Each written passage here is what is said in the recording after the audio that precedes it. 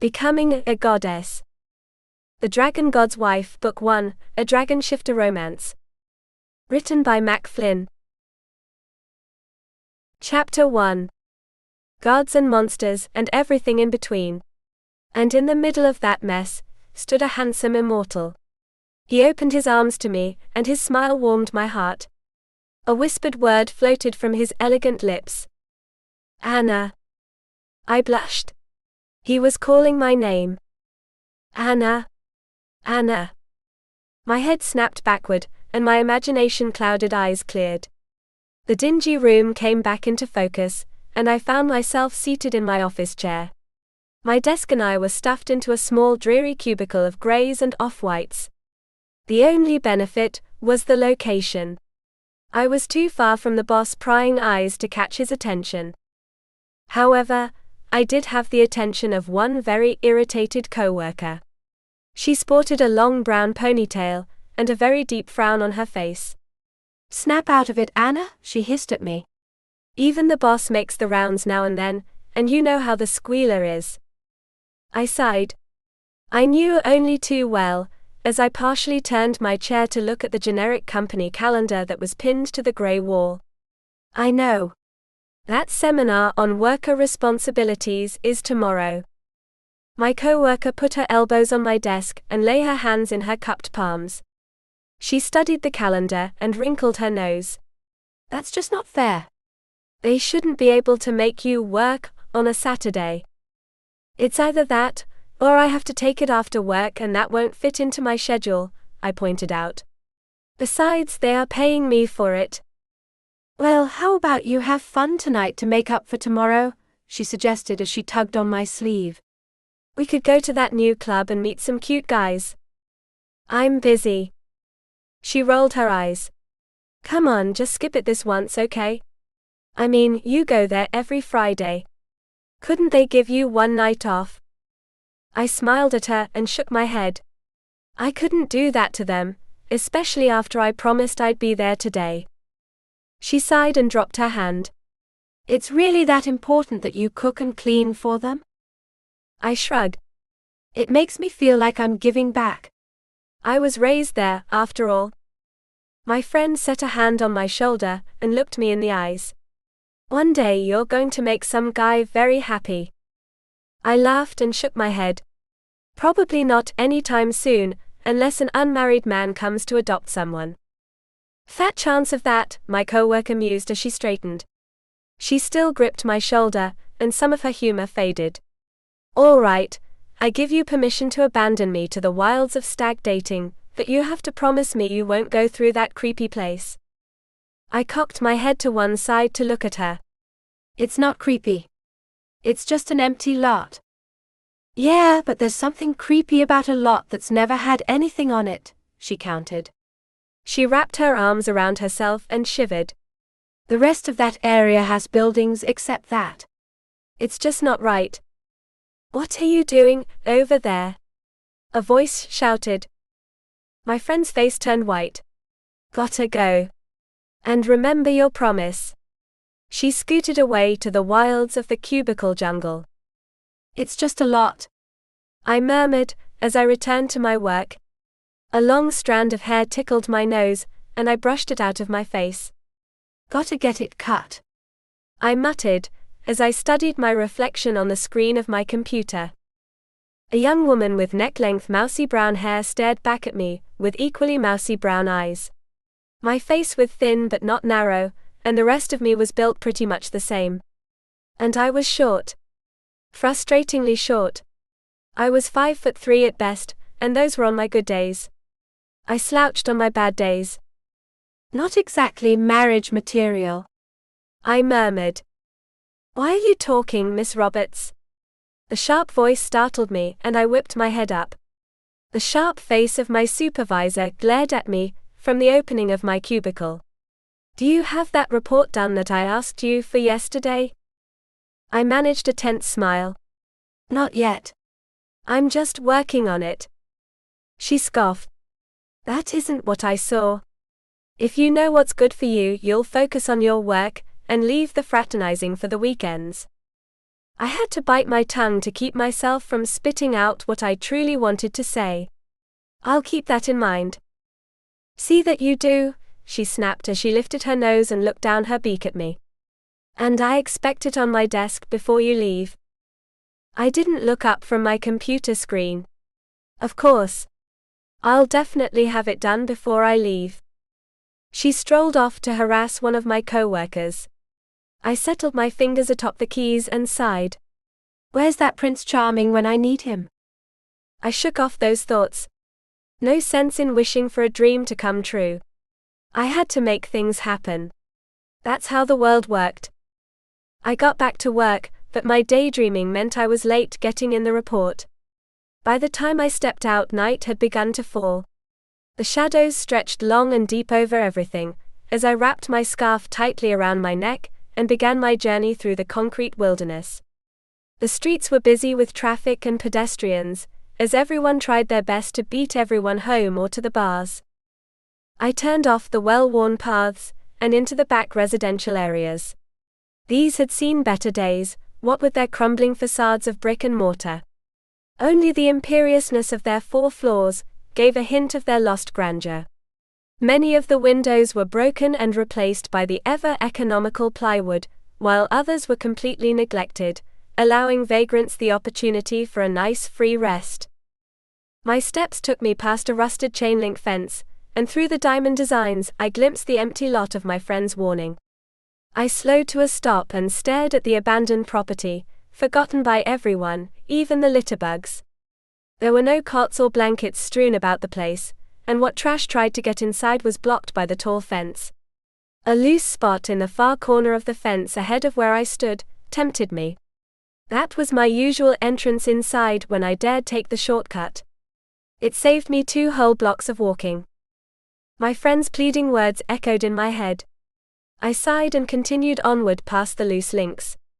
In my distraction, I didn't see the faint white light that emanated from beneath the ground. My footsteps took me down that long block, and to my destination. The journey's end was a square building some 3 floors high and 100 feet wide. A tall stoop denoted its origins as coming from the late 19th century, when the fog of industry blanketed much of the city. The windows were old but clean and the bricks chipped but washed. Even the stoop had been swept of leaves and picked clean of trash. A single word had been built into the bricks above the door: orphanage. Many of the lights were on as I walked up those worn steps. I paused at the top and half turned to look at the street. All was quiet and empty. Nobody would be coming today. The front door burst open, and a half-dozen small bodies threw themselves at me. I didn't stand a chance as they latched onto me, tugging my person in every direction. They were children, and ranged in age from 3 to 6. Their faces were clean, but their hand-me-down clothes were patched in several places. "You're here. You're here," several of them crowed. "What took you so long, Anna?" Another scolded me.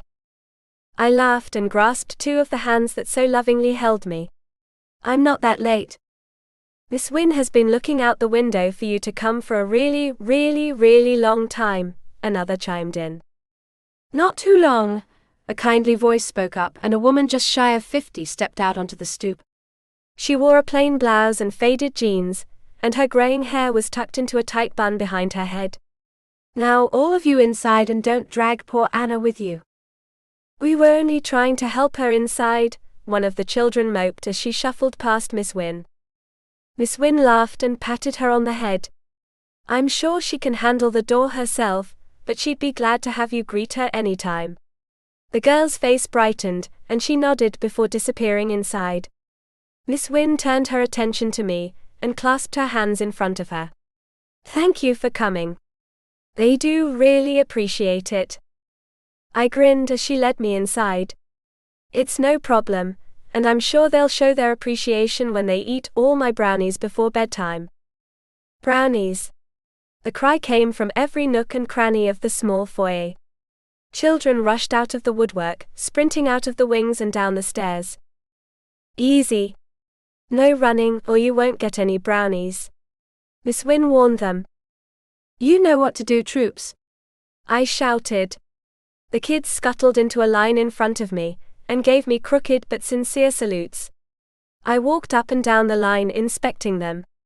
Dirty hands, dirty face, clean, clean. I stopped in front of a short boy of 5 who bowed his head and crossed my arms over my chest. "Jasper, what are you hiding?" Jasper lifted his face, and revealed a large cut on his cheek. "The cat got me." I knelt on one knee, so we were at eye level. "Did you pull the cat's tail again?" He bobbed his head. "You know he doesn't like that." "But I was just trying to catch him to brush him," he whimpered. I set a hand on his head and ruffled his hair. "The cat doesn't understand that. That's why you have to be gentle. Now how about some brownies?" "Yeah," the kids shouted. "After you all clean up," I added as I stood. Those with dirty digits and faces scurried off to obey. Miss Wynne smiled at me. "I'll leave you to it then. Good luck." I laughed. "I'll need as much as I can get." Chapter 2. When will it be done? I want the spoon. I want the spoon. You can have the bowl. Nobody gets the spoon or the bowl, one reminded my little helper, as I oversaw the brownie preparations. The old kitchen of the orphanage was worn but clean, or at least it was before I started my cooking class. Now the place was covered in sugar and cocoa powder. The smell, however, hinted that our efforts were not in vain. One of the kids stood in front of the oven with his back bent, and his face nearly plastered against the glass. "Are they done yet?" I clapped my hands on his shoulder. "Your nose will be done before them, now scoot over to the table. We'll try them there." The kids didn't need a second invitation, but hurried over and climbed into their chairs. They craned their necks as I opened the oven door and drew out the large pan of chocolate goodies. Steam rose from the batter, and the scent wrapped around me. I cut the goodies into even squares and set them on paper towels, which I divvied out to the eager children. They dove into them like starving wolves, and soon not a single crumb remained on their makeshift plates. Miss Wynne came in, with another half-dozen kids of various ages in tow. She stopped at the table and sniffed the air. "If the smell tells me anything, it's that you've outdone yourself this time." I grinned down at the kids, and ruffled the head of one of them. "It's all thanks to my little helpers here." A little girl of 6 tugged on Miss Wynne's hem. "What about mine?" "There's still plenty left," I promised her as I returned to the pan. Soon all the kids were at the long table munching away, or happily licking the remains from their lips. Miss Wynne stood beside me watching them with a soft smile. She leaned toward me, and lowered her voice to a whisper. "Thank you." I shook my head. "It's my pleasure." "Really?" "And theirs," she added as she looked down at the kids. Half of them were still licking the crumbs off their plates. The other half were fighting over the cake pan. "Let me have it." "You had it last time." Miss Wynne clapped her hands. "That's enough." Her tone was gentle, but there was an underlying warning. The children dropped the cake pan so fast it clattered to the table. "It's time to get ready for bed, and that means baths and brushing." The children slunk off their chairs and shuffled out the door. I smiled and shook my head at their forlorn backs, as they disappeared into the foyer and up the stairs. Miss Wynne's gentle hand settled on my shoulder, and I turned to find her staring curiously at me. "You could go now.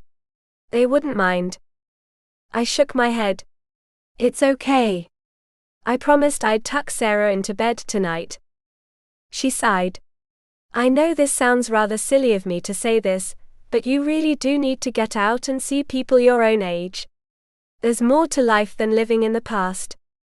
I wrapped my arms around myself and dropped my contemplative gaze to the floor. "I know, it's just... You don't think Mr. Wright is waiting for you," she guessed. I laughed and shook my head. "It's not that. It's just, well, I feel like I'm waiting for something." I grinned up at her. "I know that sounds stupid, and it goes against what you taught me about making what I want happen, but that's just how I feel about this." She patted my shoulder. "Well, if you should ever find what you're waiting for, then you bring him here. I rolled my eyes. It might not be a guy I'm waiting for. Her eyes twinkled, and she slid her hand off my shoulder. We'll see. A crash and a scream came from upstairs. Miss Wynne, a girl shouted. Benny stole my shampoo. The mistress of the orphanage laughed. Never a dull moment. Together we went upstairs to break up the fights, and tuck many a bedcloth around a squirming child. I was seated on the edge of Sarah's bed, when the troublesome Benny scurried into the room with something clasped in his small hands. Look what Miss Wynne did with the sketch you made for me, he told me as he thrust his prized possession in my face. The surprise was a picture frame, and tucked into the frame was a sketch of the young boy. I admired the simple but clean frame and nodded. It's very good. Benny, Miss Wynne called. Time to tuck you in. Coming, Benny shouted before he raced out of the room. Sarah stared up at me with those beautiful blue eyes of hers. Can you draw me next? I cupped her cheek in one hand and smiled down at her. Not tonight. Maybe next week, okay? She nodded and snuggled deep into the covers, but a strange expression marred the sweetness in her eyes. Anna? Yes, sweetie? I returned as I tucked her into bed. Will I still get a second name, even if I'm not adopted? I pulled the covers to just below her chin. Of course you'll get a last name.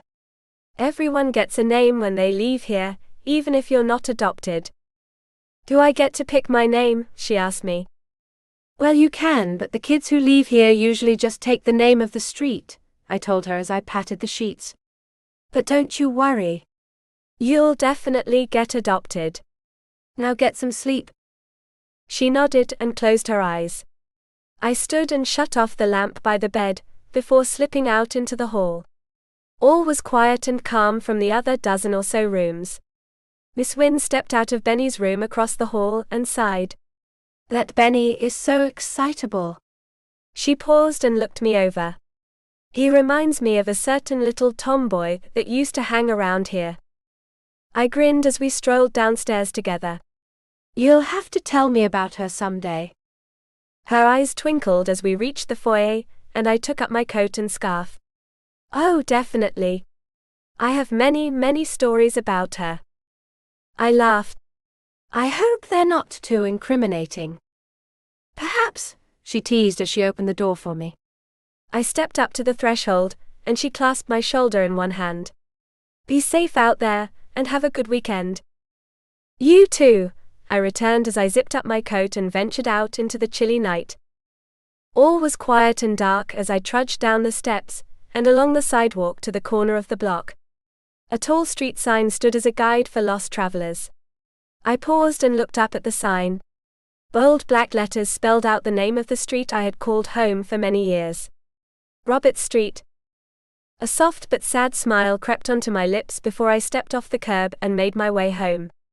However, the night still had an adventure left for me. I had gone a block when a car drove by close to the curb. The sewers were as ill-kept as the buildings, and the passenger tires crashed into a large puddle close beside where I walked. The water flew up and soaked me to the bone. I heard laughter from inside the car as the occupants drove away. I stood dripping wet on the sidewalk, glaring at the rear taillights.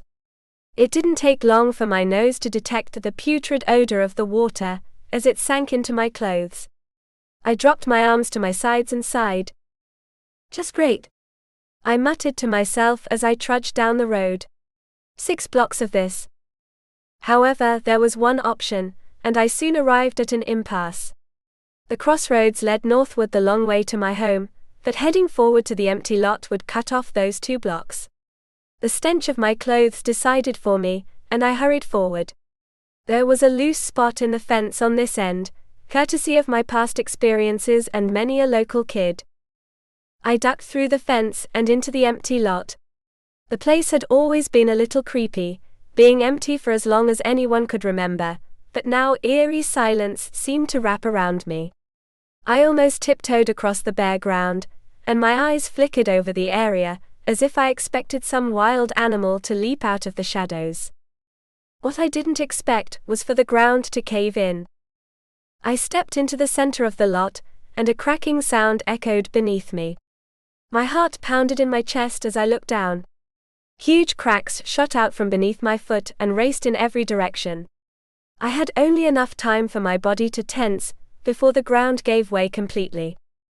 Terror tore a scream from me as I tumbled into the darkness. I landed hard on solid ground, and the air was knocked from my lungs. Dust shot up from beneath me and covered me like a dry blanket. The two combined sent me into a coughing fit that didn't clear until the air did. That's when I saw the tree. I froze mid-cough and lifted my gaze to the grotto in which I found myself. The hole was some 20 feet below street level and twice that in width. Modernity had passed by the plant, as pipes and electrical conduits slithered through the dirt walls on either side of the hollow space. Standing in the center of the grotto was a short tree, but the branches stretched out to the very edges of the hollow, creating an umbrella with its thin and fragile limbs. The branches were covered by purple leaves that looked almost like petals, so bright and soft were they. They even seemed to give off a gentle light that cast the whole area in its gentle glow. I climbed to my feet and gaped up at the tree. I'd never seen anything like it, except in fairy tales and legends. Something shimmered on one of its branches. I squinted my eyes and beheld a small bright purple fruit in the shape of a pear. It clung to the branch by its silver stem, and the smooth surface shimmered in the strange light of the tree. I found myself unable to pull my eyes away from the mysterious fruit. Before I knew what I was doing, my feet moved forward, propelling me across the empty ground and up to the tree. I stretched out my arm and my hand wrapped around the fruit. A strange but soothing warmth emanated from the pear as I wiggled it. The fruit gave so easily that I stumbled back, cradling my treasure in both hands. I opened my cupped palms and watched in wonder as the fruit pulsed with light. The glow brushed aside all the alarms going off in my head.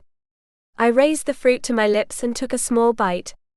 It didn't taste anything like a pear, or any other fruit I'd ever had. The outside was soft and sweet, but the center was bitter and hard. Still, I couldn't help myself. I closed my eyes and swallowed. A strange warmth tickled my toes. I glanced down and my eyes widened. The soft glow of the pear now emanated from my feet, and was climbing up my leg. I screamed and dropped the fruit as I danced around trying to throw off the light. The glow kept up its steady advance and reached my heart.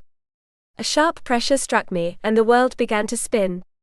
The light covered my eyes and blurred my vision, adding to the chaos as I began to feel light-headed. I crumpled to the ground and fell on my side. The last thing I saw was the tree as its light faded, and darkness took us both. Chapter 3. My head felt like I'd taken one too many shots of the bottom shelf rum. I shifted, and it felt as though sharp needles pricked every part of me. A whimper escaped me, and I curled into myself to escape the discomfort. A soft breeze kissed my cheeks and soothed my aching body. I risked opening my eyes and found myself staring at a brilliant blue sky. A few wispy clouds floated past the bright sun. How long was I out? I wondered as I eased myself onto my arms. A thick strand of silver cobweb draped itself over my face. The soft touches tickled my nose. I frowned and brushed it away, but the cobweb returned and brought friends. Every time I moved, more of them appeared, until I realized the webs were really strands of silky smooth hair. I cupped a generous handful in my palm, and blinked at the unfamiliar fibers.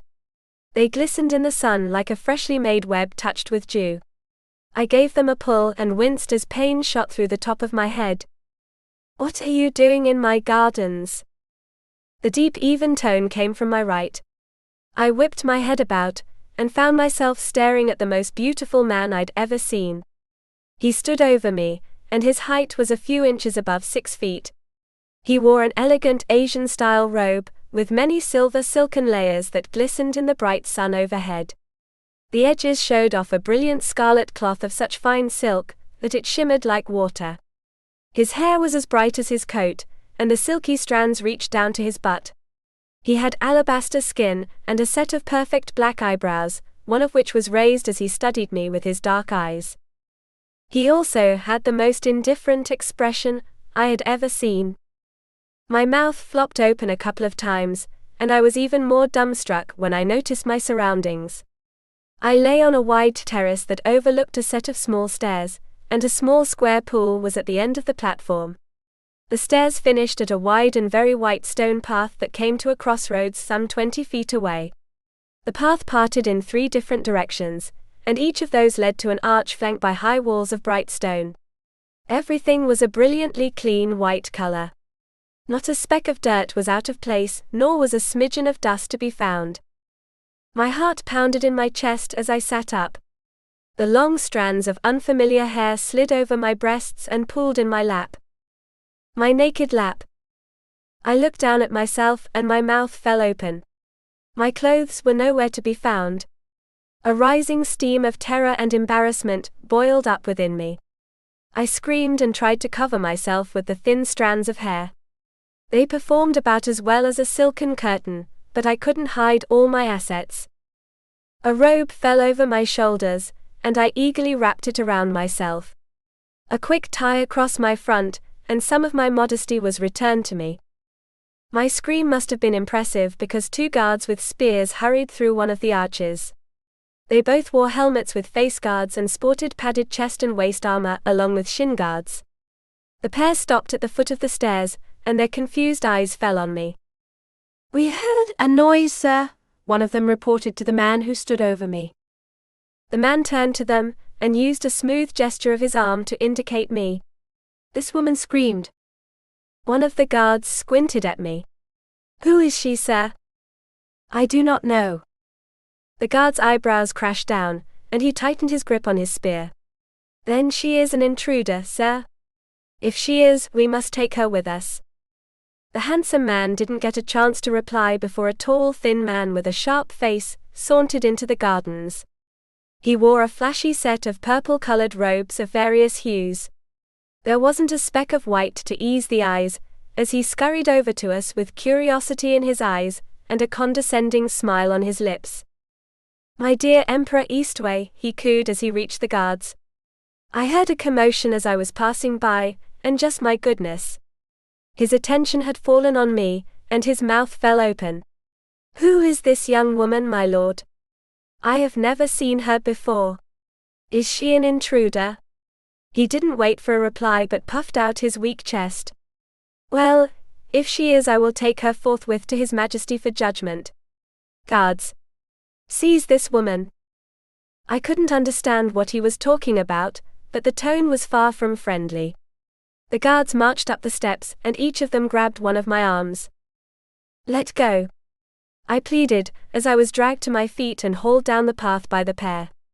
"I didn't do anything wrong." "I don't know how I got here. I don't even know where here is." The man sneered at me. "How can anyone mistake the heavenly realm for anywhere else? Whatever reason you have for invading the Emperor's palace, you will be justly punished. Take her away."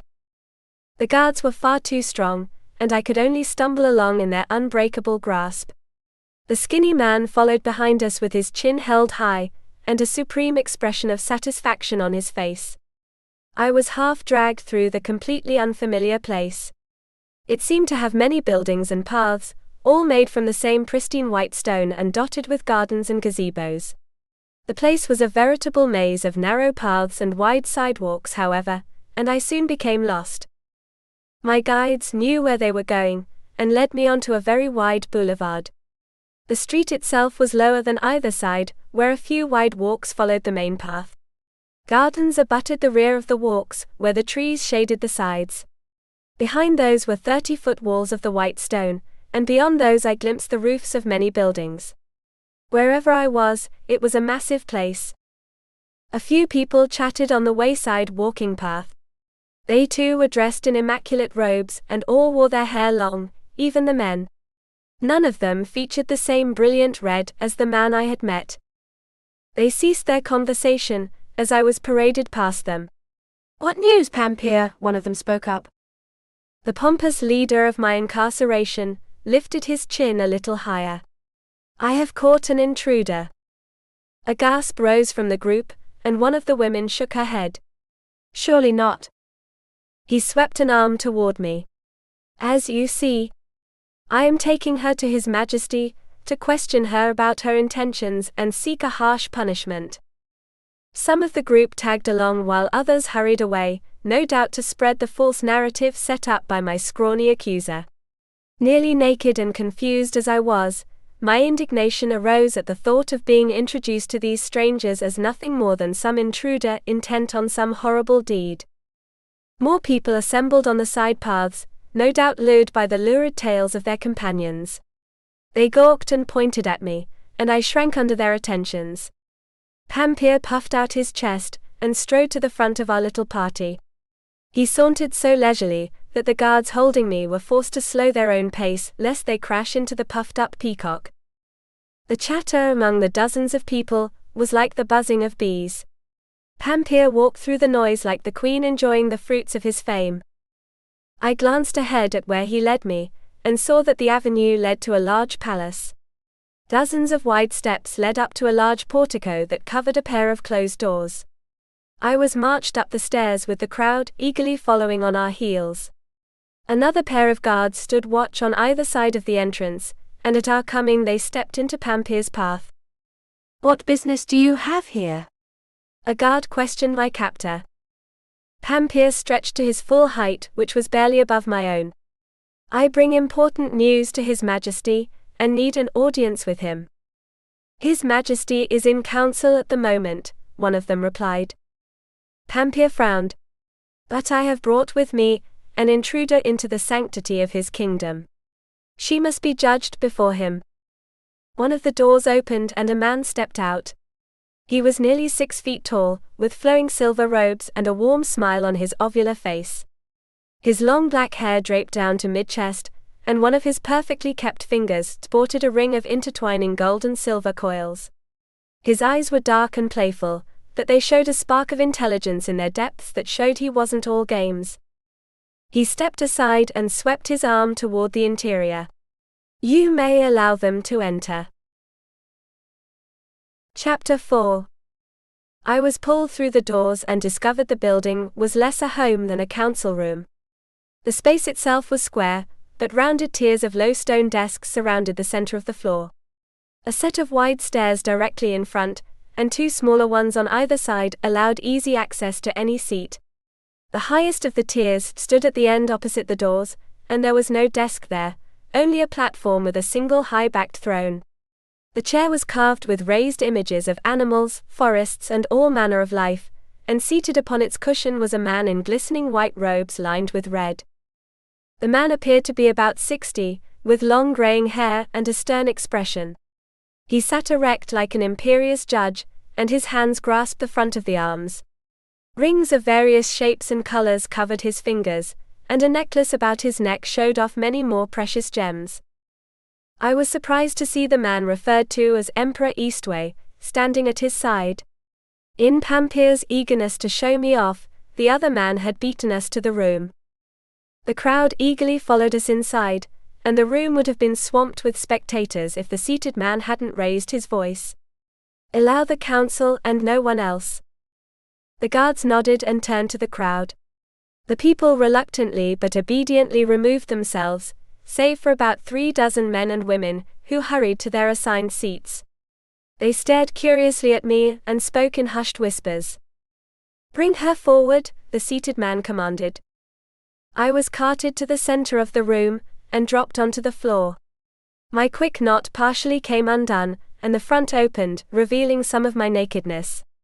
I fought back tears as I clutched the 2 halves of the robe and shut it, but not before more than one man stared appreciatively at me. The guard stepped back, but Pampir positioned himself at my side like a jailer. "Your Majesty, I bring to you." "Lord Eastwei has already told me the circumstances of this woman's appearance," His Majesty interrupted him. I was surprised to hear a different title given to the man. A little bit of Pampir's wind wheezed out of him. I see. "Well, I bring her to you so you might investigate the matter further, Your Majesty." The Imperial Majesty's dark eyes settled on me. "What is your name?" I parted my lip to speak, but my mouth was so dry that no sound would come out. Pampir glared down at me. "The King of Heaven has commanded you to speak, wench. Can you not see she is terrified?" The man from the door spoke up as he sauntered up to my other side. "You have nothing to fear if you have done nothing wrong," the king told me. I wetted my lips and cleared my throat. My name is Anna. Anna Roberts." One of the attendees on my left, and near the bottom tier, leaned toward his companion. "A most unusual name. What realm do you hail from so we may make inquiries into your lineage?" one of the men spoke up. I blinked at him. "Realm? I'm not from any realm, I'm from Brookston." "Surely this Brookston is located within one of the immortal realms," the man insisted. I swept my confused eyes over the room. "Immortal realms?" Pampir sneered down at me. "You feign ignorance of even the 5 realms?" I shook my head. "I don't know anything about realms or immortals. I come from a city called Brookston, and I'm just normal like everyone else." A woman turned her nose up and scoffed. "She is quite brazen to lie to us." The king raised his hand and quieted the room. His Majesty studied me with deeper curiosity. "You say you are immortal, and yet you share the same immortal aura as us." My mouth flapped open a few times before I gathered myself. "I have a what?" "Your Highness, this woman is obviously trying to waste our time with her disingenuous acting," Pampir spoke up as he used an arm to gesture down at me. "Perhaps some of our truth serums will convince her to tell us what she truly knows." "I don't think she is acting," my defender chimed in as he smiled down at me. "His Majesty is correct in saying she shares our aura, but I detect faint hints of mortal dust on her person. If I didn't know any better, I would say she is newly created." A murmur of hushed whispers and stifled gasps rose from the audience. The king raised his hand and all fell silent. He leaned toward me and I shrank beneath his sharp eyes. "You say you were mortal once? How did you come to find immortality?" I swallowed the lump in my throat, but my words still came out raspy. "I don't know anything about finding immortality, but I can tell you the last thing I remember before I paused, and a faint blush appeared on my cheeks as I recalled my awakening. "Before I got here." "Then speak and we shall listen." I closed my eyes and took a deep breath. I was walking home. It was night, and I took a shortcut through an empty lot. I guess the ground wasn't stable, and I fell through a hole. There was this small tree with purple leaves just standing there in front of me. My description caused another wave of murmurs to rise from the audience. His Majesty shot everyone a look of warning that silenced them. "Please continue." I shook my head. "There isn't much left to tell. The tree had a fruit on it, and I couldn't help myself. I took a bite, and the next thing I know I'm here. That's it. That's all that happened." "What fruit did it bear?" the man with the soft smile asked me. I bit my lower lip. "I don't know.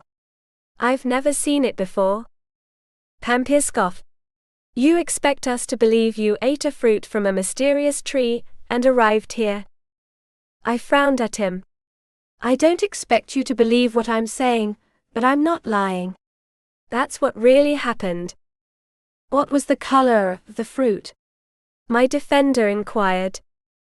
I furrowed my brow as I thought back to that pivotal moment. "It was purple like the tree but with a silver stem." A soft murmur rose from some of the company. I couldn't tell if it was to my advantage or disadvantage. "And its flavor," he wondered. I twisted my face with thought. "I kind of tasted sweet and bitter at the same time." Another murmur arose from the crowd, and the hairs on the back of my neck stood on end. I felt there was something amiss among their hurried whispers. My heart thumped hard in my chest as I looked among them. "What's wrong? Why are you all looking like that?" "His Majesty will be the one asking the questions here." Pampir snapped at me. "Quiet," the king commanded.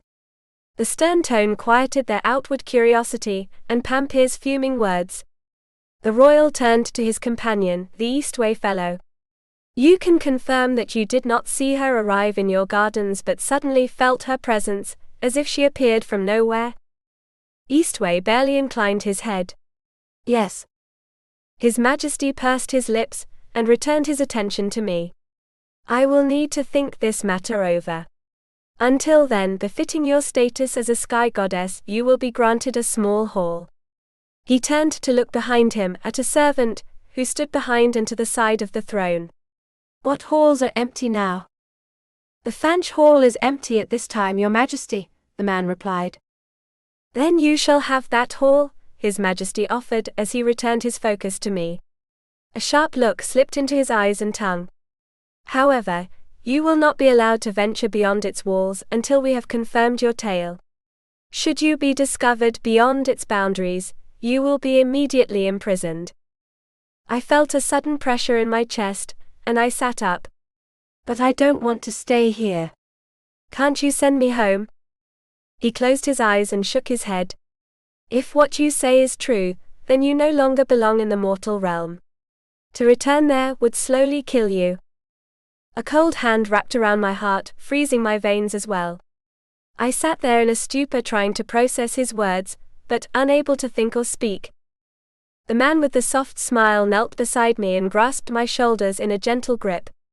Allow me to assist you up. I dumbly nodded, and he helped me to my feet. Pampir looked on with disapproval. I do not think it is a good idea for a prince of heaven to be so kindly toward this unknown goddess. She may attack him at any moment. Do you doubt the swiftness of our guards? The prince countered. Pampir scoffed. It is not doubt in our guards, but faith that this woman is not as weak as she appears. That will soon be discovered, His Majesty spoke up as he waved a hand at the doors. Take her to her quarters and disperse the crowd outside.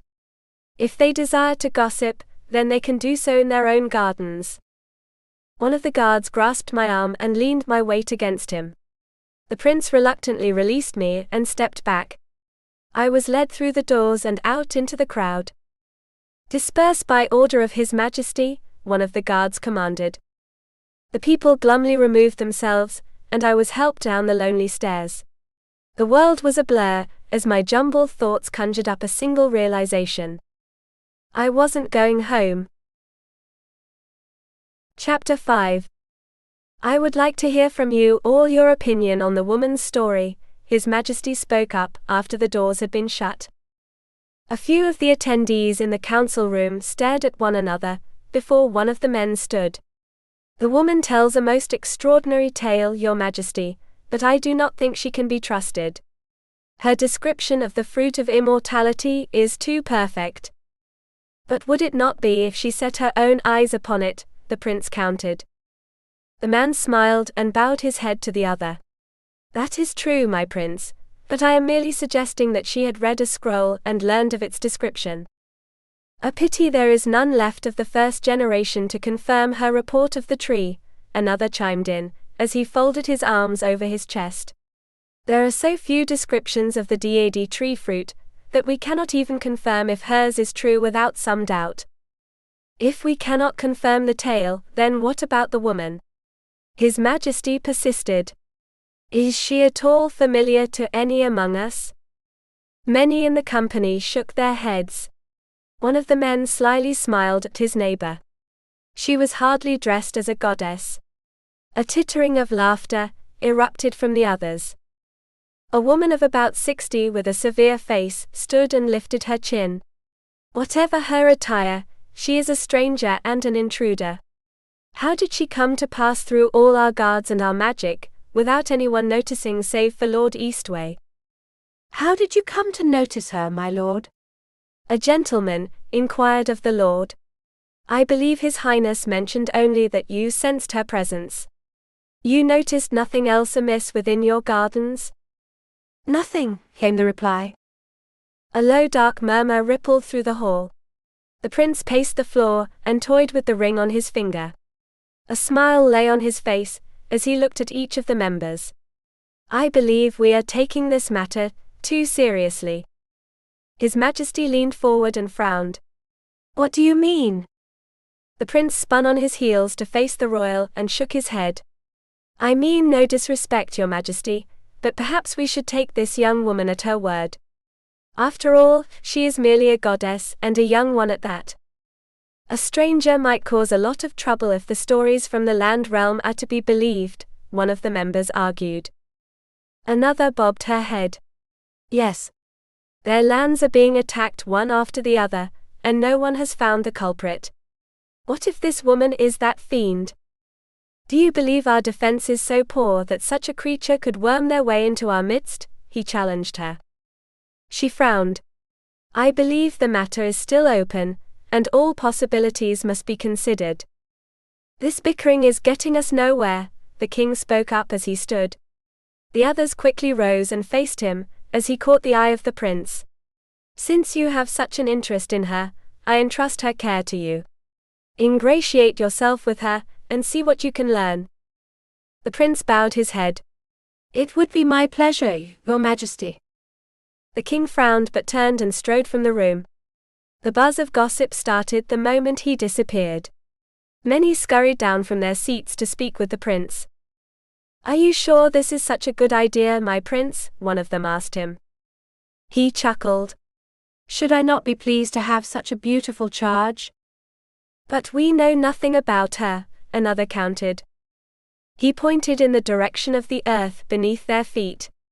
Many of us know very little of what is below us, and yet we still dare to walk among the mortals and land immortals. Should I now be afraid of a single woman, who is so defenseless she has not even clothes to protect her? One without clothes is the most dangerous type of woman, one of the men spoke up. The other male members burst out laughing, but the women were less amused. The woman crossed her arms over her chest and glared at the men. You may jest about this matter, but I see nothing humorous in our magic being breached by a single goddess. The prince gave her an appreciative smile and bowed his head. That is why I swear to you all that I will discover the truth about our new acquaintance. The group fell silent and parted as Lord Eastwei made his way through them. The prince inclined his head to the others and hurried after the other god. He joined him halfway down the steps. I would greatly like to hear what you think of this strange woman's story, Dardan. The god continued his onward journey, without missing a stride. I can make nothing of it. A coy smile slipped onto the prince's lips.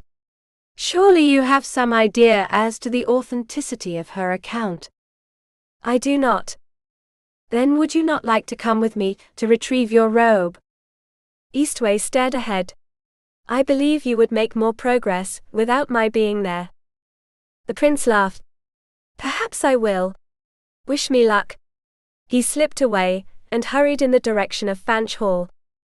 Eastwei hadn't traveled more than half the distance down the main thoroughfare before a voice called to him. Dardan. He stopped and half turned in the direction of the feminine shout. An elegant woman of 20 hurried up to him.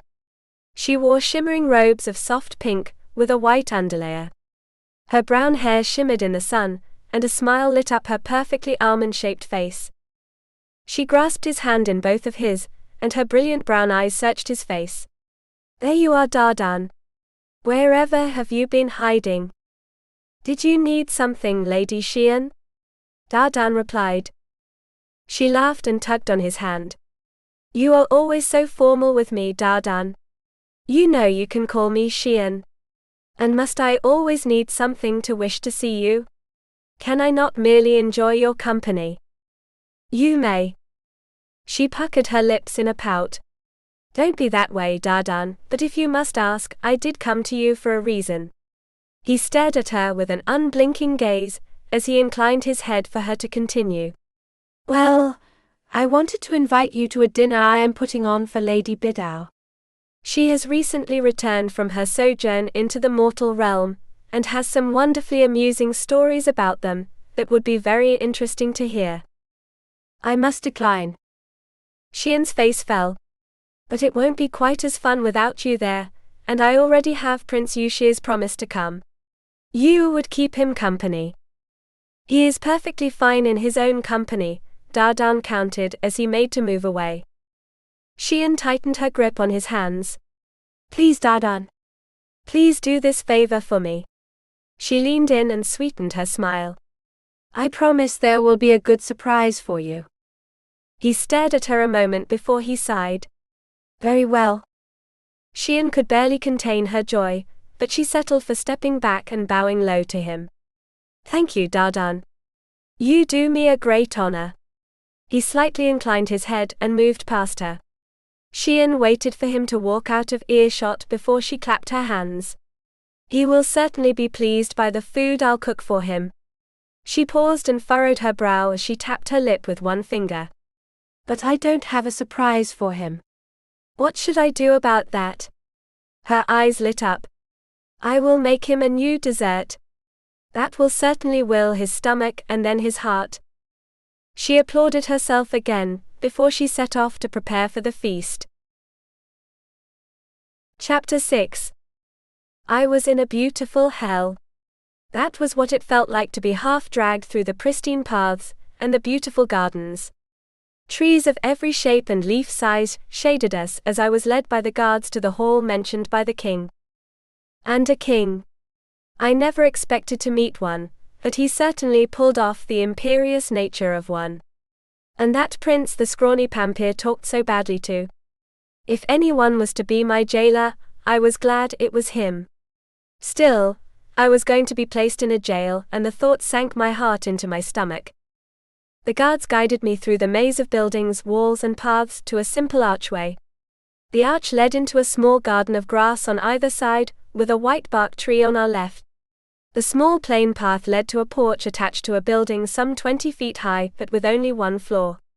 A raised covered portico surrounded the building, and vines twined around the stone columns to add a nice accent. The building itself had thick screens for walls, and a pair of sliding doors in front of us led inside.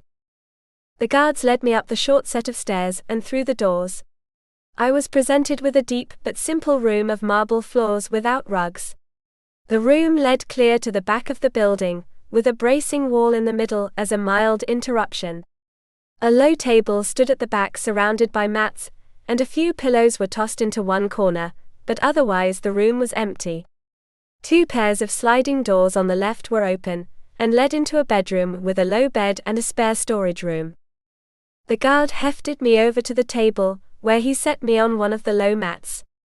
The pair turned and marched back outside, mindful to close the door behind them. I sat in a daze for a while where they had left me, my mind a confused mess of thoughts and indecision. The walls around the enclosure were too straight and tall to climb over, and even if I could escape, where would I go? I had no idea where this heaven place was, nor did I know how to get back home. I stirred after a few minutes and looked about me. The quarters were comfortable but sparse, and everything was dusted and washed. I wrapped the robe tighter about myself and stood on my shaky legs. The inspection of the place didn't take long, and I soon found myself drifting toward the tempting bedroom with its soft-looking bed. I stepped into the room, and something shiny to my right caught my attention. It turned out to be a full-length mirror, and my breath caught in my throat as I stared at myself. I almost didn't recognize the face in the mirror. There were the same cheeks and the same ears, but my eyes were now a soft gray color. My skin too was as smooth as silk, and without any blemish. The strands of brown short hair were gone, replaced by the long silver locks that framed my unfamiliar face. I reached up and brushed the shaking tips of my fingers over my face. I jumped when a knock came from the front room. My heart pounded against my chest as I inched over to the doorway and peeked out. The man with the smile stepped over the threshold, and his eyes searched the rooms for me. "Lady Roberts," he called out before he discovered me. "Good evening." I hope My shaking legs couldn't stand the strain anymore, and I collapsed to my knees. "Lady Roberts." The man rushed to my side and grasped my arms. "Are you hurt?" I shook my head. "I'm fine, I reached up a trembling hand and brushed my fingers over half my face. Tears sprang into my eyes and my lips quivered. I don't recognize myself. Some things happened to me. "Let me assist you to the table," he soothed as he lifted me to my feet. He leaned me against his arm and helped me to the table where he eased me onto one of the mats. He took up possession of the one on my left that faced the door. Is there something I can get for you? Some tea, perhaps? I set my hands on the top of the table and shook my head. I'm fine. This is just a little too much. A bitter snort escaped me. I keep thinking I'm going to wake up and find myself in some gutter, or maybe back in my bed. I assure you this is no dream, Lady Roberts, he insisted as he set a hand over one of mine. But should you need anything, do not hesitate to ask for my assistance. I shook off some of my shock and looked over my guest. But who are you? His eyes twinkled as he inclined his head toward me. My apologies. I am so well known that I often forget to introduce myself. I am Prince Eastwei, nephew of the ruler of heaven. And you're a god, I guessed. He drew his hand away and nodded. Just so. Everyone who resides in the heavens is an immortal. I swept my eyes over the spacious room. But how'd I get here? I raised my hands and looked over the smooth skin, so unlike the worn typing fingers I knew. And what happened to me?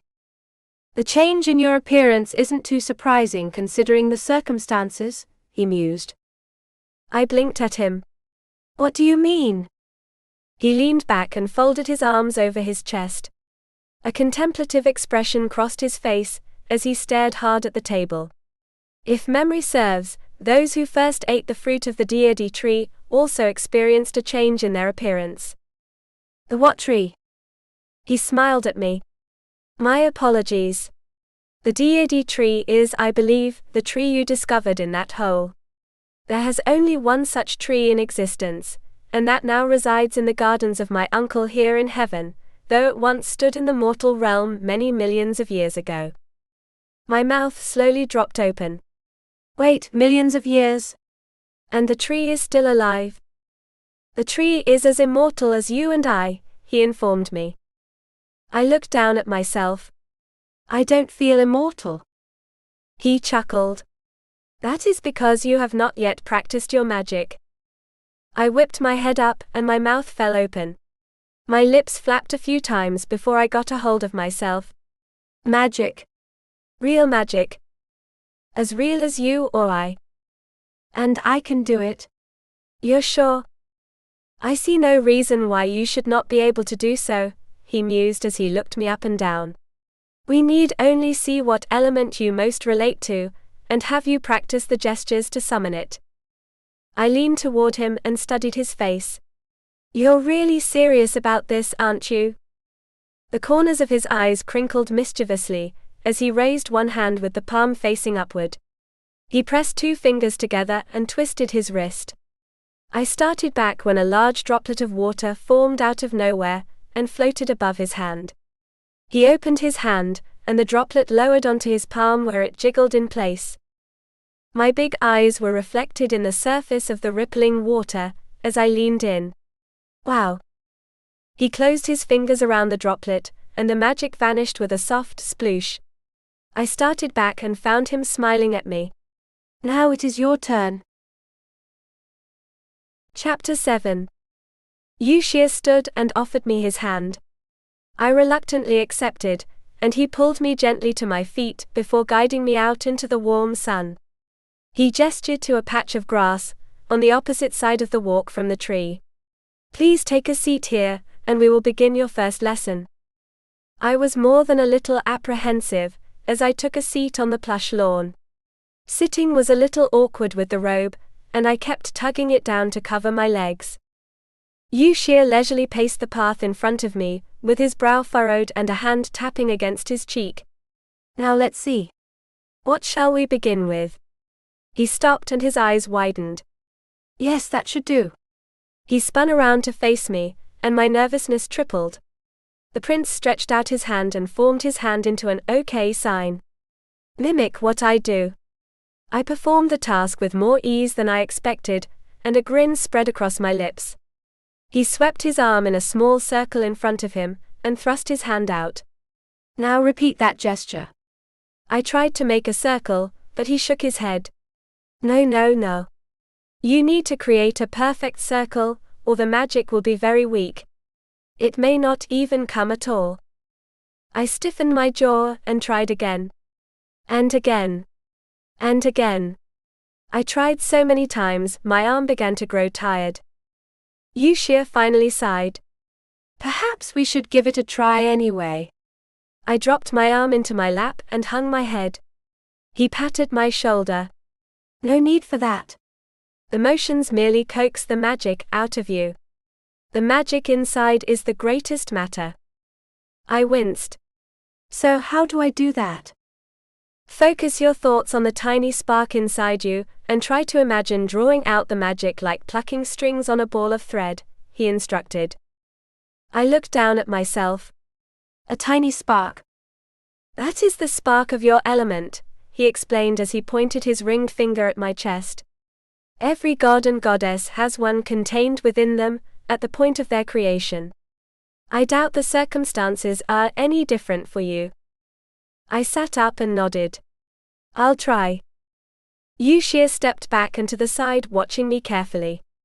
I breathed out and returned my hand to the starting position. All was still and quiet in the garden, as I dug around inside me in search of this fabled ball of thread. There didn't seem to be anything different on my inside, but I stiffened my jaw and performed the hand maneuver anyway. Nothing came out. Not a spark nor a sputter of water. I frowned and tried again. The result was the same. I felt nothing and nothing came out. After a half-dozen tries, Yuxia stepped up to me with a tense smile on his face. You are either a very fine actress, or the worst magic user I have ever seen. I glared up at him. I've never used magic before, okay? I wasn't lying when I said I was just a normal mortal before I ate that fruit. He wagged his finger at me. For what it's worth, I believe you. I drew my legs up against my chest and wrapped my arms around them before I set my chin atop my knees. I don't know what that's worth. I don't know what's going on at all. Then I will find a servant to help you understand the small things, and the big ones will be less of a concern, he promised me as he looked me up and down. And I will see that she brings you a suitable set of clothes. Lord Eastwei will no doubt be wanting his robe back. I furrowed my brow, as my thoughts strayed to the impassive man. Anything to take my mind off my most epic of failures. Is he a lord or an emperor? Yuxia lifted an eyebrow at me. That is an unusual question for you to ask. I shrugged. I heard that Pampir guy call him that in the garden. My guest rolled his eyes and sighed. I see. That would explain matters. It does. I wondered. Yuxia nodded as he paced the ground in front of me. Pampir is always trying to ingratiate himself with Lord Eastwei, and he often does so by using the Lord's old title. Then Eastwei was an emperor? I guessed. Many tens of millions of years ago, but he gave up the title and retired to enjoy life in the heavens. I choked on my spittle. Tens of millions of years? Many of us live at least that long, he mused. I murmured, as I shook my head. I can't imagine living even 1% of that many years. He chuckled. Nor could I before I hit my first million, but those afterward are much easier to manage. I gaped at him. You're a million years old. He cocked his head to one side and looked up at the sky as he furrowed his brow. I believe I celebrated my 15 millionth birthday a few thousand years ago. My jaw hit the ground. You're joking. He shook his head. Indeed I am not. Barring injury or illness, immortality is truly living forever. I stared at him for a long moment, before I snapped out of my stupor. What do you guys do? His eyes twinkled as he winked at me. There are always pleasures to be had, such as teaching a certain new goddess how to use her magic. I snorted. That's going to take us another 15 million years. Perhaps but I believe victory will come in due time." He set a hand on my shoulder, and I looked up into his gentle eyes. "But you look tired." "Rest for a while. I will see to fetching you an attendant." I turned my face away but nodded. Eustwei slipped away through the arches, where I could just make out the guards standing in the shadow of the high walls. My shoulders drooped, and I eased myself onto my weary feet. The lesson had taken its toll, and I shuffled off to bed. The furniture turned out to be incredibly comfortable, and the blankets were light and airy. I took a seat on the edge and looked down at myself. The robe was so soft, but I feared becoming entangled in its silky threads, so I removed it. I slipped beneath the covers, and buried my head in the soft pillow. Sleep took me a few minutes later. Chapter 8. Your unusual visitor is quite handsome, is she not? The speaker was Prince Eustwei, and his partner in the conversation was the stoic owner of the gardens in which Anna had fallen. The pair sat in those same gardens, under the cover of a small pavilion. A round table sat between them, and they were seated on rounded stools. A creek gurgled just behind them, and slipped past the foundation of the stone pavilion to settle itself into a small pool. Fishes dashed about looking in search of food while the sun glistened overhead. The master of the gardens held a nearly finished wooden flute in his hand. The work pouch with the carving tools lay open on the table in front of him. He didn't look up from his inspection to reply. "I hadn't noticed." The prince tapped a finger against the table. Come, my dear Dardan. Surely you noticed her radiant beauty. I've never seen anything quite like it, though I've crossed the 5 realms and ventured into the mortal world more than my fair share of times." His companion didn't reply, but Eustwei wasn't deterred. He tapped the tip of his finger against the table. "And the more I speak with her, the more I believe her tale. She is as incompetent in magic as a newborn." He threw up his arms. "She couldn't even send out a spark." "I doubt she holds such an element," Dardan countered. Eustwei folded his arms over his chest and furrowed his brow. "Yes, I had thought of that. She does have the ethereal quality of we heavenly immortals, but there is something." He paused and furrowed his brow a moment before he shook his head. "No, I cannot describe it." "Perhaps when her element appears, I will have my answer." The prince leaned back and sighed. "But she has certainly come at an ill time. A messenger arrived only this morning, to inform my uncle that another village in the land's immortal realm has been attacked." Dardan paused in his perusal, and looked up with a sharp expression in his eyes. "Where?" "The realm of the rabbits, I believe," Eustwei mused as he tapped his finger against his other folded arm. The village was the same as the others. The immortals were dead, drained of their elements, and without a single sign of struggle. I wonder if they even noticed their death before it came. He shook his head. But perhaps death is so foreign to so many of us, that we would not recognize it even if we did see it. How long has it been since we last went into battle, old friend? Dardan returned to carving his flute. 50,000 years. Eustwei nodded. Ah yes. When the wolf and the bear clans last fought. What a terrible war that was. Who knew they hated each other so viciously? He sighed and stood. "But I must be going." "I promised our new friend that I would find her a maid. She is in desperate need of someone to show her the way." He half turned away but paused and looked over his shoulder. "By the way, do you wish for her to return your robe?" "She may do with it as she pleases," was the offhand reply. Eustwei coyly smiled. "There are many maidens here and below, who would give some of their beauty for a mere touch of your mantle. Perhaps she will sell it to one of those desperate maidens." "Perhaps." Eustwei sighed and shook his head. "Someday, old friend, I will see you surprised, and it will be a most joyous occasion for me." "That will be a day indeed," Dardan answered without looking up from his craft. Eustwei's gaze fell on the instrument. "You have been toiling away with that thing for the better part of 10 years. Will you never finish?"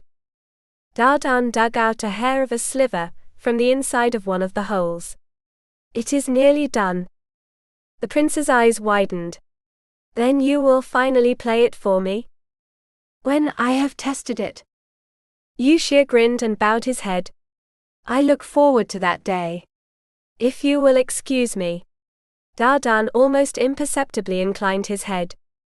The prince hurried away from the pavilion, and out into the main thoroughfares of the vast kingdom of heaven. His eyes studied the many female servants, who hurried hither and thither to obey the words of their mistresses. Now where might I find a maid to help Lady Roberts? He mused as he passed by a pair. One of them whispered to the other, and they both giggled. He shook his head. No. I cannot imagine her being so childish. Another maid passed by with her nose perpetually stuck in the air. He wrinkled his nose.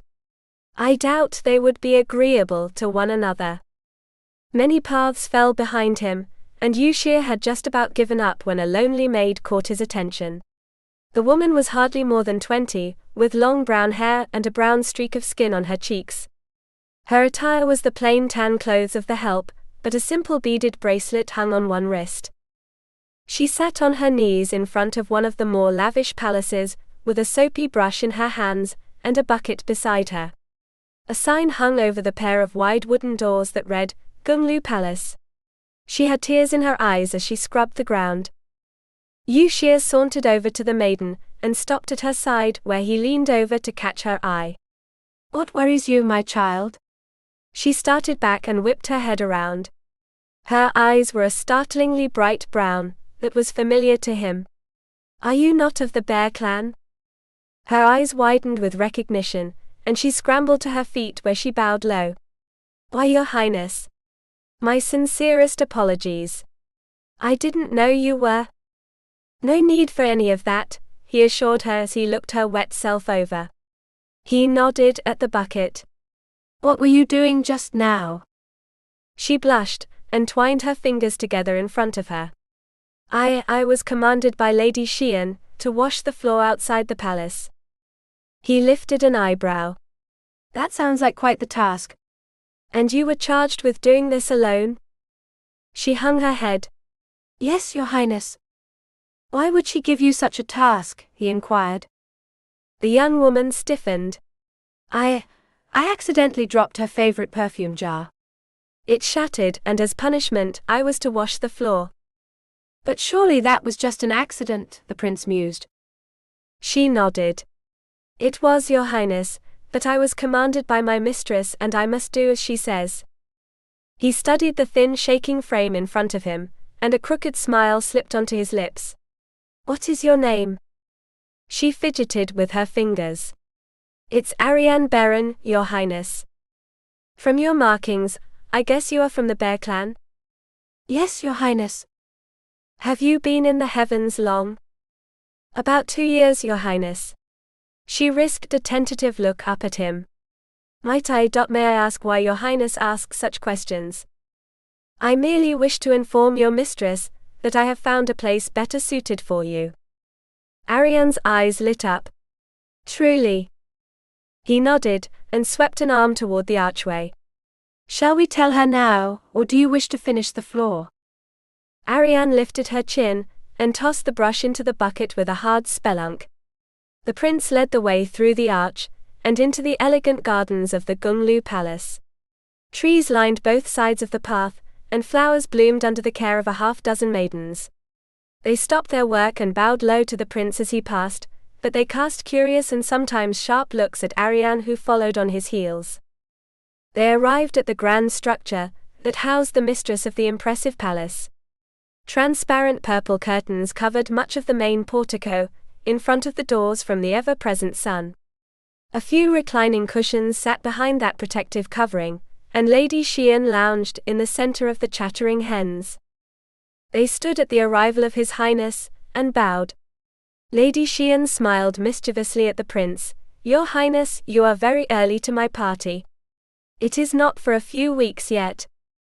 And I look forward to your plentiful table, but other matters have brought me here, he revealed as he used an arm to gesture to Ariane. I wish to assign your maid here to another goddess. Xian looked over the young girl and frowned. Another goddess? I fear you have been deceived. This maid is not fit for the heavens, as her actions have shown. The prince smiled. Still, I wish for your leave to reassign her. Xian laughed. You do not need my permission, Your Highness. Do as you wish with her, and I wish her future mistress good luck. Yu Xie inclined his head to the party. Thank you and good day. He turned and caught Ariane's eye. The maid eagerly followed him out of the palace, and onto the main thoroughfare. The prince was all smiles, but the young maid had trepidation written all across her face. I do not mean to sound ungrateful, Your Highness, but to whom have I been assigned? You have no doubt heard we have a new goddess among us, he commented. She jerked to a stop and her eyes widened. The one found in Lord Eastwei's garden? He half turned to her with a questioning eyebrow. Yes. Is that a problem? Ariane bit her lower lip. I do not think Lady Xian will be pleased to hear I have been given to her. And why not? The prince persisted.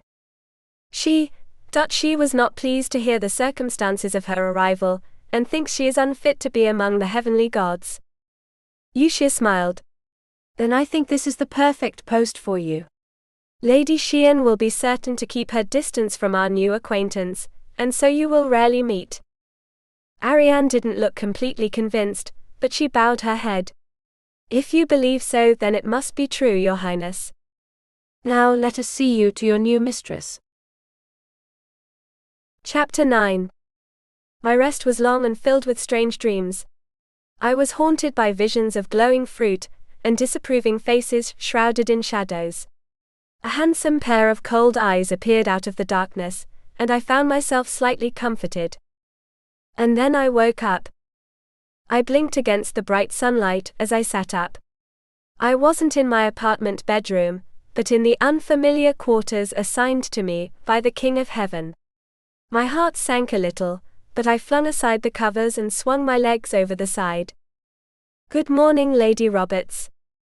I jumped a foot in the air and crashed onto the floor. A strangled gasp came from the doorway, and delicate feet padded across the floor.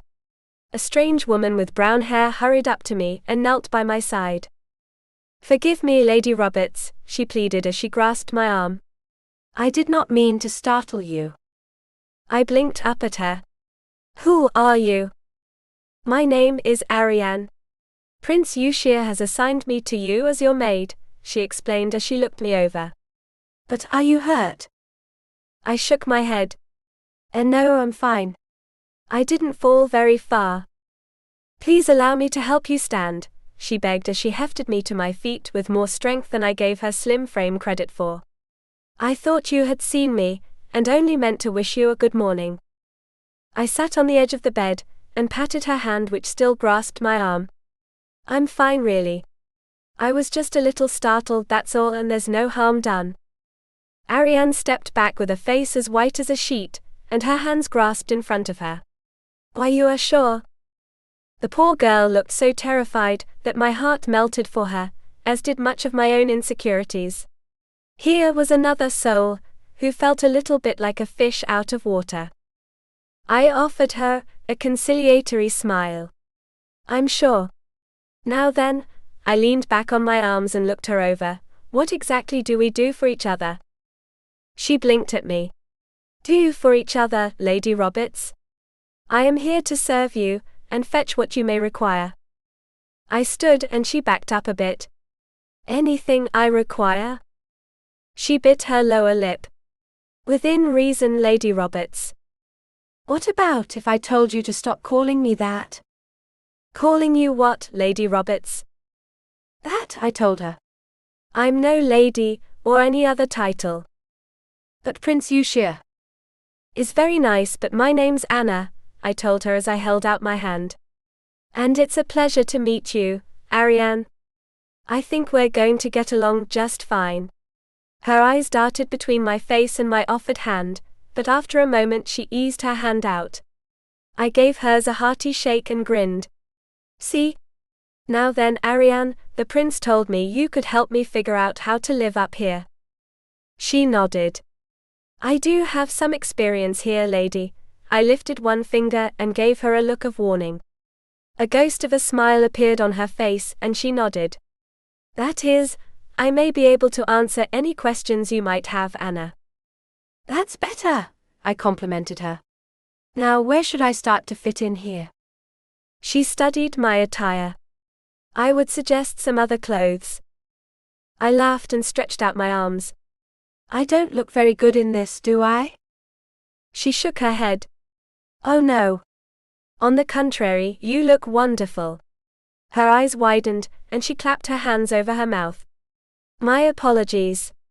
I did not mean to speak so freely. I folded my arms over my chest and looked her over. I think both of us have a lot of learning to do, but we'll start with the clothes. Ariane only too eagerly scooted over to a wardrobe, situated in the far corner. She opened the doors and revealed a wide assortment of robes. Some were short and others longer, and their colors were all becoming creamy tan and white. She sorted through them and picked up a light pink robe. I think this will match your eyes very well, she assured me as she hurried back to the bed. I took the robe and admired the color. Really? I don't think it'll match my brown hair at all. But your hair is silver, Lady Anna, she told me. I looked down at my long tresses and sheepishly smiled at her. Right. I forgot about that. I could see the curiosity in her eyes, but she didn't ask. It would have been a little unbelievable to explain, even to myself. Ariane helped me into the many layers of robes, and I was glad for the assistance. The cloth would have strangled me many times over, and been a total mess without her help. In a few minutes, I found myself standing in front of the full-length mirror staring in disbelief at my reflection. I was beautiful. Not just cute but well, godly. My silver hair shimmered in the bright sun, and my eyes shone against the becoming soft pink and white robes. The adorable slipper shoes on my feet seemed to make me float across the floor. Ariane stood beside me beaming with pride. You look wonderful, Anna. I shook off my shock and smiled at her. It's all thanks to you. I would have been in a lot of trouble without your help. She bowed her head to me. It was my pleasure. A soft rumble came from my clothed belly. I sheepishly smiled at her and her eyes twinkled. Would you like me to fetch breakfast? I set a hand on my stomach and nodded. I think so. She half turned toward the door but paused and nodded at the discarded robe on the foot of the bed. What do you wish for me to do with the robe? I turned toward the bed and took a step. My untrained foot stepped on the front of my long robe, and I let out a squeak before crashing to the floor. My lady! Ariane cried out as she rushed to my side. My other robes had swallowed me up, and she was quick to pull them off my head. I sputtered on my hair and spat out some long strands. I think I'm going to need some practice with this stuff. Ariane could barely contain her smile as she helped me to my feet. I am sure you will soon walk as beautifully as you appear. I snorted and patted her shoulder, which made her eyes widen. Let's hope that comes before I kill myself on these robes. I brushed out a few wrinkles while Ariane worked on those at my back. In a few moments we had me straightened out and looking decent, but my exhilaration was somewhat dampened. There was still the matter of the borrowed garment. I moved over to the bed and brushed my hand over the silken surface. I think we should return it. After it's cleaned, that is. She took up the robe and nodded. I will see to it after breakfast. I gingerly followed Ariane to the entry room and took a seat at the short table. A quick inspection of the place made me realize something. Where's the kitchen? There is a shared kitchen for the palaces, Ariane explained as she nodded at the door. I will see what is available and fetch it for you. She bowed and hurried out. I sighed and stretched my robes around myself. My efforts proved to be hilarious, as I soon looked like a puffed out and squishy umbrella. Still, the clothes were both cool and warm at the same time, and airy enough that I felt like I was sitting on a cloud. Ariane soon returned with a tray, and a silver dome covered the plate. She set it before me, and lifted the cloche to reveal a scrumptious platter of meats and vegetables all mixed together and spotted with spices. Steam wafted up and I inhaled a spicy scent. "This smells so good," I complimented as I picked up the fork and made to dig in. I paused when I noticed a problem. "Aren't you going to eat?" Ariane stood at my side with empty hands. "I will eat after you." I frowned. "I'd rather you eat with me." "It is customary for we maids to eat after our mistress." I sighed before I set my fork down and folded my arms. The wide bell sleeves meant I could tuck my hands into their soft folds. "I don't want to be your mistress, I want to be your friend, and that means we eat together or we starve together." She bit her lower lip and glanced at the open door. "But I am supposed to." "Sit right down here," I quipped as I grabbed her hand and yanked her down onto the mat beside me. I pushed the plate so it sat between us. "And eat beside me." She blushed. "Then by all means you eat first, Maya." I pointed the fork tongs at her. "Anna." I drew my utensil away, and a thought struck me that made me sheepishly smile at her. "I guess there is only one fork, isn't there?" She nodded. "So you may eat first. And then you finish it off," I insisted as I dug into the mountain. "Because I can't eat all this by myself anyway." Chapter 10. I finished my half of the plate, and handed Ariane the fork. She was reluctant at first, eating only as much as a frightened mouse would risk grabbing. I pushed the plate closer to her and nodded. She took the hint, and dug into the delicious meal. With her preoccupied and me not, I now had a good chance to take a look at my new acquaintance. There was one peculiar aspect of her that caught my attention. "What are those markings on your cheeks?" Ariane froze and a heavy blush accented her cheeks. I felt as if someone squeezed my heart. "I'm sorry. I was just asking if they were special." She set her hand on the table with the fork on the plate, and nodded. "They are the mark of my clan." I cocked my head to one side. "They have clans in heaven?" She pushed around the food with her utensil. "No. I am from the land immortal realm. My clan is the Bear Clan." "Bear Clan? You worship them?" I guessed. Ariane hung her head so low, I could barely see her face. "No. We are able to transform into them." I sat up in a stupor, as I tried to process what she was telling me. The idea of the little short girl before me transforming into a wild beast was too ridiculous to believe. Then again, I was sitting at a table in a hall of heaven. "Like fangs and claws and fur?" I asked her. She didn't dare look at me as she bobbed her head. "Yes." I stared at her a moment longer, before a smile spread across my face. I lunged at her, and grabbed her hand so suddenly that the fork in the other hand clattered onto the plate. Ariane started back, and we found ourselves staring into each other's eyes. Mine were filled with wonder, while hers were very confused. "That is so neat," I squealed as I squeezed her hand. "Can you do it any time you want, or do you have to wait for a full moon?" She blinked at me a moment before she cleared her throat. "I can change at any moment, but..." A little bit of my joy drained when I watched her bite her lower lip. "What is it?" She turned her face away from me. "Are you not ashamed to have one such as me serve you? My last mistress was..." I blinked at her. "Why would I be ashamed of that?"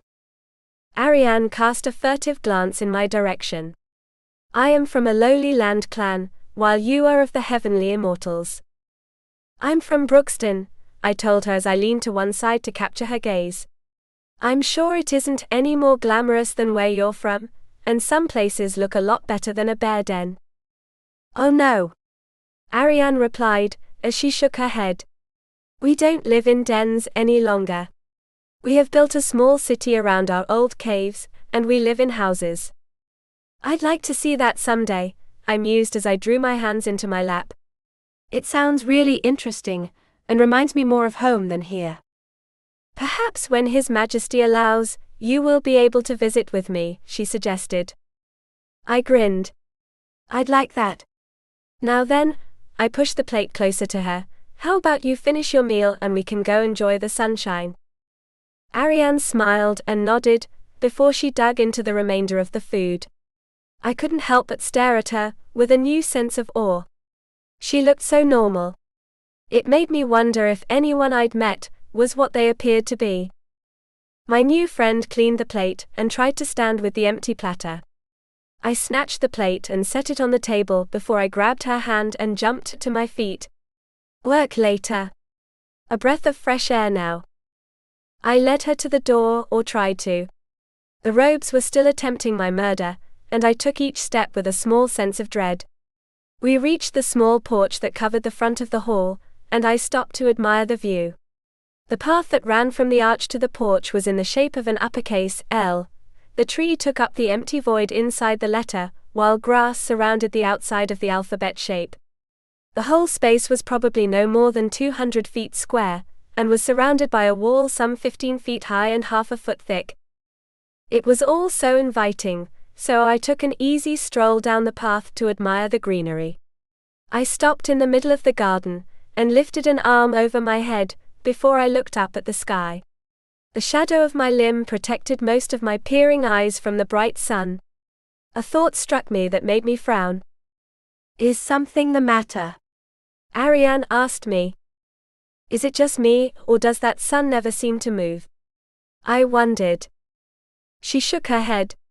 It isn't just you. The sun never sets in the land of the heavenly gods.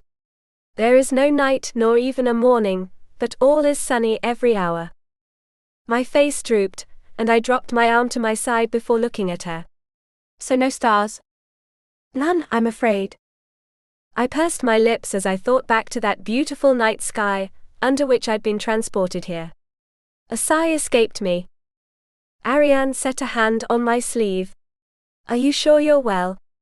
We might go back inside. I smiled and shook my head. I'm fine. I could use some fresh air after that nap. We continued our little walk down the lane, and soon arrived at the archway. The long wide road with the paving stones ran past, and I couldn't help but be tempted by what lay on the other side of those imperious walls. I neared the arch and stretched my neck to catch a good view of the thoroughfare. Ariane caught my arm in both her hands and tugged me back. You mustn't lean out too far. I looked over my shoulder at her. Why? Because I will sense it. I started back, as Yushir moved out of his hiding spot on the other side of the wall. A mischievous but stern smile lay on his lips as he walked in front of me, forcing me backward away from the arch. Sense it, I repeated. He swept an arm over the sky above the grounds. The air rippled like the surface of water, and there was even a slight bluish tinge that wasn't there before. The effect lasted only a moment, before it faded back to obscurity.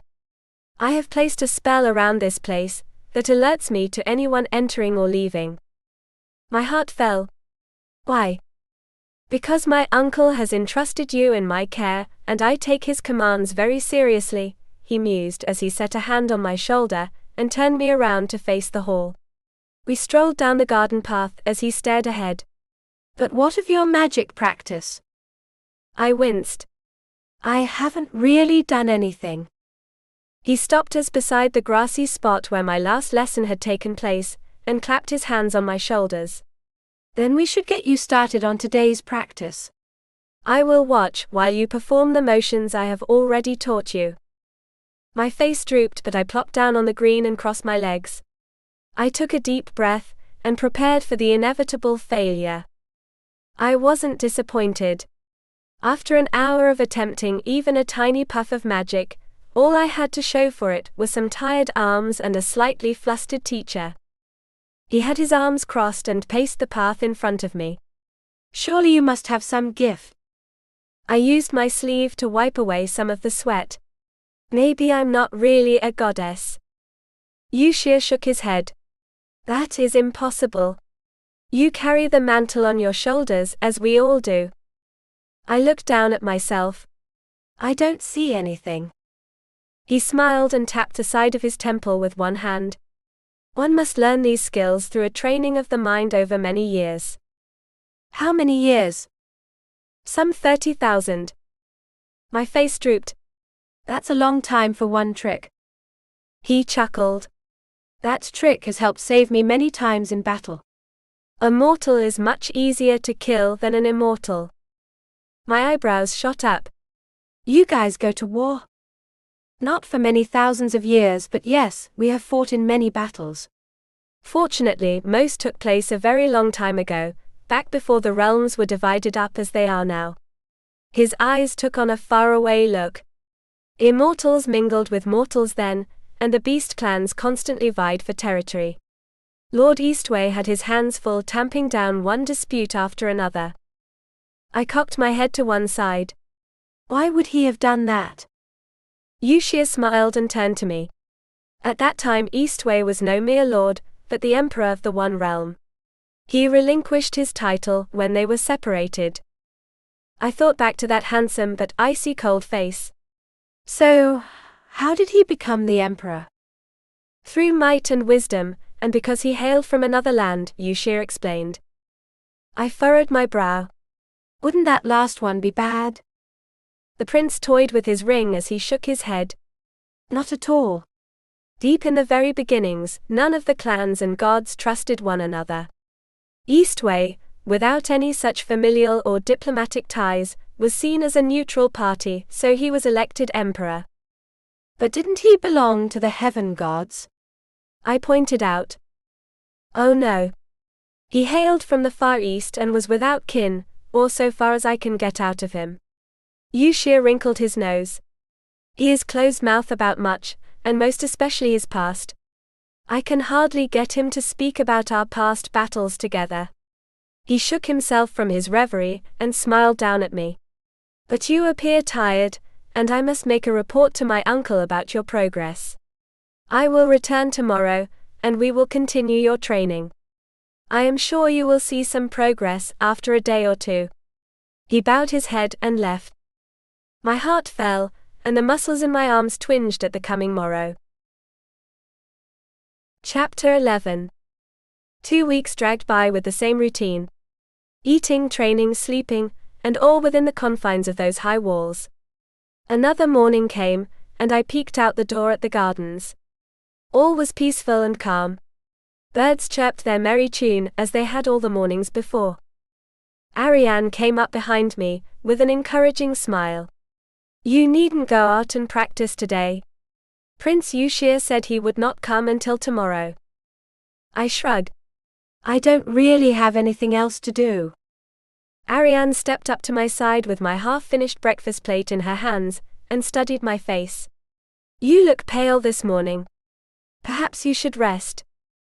I offered her a smile. I'm fine, just a little tired. Maybe some fresh air would help.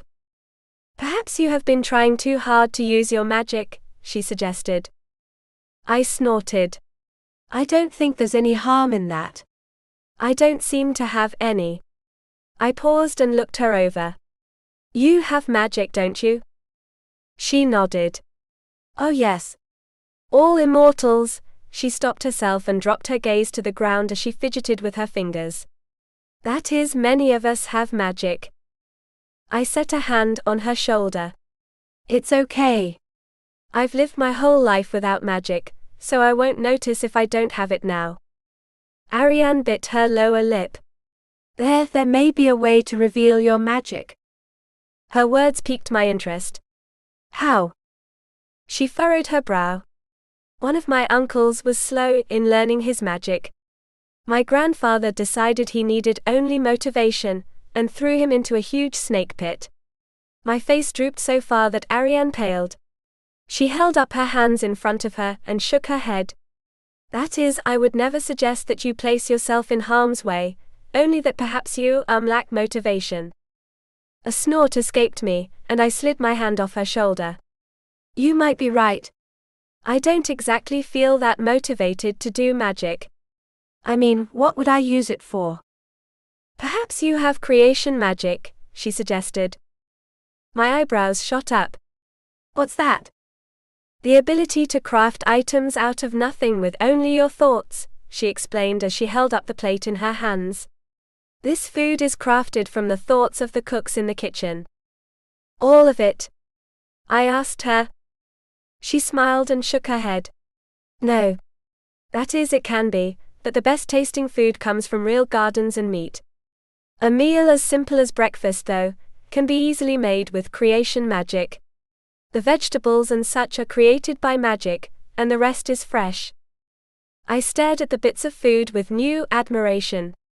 And I might be able to do that? Many of those in the heavens can, she revealed as she looked me up and down. And you have all the beauty of those among the clouds. I laughed and clapped a hand on her shoulder. And you're just as beautiful, and we can stop there at exchanging compliments before we both get embarrassed. Anyway, I turned my head to face the gardens and sighed, I should try to get some magic going, or I won't ever be able to make even an omelette. We parted ways with Ariane tending to the chores, and me practicing my magic gestures. I sat cross-legged in the same spot as I had dozens of times before, but even with the incentive of practical magic, my heart wasn't into the motions. Finally, I dropped my arms into my lap and sighed. Is something the matter? Ariane wondered, as she came up to me with a tea platter in her hands. I gave her a sheepish smile. I guess I was hoping the life of a goddess would be a little more glamorous, or at least a little more exciting. Who knew I'd start to miss all those invites for a Friday night get-together?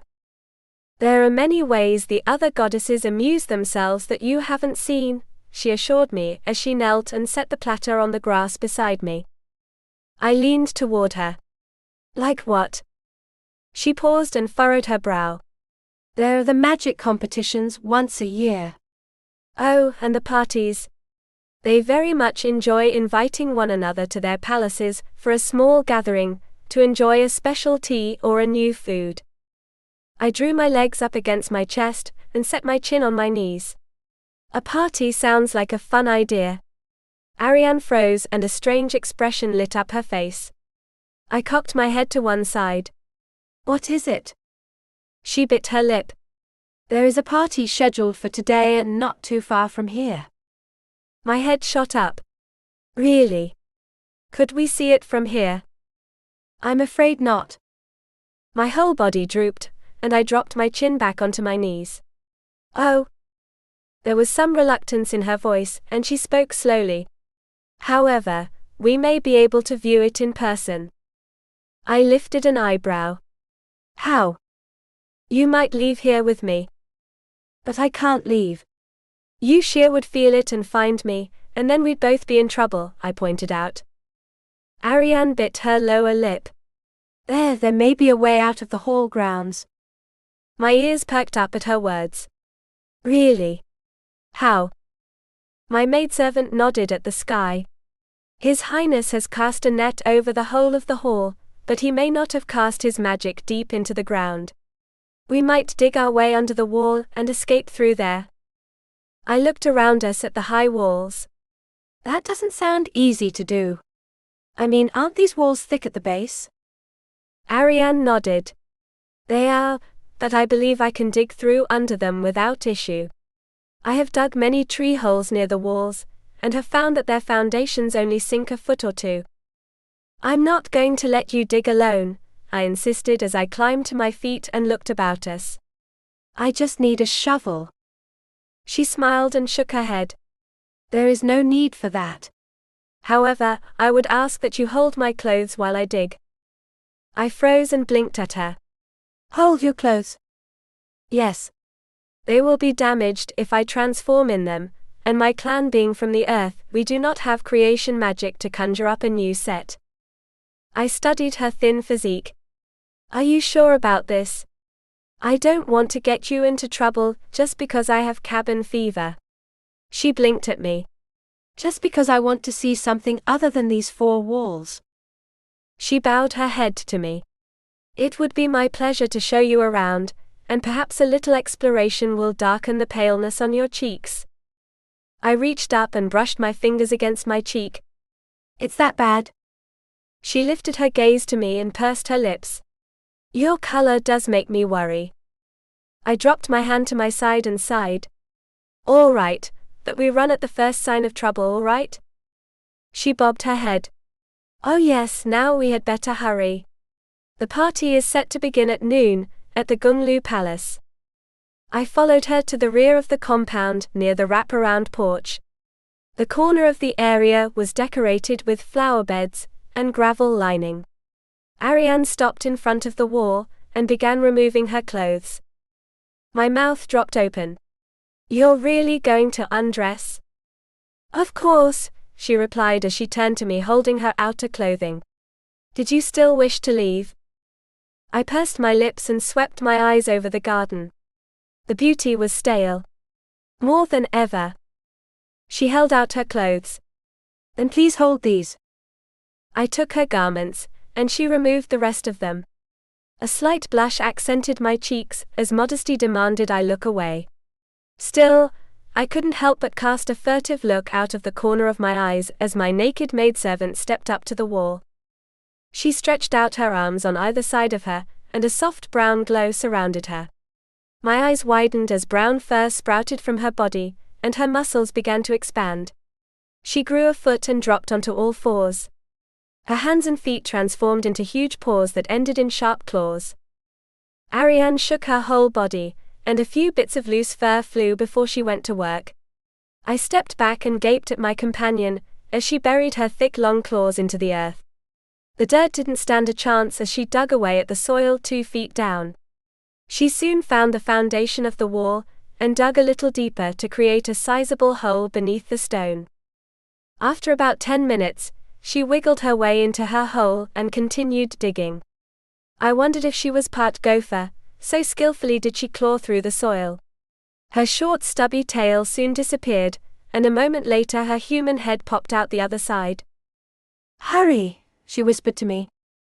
I handed Ariane her clothes and slipped into the hole. The tunnel was plenty big enough for me, and I soon crawled out and stood. Ariane nearly had her clothes back on, and hurried to brush off the bits of dirt that clung to me. I had my first good look at the heavenly kingdom, since my kind imprisonment. We stood in front of the long wall that surrounded my compound, and another wall joined it, and stretched another 50 yards down a plain narrow road. Our portico stood on the opposite side of the stone path, but there was no access on our side to the building it surrounded. Thick stone columns held up the heavy angled roof, which provided shade to the weary walker. Ariane swept an arm toward the row of columns that supported the portico. It is this. What are you doing there? Chapter 12. Ariane grabbed my arms and pulled me to the nearest pillars, which she quickly tucked me behind. She pressed a finger to her lips, before she turned to face the man who had yelled at us. It was a guard, and he grasped his spear in both hands as he hurried up to her. What are you doing here? He questioned her. His curious eyes inspected the area, and invariably discovered the hole. What is this? He demanded to know as he stabbed a finger at the tunnel. Ariane grasped her hands behind her and smiled at him. My sincerest apologies. I thought you had been alerted to the digging today. The guard frowned at her. Digging? What digging? My companion nodded at the hole, even as I noticed one of her hands move. One of her fingers pointed to my left. The party was in that direction. However, I hesitated. I couldn't just leave her in that situation, not alone. Answer me, the guard snapped. Ariane stabbed her finger that way, and turned her head slightly to the left so one eye caught mine. The depths of hers pleaded with me, and I understood. Things would get far worse if I was discovered. I reluctantly slipped away, but not before catching Ariane's reply. I noticed a crack in the wall a few days ago, and notified Prince Yushir that I would see if there was structural damage to the wall. Good one, I thought as I scurried down the portico. Nobody would want to ask the prince if he knew about digging, out of risk that they had been told, and forgotten about the digging themselves. No royal would be happy with a forgetful guard. Ariane had saved us, but I dearly wished for her guidance when I reached the end of the shaded porch. I found myself at a four-way intersection with 3 decisions. Ariane's directions, however, had pointed to my right, and so I traveled that way, making sure to keep to the shadows of the wraparound portico. The walking path was wider than the one I just left, and the wall opposite where I walked had vines growing over the top. I glimpsed the tall peaks of a luxurious palace set away from the wall, and the tops of trees also poked their branched heads above the barriers. I was relieved when I came across an archway with words above the door that read, Gunglu Palace.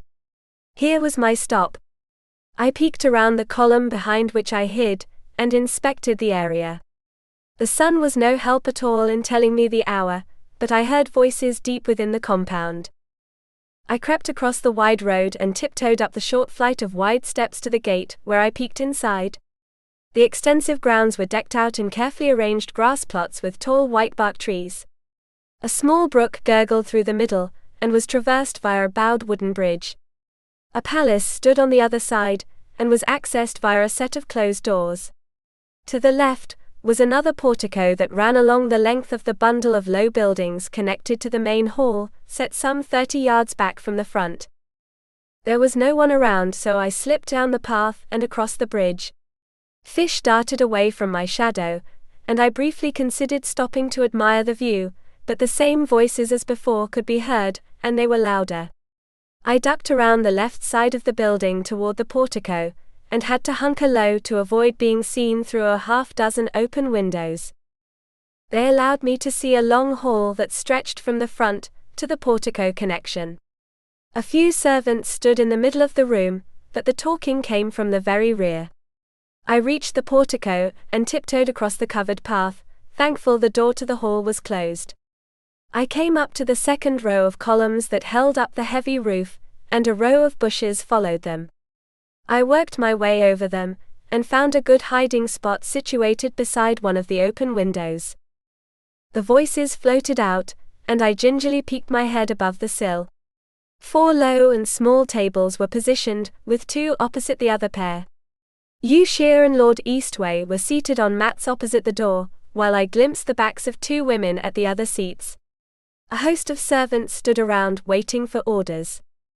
This was my chance at a good look at the former emperor, and I was still struck by how handsome he was.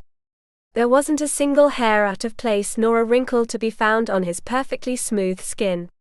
His dark eyes stared nonchalantly at the table in front of him, as one hand lay in his lap. He was the picture of cool serenity. I wondered if those cute lips knew how to laugh. The young woman who sat opposite the icy lord was a beauty to behold.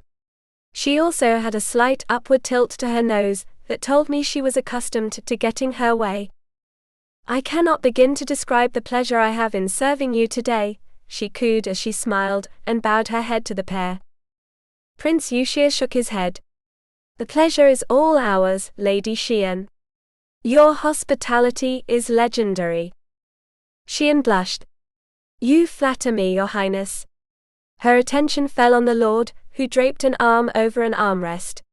His listless eyes stared down at the empty table in front of him. "May I ask how your flute is progressing, Dardan? I do hope to hear you play it soon." "Perhaps in a month," the lord answered without lifting his eyes. "Then I will wait impatiently for that time," she assured him as she looked at the empty tables. "But our food should be arriving soon." Noise from down the path turned my attention in that direction, and I watched 4 maidens hurry from the far end, where another gate led outside the compound. They each carried a tray with covered plates in their hands. The door was opened by a few maids inside, and the 4 slipped in. They set the trays before the guests, and Lady Xian smiled at the 2 men. "I cooked these steaks especially for your visit today. They are crafted from my own special seasoning, which I crafted for you alone." The servants lifted the covers and revealed thick hunks of steak. They hadn't been cooked long as a puddle of blood pooled around the meat. A heavy mountain of spice sat atop the steak, and a strong aroma wafted off the food and struck my nostrils. I clapped a hand over my nose to keep from sneezing. Prince Yuxia covered his face but couldn't stop the small cough that escaped his hand. A very interesting aroma, Lady Xian. She sat up and puffed out her chest a little. Thank you, Your Highness. I assure you the flavor is even better. The prince took up his knife and fork, and he plunged the blade into the meat. Even more blood poured out. He was mindful to keep as far from the mountain of spices as he could manage, and managed to cut off a slim bit of food. Yuxia lifted the meat to his lips, and stared at it for a moment. I covered my mouth to stifle a laugh. He looked like a prisoner contemplating suicide. The prince took a deep breath, and gobbled the whole bit in one go. He chewed quickly, but the tension at the corners of his eyes and mouth told the full story. The man swallowed hard and managed a shaky smile. An interesting flavor, Lady Xian. I have never tasted anything quite like it. Xian bowed her head. Thank you, Your Highness. Her eager eyes fell on Eastwei, who hadn't even picked up his utensils. Will you not try it, Dardan? Eastwei picked up his knife and touched a bit of the spice. He lifted the tip to his nose and pressed it lightly against his lips. Yuxia looked on with envy. There was a long pause before the lord gave his opinion. As the prince says, it is quite interesting. You have been working to improve your cooking skills? Oh yes, Xian confirmed as she cut into her steak. I remember when I was young, you would always humor my failed attempts, but now I no longer have to be humored by you. She popped a bit of the meat into her mouth, and her good humor dropped away like a smile at a funeral. Is something the matter, Lady Xian? Yuxia wondered. The hostess forced herself to swallow, and managed a shaky smile. This is not quite what I expected. My maidservants may have added a touch bit too much spice. Did they assist you in crafting our meal? He inquired. Only in the steak, she assured them as she set her utensils down. But perhaps you would like to try a new tea I crafted, just for this occasion. The prince smiled and bowed his head. A warm cup of tea would be most delightful. Servant tea, Xian called out with a more crisp tone than she intended. I would have laughed at the scene, if the mood hadn't been so dire. I even felt sorry for the pompous hostess. Her smile was now a stretched fabrication, but her eyes showed her worry. The tea was her last chance at saving her party. I heard footsteps, and scooted over to the nearest column which I hid behind. I glimpsed a maidservant, hurrying in the direction of the hall. She held a large tray with a tea set on top. Here was the fabled tea that would be Xian's salvation. I hoped it would please everyone. It was then I felt a strange tingling in my fingers. I glanced down and my heart skipped a beat. A soft silver light filled with sparkling glitter emanated from my palms. I shook my hands wildly, trying to dislodge the strange warm glow. The servant approached me, and the light flew up and out onto the walkway. It zipped behind the servant like a bunch of shooting stars, causing a wind in its wake. The servant stiffened and shut her eyes against the sudden gust, and as she did so the light flew around her front and slipped into the teapot. I clapped my hands over my mouth to stifle my cry of surprise. The maidservant who personally attended Xian hurried out of the hall, and noticed the cringing carrier. Her eyebrows crashed down, and she stomped over to her compatriot. "What are you doing?" she hissed as she stabbed a finger at the doorway to the hall. "Stop dallying, and carry the tray inside immediately." The lowly servant bowed her head, and scurried past her superior. The incensed maid recovered her composure, and followed the other one into the hall. I crawled over to the window and peeked inside. The carrier knelt in front of Xian's table, and set the platter down. The hostess poured out a few cups of the drink, and a sweet scent filled the air. Xian paused and furrowed her brow, before her eyes darted up to sharply study the servant in front of her. "Are you sure this is the tea I prepared?" The servant's face paled, and she nodded. "Yes, my lady." There was no other tea set in the kitchen when I went to fetch it. Is there a problem, Lady Xian? The prince spoke up. Xian plastered the fake smile back on her face. Of course not. I was merely confirming this was my tea. Now then, she stood with a cup and moved over to Lord Eastwei's table, which she knelt in front of and set the cup down. If my lord would do me the honors of tasting the tea. Eastwei appeared to be completely indifferent to her honors, but he picked up the cup and set the rim against his mouth. He tipped the holder just enough that a little bit of the drink touched his lips. He paused for a moment before he drew the cup away to study the contents. Xian looked to be on the verge of a mental collapse. What do you think? It is very sweet, he commented as he licked his lips. And very delicate. It is a good drink. Xian's whole body softened, and she smiled at him. I'm so glad you like it. Then perhaps I might have a cup, the prince pleaded. Of course, Xian obliged, and she hurriedly offered him a cup. Yu Xie took a sip and his eyes widened. This is delicious, he proclaimed, and the compliment made Xian's smile widen. I don't believe I've ever tasted such a sweet flavor before. What are the ingredients? Xian laughed. If I told you, then I would not have any way to tempt you both to return. The prince lifted his drink, and offered her a toast and a smile. With drinks and company such as these, how could one resist? You are too kind, Your Highness, she cooed. Yu Xie moved to take another sip, and his gaze floated in my direction. Our eyes met and the color drained from my face. I ducked down and crawled away, knowing there was no chance he hadn't seen me. Chapter 13. How could she have gotten out, without my knowing? That question nagged Prince Yu Xie, as he sat on his mat waiting impatiently for the visitation to end. His teacup was empty, but his plate was only moderately touched, enough to not appear rude. Something caught his attention, and he leaned over toward his indifferent companion. Dardan has finished his tea, as well, he mused with more than a little surprise. When have I ever seen him finish anything at a meal? More tea? Xian offered as she held up the teapot. Prince Yu Xie shook himself from the grasp of his curiosity, and drew himself to a straight position. No, thank you. I am curious to know, since you will not divulge the recipe, where you fetched this unique ingredient. Xian's smile tensed and she gripped the teapot tighter in both hands. She set down the pot and grasped her hands in her lap. If I were to tell you the location, then you may guess the ingredients. Something is amiss here, he commented to himself. We should be going, Dardan spoke up as he stood. Xian's face fell, and she scrambled to her feet. So soon? And you have not yet finished your meal? Yu Xie hurried to stand and nodded. I'm afraid so.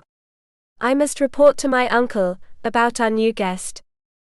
Then surely you might stay a little longer, Dardan, she pleaded.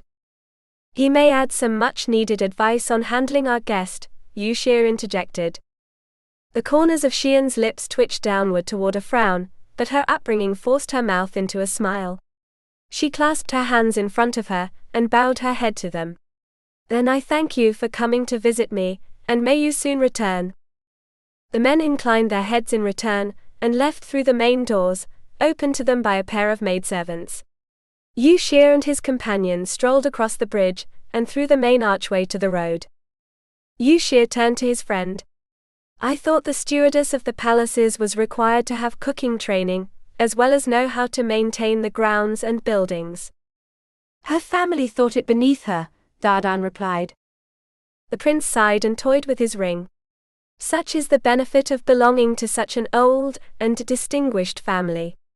The corners of his friend's lips twitched upward as he studied him. Yu Xie laughed. Of course I would know of such benefits, but I hope they won't be to the detriment of my guests' appetites. If you have no other way to scold me, then I will take my leave. The prince turned and strolled down the road a few steps before he noticed something amiss. He turned, and discovered that his companion followed on his heels. Yu Xie lifted an eyebrow. Is there something you need? I am merely following the road, Dardan replied. But your palace is in the other direction, Eastwei reminded him. The imperial palace is also in the opposite direction. Eastwei adjusted his shoulders and cleared his throat. So it is, but I have a few words to say to our guest before I speak with my uncle. He turned away and strolled down the path. If you'll excuse me. Those words wouldn't involve the diversion we just attended, would they? The prince stiffened, and his frantic mind tried to conjure up excuses. He slapped a smile on his face, and half turned to his curious companion. Of course not. What makes you think that? Dardan's sharp and dark eyes studied him, while a smile threatened to dance across his otherwise straight lips. You have had a rather strange expression on your face since the serving of the tea. Eastwei shrugged. Perhaps I was affected by the flavor. It was rather unique. I will have to remember my expression the next time I have some. If you'll excuse me. He bowed and strode off, taking care not to appear to be in too much of a hurry. The prince didn't stop until he reached the far end of the block, where he paused near the portico pillar and glanced over his shoulder. The road was empty. That man is frightfully persistent, he murmured to himself before heading off. A dour task lay before Eastwei as he followed the high walls on his right. The prince marched through the archway and into the small garden with its quaint hall. He stomped up the stairs and stopped in the doorway. The strange goddess and her maidservant were seated at the table, and both turned to the door at his appearance. Both also had expressions of guilt on their faces. He pursed his lips and strode over to the table, where he stood over the young goddess. You were very reckless today. Lady Roberts bowed her head and nodded. I'm sorry. I didn't mean any harm.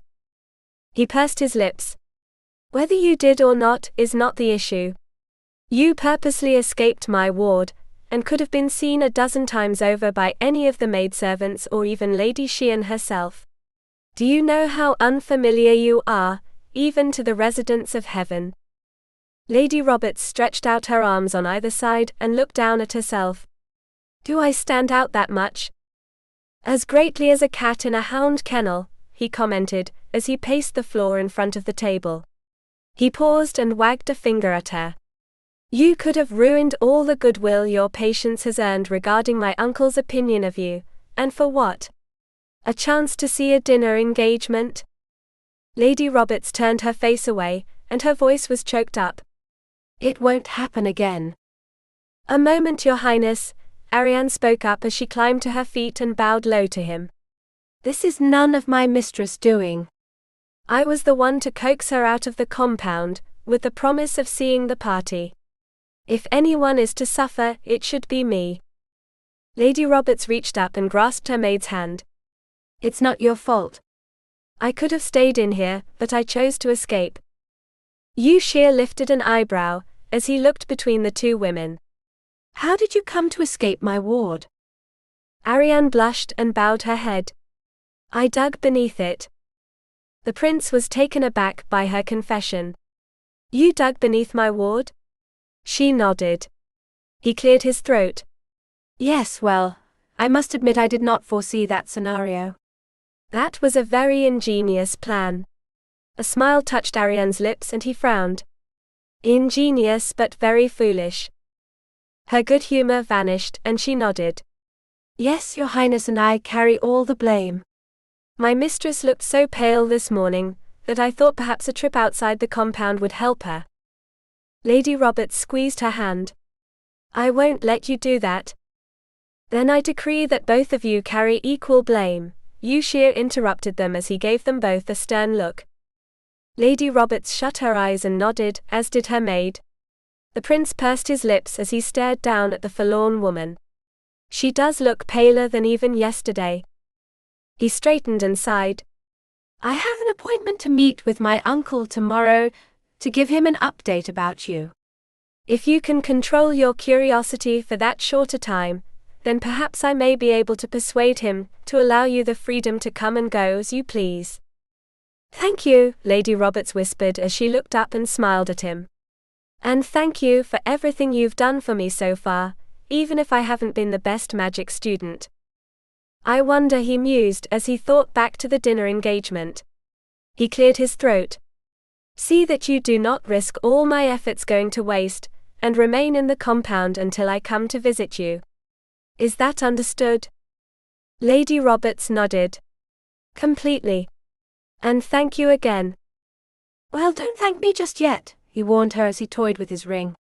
My uncle will have the final say in your fate. Chapter 14. How does the new goddess among us fare? Has she been chosen by one of the elements? The question came from His Royal Highness, the King of the Heavens. Prince Eustwei stood before him in a relatively empty council room. Pampir stood in the circle before the royal throne, and much to Eustwei's surprise, Dardan was seated in his customary spot. A few of the other council members were in attendance, mostly those who had spoken out against Lady Roberts. A difficult audience, Eustwei commented to himself. The prince cleared his throat. Her magic has failed to materialize, Your Highness. The king frowned.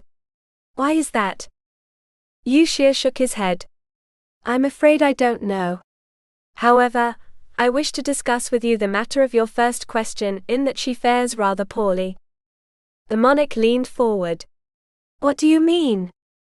The confinement is having an ill effect on your highness guest, the prince explained. Her health is not as good as when she first arrived, and I would recommend she be allowed to venture out of the hall. Pampir sputtered on his spittle. Venture of the hall? What a foolish notion. There is no way for certain that she can be trusted. The king leaned back in his chair and furrowed his brow. I am reluctant to agree to your recommendation, Prince Eustwei. I stand by my recommendation that she be released from her captivity, and allow her to enjoy the entirety of the realm, Eustwei repeated. This is undoubtedly a trick of hers. Pampir snapped as he paced the floor between Eustwei and the king. She is lulling us into a false sense of trust, which she will undoubtedly betray. You have observed her more than most, the king mused as he studied his nephew. Do you detect any deceit? Eustwei stood erect and lifted his chin. None at all, Your Highness. She is a most kind and gentle woman, and her maid would attest to that. Pampir skidded to a stop and scoffed. Of course her maid would attest to what you desire. I have been informed that you gave her the position, because she was not happy in her old place. The prince frowned at him. If you mean to infer that the maid is untrustworthy because of my placement, then I assure you that is not the case. Enough. The king's command echoed over the hall, and silenced the bickering pair. He leaned back and grasped the front of the arms. I am of the mind to side with Lord Pampir. The pompous man puffed out his chest and cast a triumphant smile at Eustwei. Then allow me to test our guest, Eustwei pleaded. If the woman fails, then she will remain within the confines of the hall. The king lifted a royal eyebrow. What do you propose to do? I propose to test the moral integrity of our guest, Eustwei explained. We will see if she is a knave as Pampir suspects, or if she is a maiden caught in strange circumstances. In this way, she will help us decide whether she remains in her palace or is allowed her freedom. That doesn't tell us how you mean to prove her worth. Pampir snapped. I would prefer to keep the details to myself, Eustwei returned as he gave the lord a sharp look. Otherwise, I fear those who will judge her will be biased in their decision. The king furrowed his brow a moment before he nodded. I grant you permission to test the woman. Eustwei smiled and bowed his head. Thank you, Your Majesty. However, I need your assistance in one matter regarding the test. Speak and I shall see what I can do. The prince lifted his head. I need a child of the realm, preferably no older than 6. Pampir sputtered on his spittle. A sacrifice to this strange woman? Your Majesty, I protest this request most vehemently. The king nodded. I must refuse this request unless you reveal the details. Otherwise, I doubt a parent would give their child over to the task. Eustwei pursed his lips as his mind buzzed with indecision. A cool voice interrupted the proceedings. I will be that child. All eyes settled on Lord Eastwei. The indifferent lord leaned against the armrest, with his other limb draped over a bent leg. He appeared supremely bored as he read a scroll partially unfurled in his hand. The king lifted an eyebrow at him. You indeed are the only one among us who is capable of such earthly magic, but would you dare to take on such a risk? It is no risk to me, Eastwei commented as he lowered the scroll and turned his head to meet the king's curious gaze. If she is as Prince Yushir insists, then there is nothing to fear. If the woman proves to be faithless, then I will deal with her as she deserves.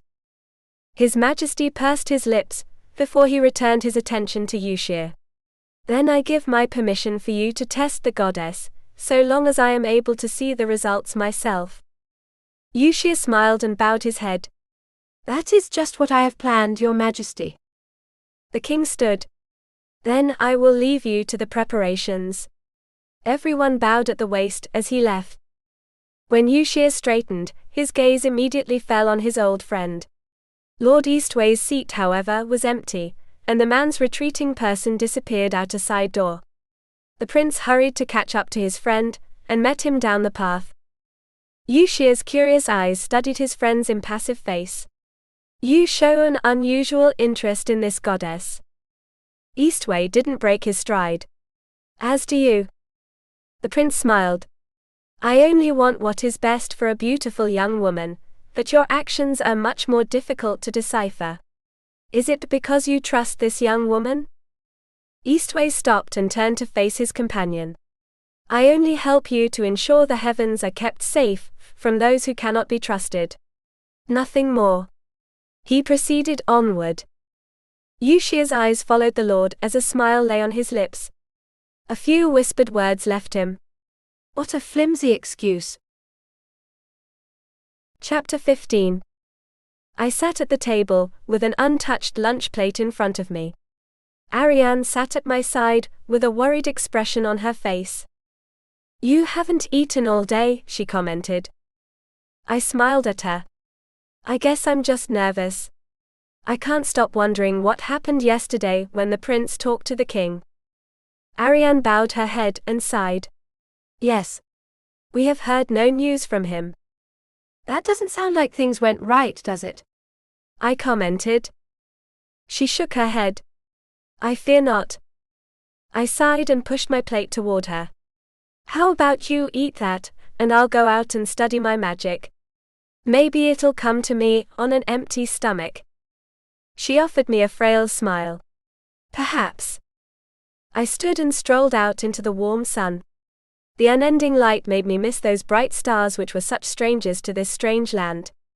Perhaps they were as foreign as I was. I plopped myself down on the grass as usual, but I didn't begin my training. My thoughts wandered back to the day of my escape, and the incident with the tea. I lifted my hands and studied the palms. Had I really performed magic, or had it all been some trick of the light? Help! The shout made me jerk my head up. The noise had come from the archway. Someone help me! Ariane! I yelled as I scrambled to my feet and raced toward the entrance to the compound. I reached the arch and grasped the curve of the stone as I looked out. The street was empty but for a small lad of 6 with shocking red hair. He wore the robes of the realm, and lay on the ground with his hands behind him. His face was a picture of terror at what stood before him. That thing was a monster. The creature was a massive beast of muscle and sinew, wrapped underneath a layer of black stretched flesh. Its body was hairless but for a few wisps underneath its long snout. The thing bore a faint resemblance to a wolf in shape, and in the amount of teeth it bared at the young boy. I made to race forward, but my foot hesitated at the border. Yushir had warned me not to step foot outside, or I would be in a worse spot than home imprisonment. I would also be revealing my escape to the boy. Help! The lad screamed as he scrambled back. The creature snapped its jaws and stalked toward him. Its red eyes stared hungrily at the boy. His end would come at the tip of those sharp teeth. He needed my help, the consequences be damned. I steeled myself and rushed forward out into the open street. The creature caught sight of me, and growled before it lunged in my direction. It covered 10 feet in a single bound, and I had to dive out of the way to avoid its snapping jaws. I rolled across the ground and landed on my knees. A terrible growl behind me warned me I didn't have much time, if any. I dashed across the distance between the boy and me, and scooped him up in my arms. He latched onto me like a drowning sailor to a life raft. I pressed him close against my chest and spun around to face our foe. The creature curled its lips back in a hideous snarl as it stalked toward us, its flaming eyes intent on murder. A column of smoke streamed out from either side of its mouth as it stomped forward. My heart pounded in my chest, but strangely I couldn't feel the young boy's thumper against mine. He lay so still, however, that I guessed he was frozen with fear. That was for the best, as I backed away from the ferocious beast. The ground around us was open, and there was little hope I could dodge the thing now that I had the boy's weight against me. A horrible idea popped into my head. I stepped back and whispered a few words into the boy's ear. "When I tell you to run, you run, okay?" The boy didn't lift his head but nodded. I slowly rent a part of my garment, keeping one eye on the beast. The creature growled and leaped at us again with its mouth wide open. I threw the piece of cloth in the creature's face at the last moment. The thing was temporarily blinded, and I was able to slip past it and toward the archway. My distraction wasn't long as I expected, and the thing tore the cloth off with one sharp claw and spun around to face us. I set the boy on the ground, and gave his back a hard push toward the archway. "Run!" I shouted, before I spun around to face the monster. The thing lunged again, and I threw up my arms as it descended on top of me. The thing shoved me to the ground and pinned me there with its paws on top of my arms. I thrashed in its hold as it bent its head low, and bared its teeth in my face. I shut my eyes and turned my face away, waiting for the inevitable. A clapping sound came before the end. Funny, I always imagined it would be bells or harps. Maybe even an accordion. There had been that one library book I'd never returned. I felt the weight of the beast lift from me, and risked opening one eye. The creature backed up, and sat down on its haunches a few feet away from me. Its tongue flopped out, and I sat up on my arms and blinked at the thing. The clapping noise continued, and came from behind me. I twisted around to find Eastwei standing beside the young lad, who, I now saw, had a very impassive expression on his face. "Excellent!" Eastwei complimented me, as he clasped his hands together against his front. "I would not have thought you capable of so great a sacrifice, but you have certainly outdone yourself." I turned around to sit on my knees and blinked at him. A most dignified answer came out of me. "Ha!"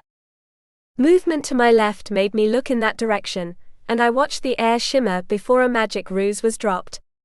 The king and other members of the council, including Pampir, were revealed to me. The latter didn't look pleased at all. His Majesty stepped over to me, and panic set in. I was outside the compound. There was no denying I'd broken my promise. I bowed my head, and shut my eyes to keep the tears in. My whole body quaked as his shadow fell over me. His Majesty's voice was surprisingly soft. "You have done well, Lady Roberts." I whipped my head back and blinked at him. My dry mouth wouldn't loosen the words that bubbled up within me.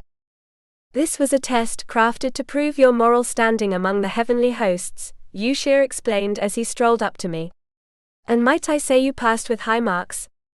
My lips moved together like a fish breathing in water, before I shook off my shock.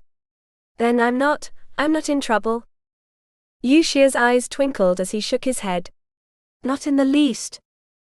"But the monster." I turned my head and watched a young man with dark hair stroll up to the beast's side.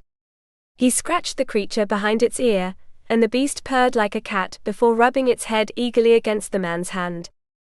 "Merely a pet trained in the art of appearing fierce," Eastwei assured me. "And the kid?" I asked him as my attention fell on the boy. My eyes bulged out of my head as red sparkles sprang out of the boy, and he grew into the handsome figure of Lord Eastwei. Yuxia chuckled. Merely my friend here, assisting us in testing your moral fortitude. Relief and exhaustion flooded over me, and I slumped to the ground in a puddle of shaking ooze. Lady Roberts, Yuxia cried out as he rushed to my side. My lady. Ariane joined in, as she hurried to kneel at my other arm. She grasped my limb and glared up at Yuxia. Must you have been so fierce with her? You nearly frightened her to death. Yuxia's reply came in a hushed whisper.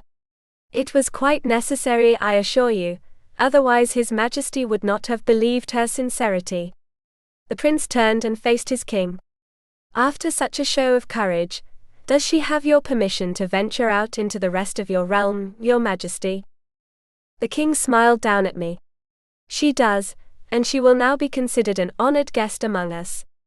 He half turned to the displeased crowd at his back. I expect everyone to treat her with the dignity she has so bravely earned. Pampir pursed his lips but bowed his head along with the others. Of course, your Majesty. The king returned his attention to me. Good day, Lady Roberts. I clumsily bowed my head. Good day, your Majesty. The king strolled past me, and in the direction of the council hall. His entourage quickly followed him, including the animal and its tamer, though Pampir lingered. He cast a sharp look in Yuxia and my direction before he left with the others. I breathed out the breath I hadn't known I'd been holding. Ariane looked me over with concern. Are you well? Did the creature harm you? I looked up at her with confused eyes. You knew this was going to happen? She shook her head. Only just now when Prince Yuxia stopped me from helping you against the creature. Yuxia bowed his head. My sincerest apologies. I hope the outcome makes up for my ruse. I managed a shaky smile.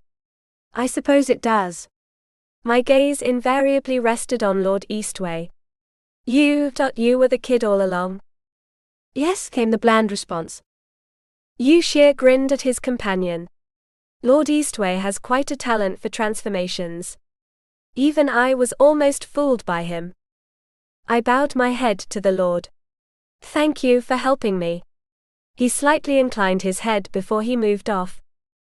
Ariane wrapped her arms around one of mine. Let me help you to your bed.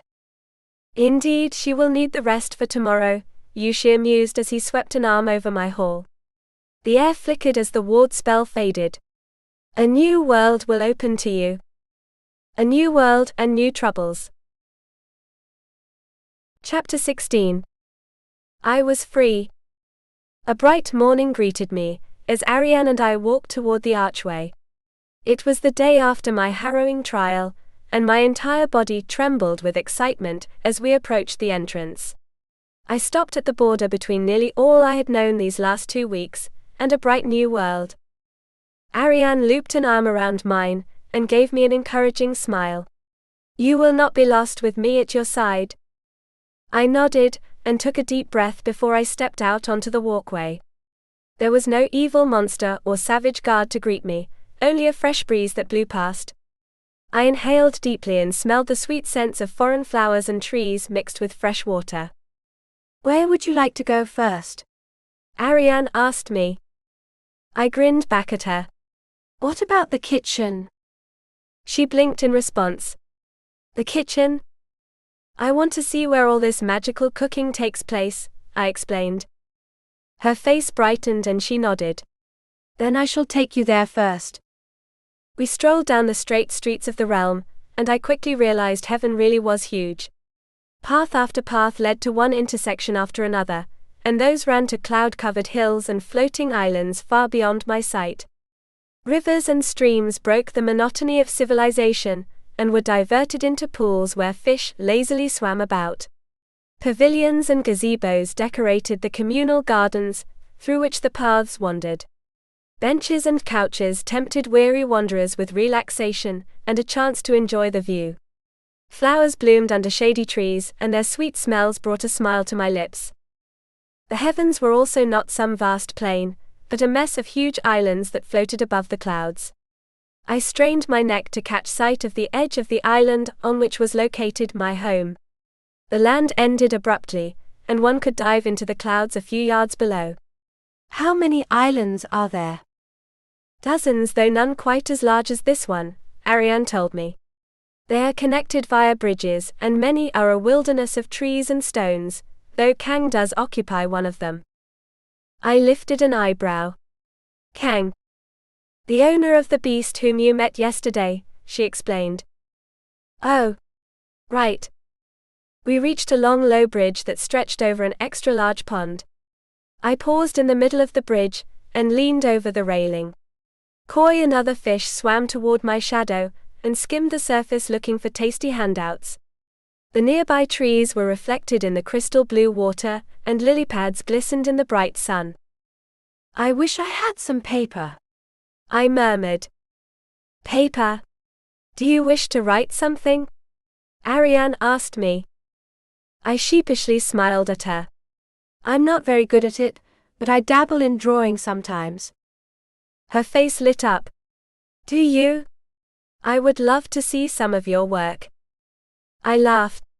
You'll have to wait for me to make something here, since I left all my notebooks back at home. My heart fell a little at the word. It reminded me that I was still in a foreign land. Ariane bowed her head. I will be sure to fetch you some paper and a pencil the moment we return to the hall. I nodded. I'd like that very much, but first the kitchen. Ariane led me onward down the straight path, and to the communal kitchen. The space was a single room, larger than the whole of my hall, and featuring vats, barrels and canisters, filled with all kinds of herbs and spices. Large windows looked into the square building, allowing one to see the many grills, sunken cooking pots, and chopping boards where all the fine cooking took place. There were dozens of workstations, where a knife and other utensils sat at the ready, for someone to take up the task of cooking. A half-dozen maids were busy working their magic for the coming meal. Some of them were literally doing just that. We entered the building, and I stopped to gawk at the wisps of blue magic that flitted in front of each of the spellcasters. They conjured fish and steak from the ether, and lowered them to the waiting plates on the counters. In this way, they were able to fill several dozen plates in a minute, complete with spices and garnish. Other maids went about the cooking process the old-fashioned way. They pulled out a variety of fish from coolers filled with ice, and set them on the racks over open fires. The meat sizzled, and filled the room with a thick juicy scent. Vegetables were chopped, gossip was exchanged, and I was reminded how much I had missed of life in my seclusion. What do you think? Ariane asked me. I smiled at her. It's wonderful. And everyone in heaven eats out of here. Occasionally someone will call for a portable grill, or will cook outdoors in their gardens, but yes, she confirmed as she watched the proceedings. These are the maids to Lord Kang. He is the owner of the beast that attacked you. My face drooped as I recalled yesterday's incident. Oh. She smiled at me. You needn't worry about the beast again. Lord Kang is a master at taming creatures, and he is even able to speak with them. That is how he tamed the monstrous shadow creature. His home wouldn't happen to be near mine, would it? I wondered. Ariane laughed and shook her head. Oh no. His beasts worry many other of the lords and ladies, so he has a stable at the far reaches of the imperial city where he keeps his pets. The maidservants finished their preparations and walked out in single file, each bearing with them a covered platter of their delicious results. The room fell silent, and so did my interest. Another sound caught my attention, that was far more lively than the empty kitchen. It was the chatter and laughter of children. I half turned in the direction of the joyful noise. Are there kids here? Oh yes, Ariane told me as she nodded in the direction of the bridge we had crossed. The children often play in a pond at the end of the stream. I'd like to go see that pond, I told her. It's this way. We crossed the bridge again, but instead of heading straight, we turned a sharp right and followed the stream. The waters were guided by low white walls of stone, that led straight to a large patch of grass 100 yards further south. The large grassy plot surrounded a pond some 50 yards across and the same width. The bank gently rolled into those calm lily-pad speckled waters, but I could see the dark center of the pond was deep. A dozen children scampered around the grass field, chasing one another with cattails pulled from the shore.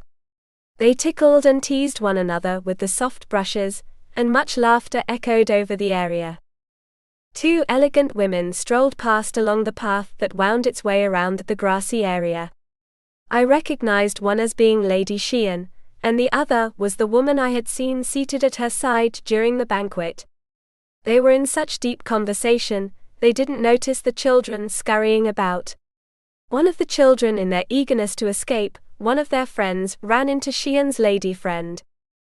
The woman nearly lost her balance but fell against her friend, who caught her. A fury of anger swept across the stranger's face as she righted herself. The child had fallen to the ground, and was only then climbing to her feet when the woman grabbed her shoulders. "You little brat," she snapped as she tossed the child onto the grass. The little girl tumbled down the gentle incline, and rolled to a stop in a mess of tears and terror. Her friends scampered back, fearful of the taller women. My eyebrows crashed down, and I marched across the green toward the trouble. "Lady Anna," Ariane hissed. Her warning didn't even break my stride as I rushed over to the crying child. I knelt beside her and grasped her arms, drawing her against me. "Are you all right?" I whispered. The child sobbed into my chest, and her words came out between her sniffles. That mean lady, she pushed me." The woman lifted her pointed nose and sneered down at the child. "You should have watched where you were going." I glared up at the woman. "She's just a child and it was an accident." "Accident or not, she mussed my robes with her dirty hands," the woman snapped as she brushed away the invisible bits of dirt supposedly left by the child. The child sobbed and I rubbed her back. "It's okay. Why don't we get you back to your friends, all right?" She nodded, so I lifted her in my arms and turned away. Sheehan's voice called me back. "You're that new goddess, aren't you?" I half turned to the imperious women, and nodded. "I am." "What's your name again?" she wondered. I had half a mind to not tell her, so I told her only half my name. "Anna." She wrinkled her nose. "What a strange name. Have you no other?" "I do, but only my friends know it. If you'll excuse me."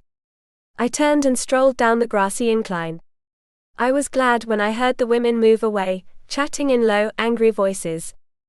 The other children backed away from me as I neared them, but one bold boy of 8 stepped forward. He was a little shorter than the other kids his age, and wore an elegant robe of white trimmed with purple. The boy held his head high, and met my gaze with a slightly shaky look. "Put her down," he commanded me. His tone was so comically imperious, coming from someone 3 feet tall, that I had to suppress a laugh. However, I did stop and set their friend down. The little girl had other ideas, and one of her hands clung to my robe. "Come here, Lie," he called to her. She bit her lower lip, and looked up at me. "Thank you for saving me." I smiled and shook my head. "It was my pleasure, but you're sure you're all right?" She nodded before she scampered over to her friends. They congregated around her, except the master of the group. He inclined his head to me. "Thank you for your help." "My pleasure," I replied. The boy rejoined the group and they set off, leaving behind their forgotten cattails. I picked one up as Ariane came up beside me. "That was too bold, Lady Anna," Ariane scolded me. I wagged a cattail at her. "Just Anna, and why was it too bold?" "Lady Sheehan is the mistress of all the palaces," Ariane explained as she cast a furtive look in the direction they had gone. "Her family holds a great deal of influence over the court, and the king thinks highly of them all." "A little too highly if that's how her friend treats his subjects," I countered. Ariane looked aghast at me. "You cannot say such things." I sighed and the fight left me with the breath. My eyes dropped to the soft cattail that I grasped in one hand. "I know, but I I thought I'd left the cubicle life behind me. She cocked her head to one side. Cubic? I laughed and shook my head. Just a horrible box with a lot of rules and hierarchies. Kind of like around here, I guess. I tossed the cattail on the ground with the rest of them. Anyway, who was the woman with Xian? Lady Bidao. She has only just returned from a trip to the mortal realm. I lifted an eyebrow. Is that a big thing? Ariane nodded. We immortals may only visit the mortal realm briefly, as the living there slowly drains our magic, and there is no way to renew our magic without returning to any of the immortal realms. What happens when all of your magic is gone? I wondered. We die. My face drooped. Then you guys really can die? My maidservant pursed her lips. Through that way and sickness and battle. A sigh escaped me, as we continued on our way. I guess I'll have to stay away from there then. Chapter 17. The insolence of that woman. The speaker was the proud Lady Bidao. Her cheeks were flushed, and her arms were crossed over her chest as she strode down the path with her friend at her side. How dare she speak to us in such a manner? Xian nodded. It was very rude of her. I should speak with His Majesty, and see that she is punished. A little bit of color drained from Bidao's cheeks.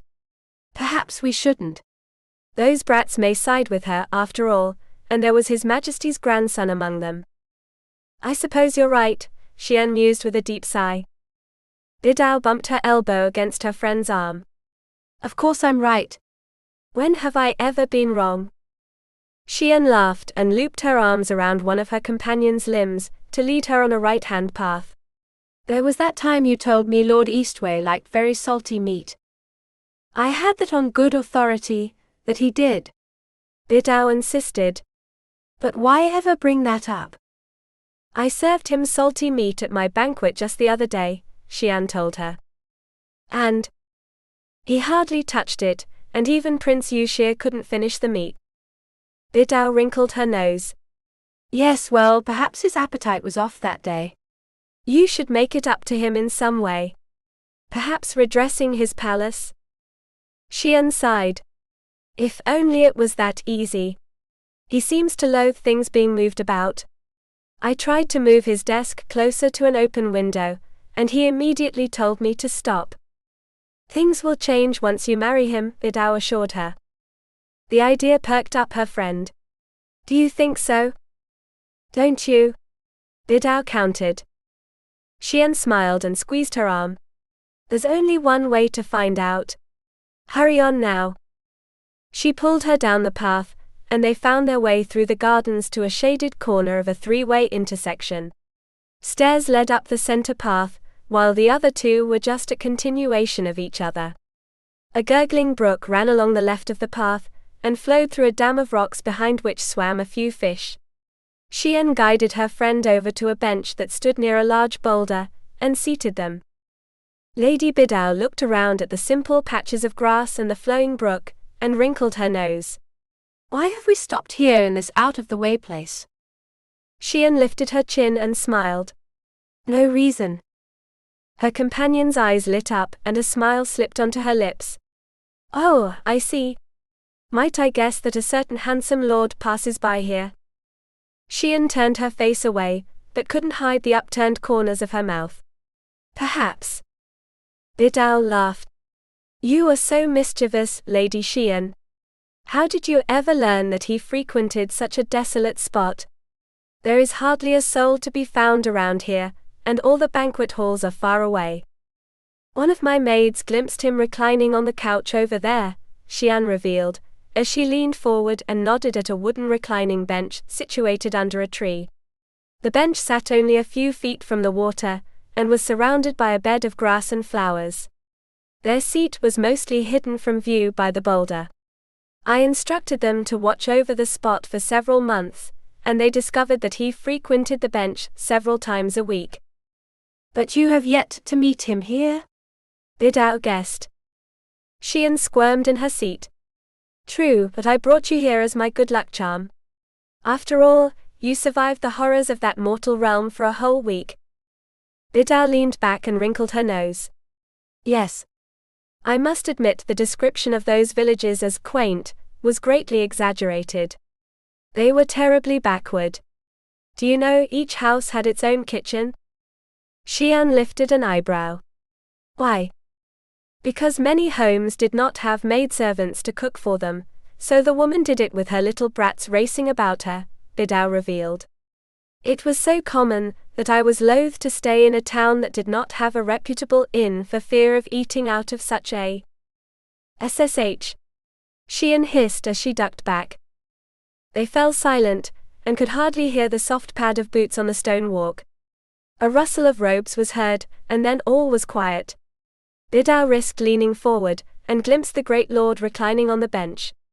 He leaned his temple against his cupped hand, and his eyes were closed.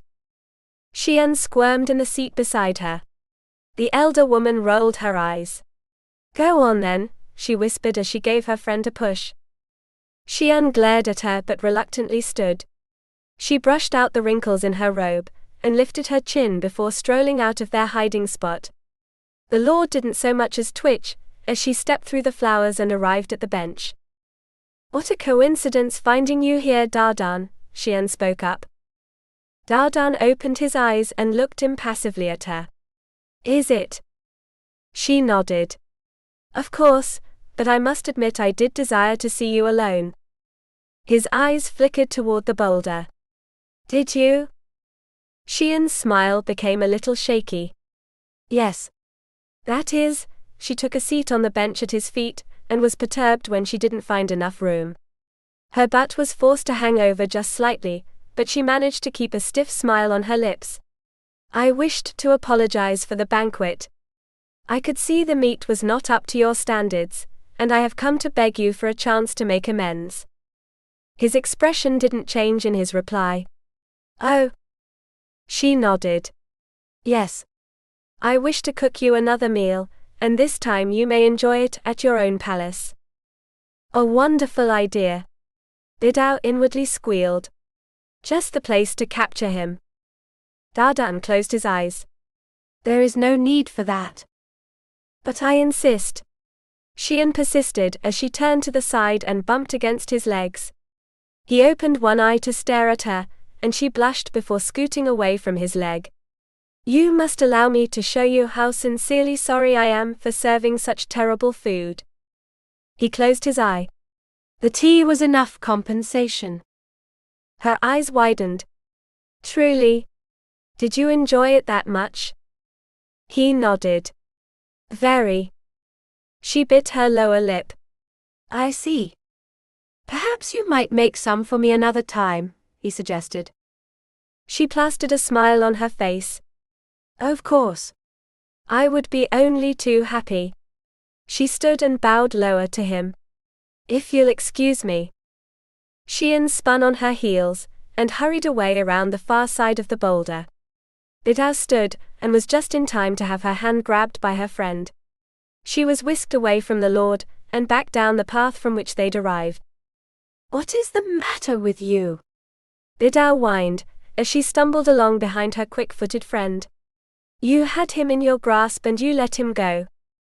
They had traveled far out of earshot of the lord, so Xian stopped with her back to her friend. She grasped the front of her robe. I cannot grant him his wish. Bidao lifted an eyebrow. Why not? Xian spun around, and revealed her discomfited expression. Because I did not make the tea. Her friend shrugged. Why does that matter? Have it made by your servant again. Xian shook her head. You do not understand. I do not know who made the tea. Bidao blinked at her. Come again. The young goddess paced the path in front of her companion, and threw up her arms. I cannot find the person who made the tea. Whoever it was is not a member of my household, nor can I find that anyone was in the kitchen that day to slip in that sweet flavoring. That is most mysterious, Bidao commented as she folded her arms over her chest. Mysterious and frustrating. Xian snapped as she stopped and balled her hands into quivering fists at her sides. She stomped her foot. It would be all he would desire too. Just my luck. Bidao sheepishly smiled. I suppose I failed you as your charm. Xian shut her eyes and let out a long, trembling breath. She opened them and pursed her lips. I must find who crafted that drink, and make them show me how they did it. She grabbed her friend's hand and tugged her down the walk. We must hurry before Dardan's taste for the tea grows cold. Chapter 18. Here you are, Anna, Ariane announced as she set a binder and a charcoal pencil on the table in front of me. It was a few days after the incident with Lady Xian and her friend, and I was glad to put those memories behind me. Another warm sunny day shone outside the windows of my quaint hall, and my friend stood over me with furtive eyes. A smile spread across my lips as I opened the binder, and revealed a thick stack of papers. Their sizes were slightly mismatched, but I brushed a hand gently over the rough edges. You made this yourself, didn't you? I raised my eyes to my friend and found her blushing. Why, yes. The way you described your old journal, I knew nothing like this could be found in the heavens, so I thought I would make it by hand. She bit her lower lip. Is it all right? I stood and wrapped her in a tight hug. She stiffened for a moment before softening. I drew us to arm's length, and had trouble keeping tears out of my eyes. It's perfect. Her face beamed and her cheeks reddened. I'm so glad to hear that. It's so perfect, I mused as I scooped up pencil and paper and hugged them against myself, that I'm going to try them out right now. Would you like me to go with you? She offered. I laughed and shook my head. It wouldn't be very exciting for you to watch me draw, but I promise to show you what I come up with.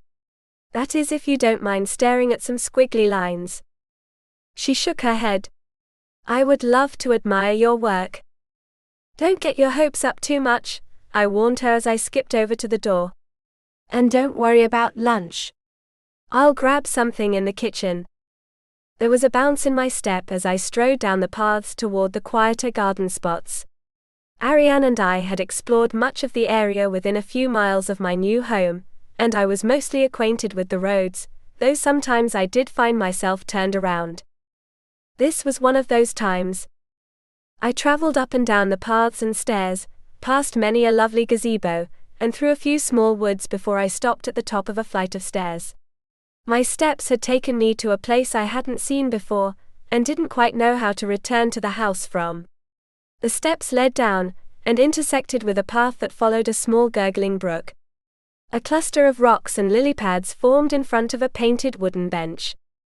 My heart leaped at the beautiful scene, as did my artistic impulse. I hurried down the steps and past the shading tree, to sit on the grass in front of the bench.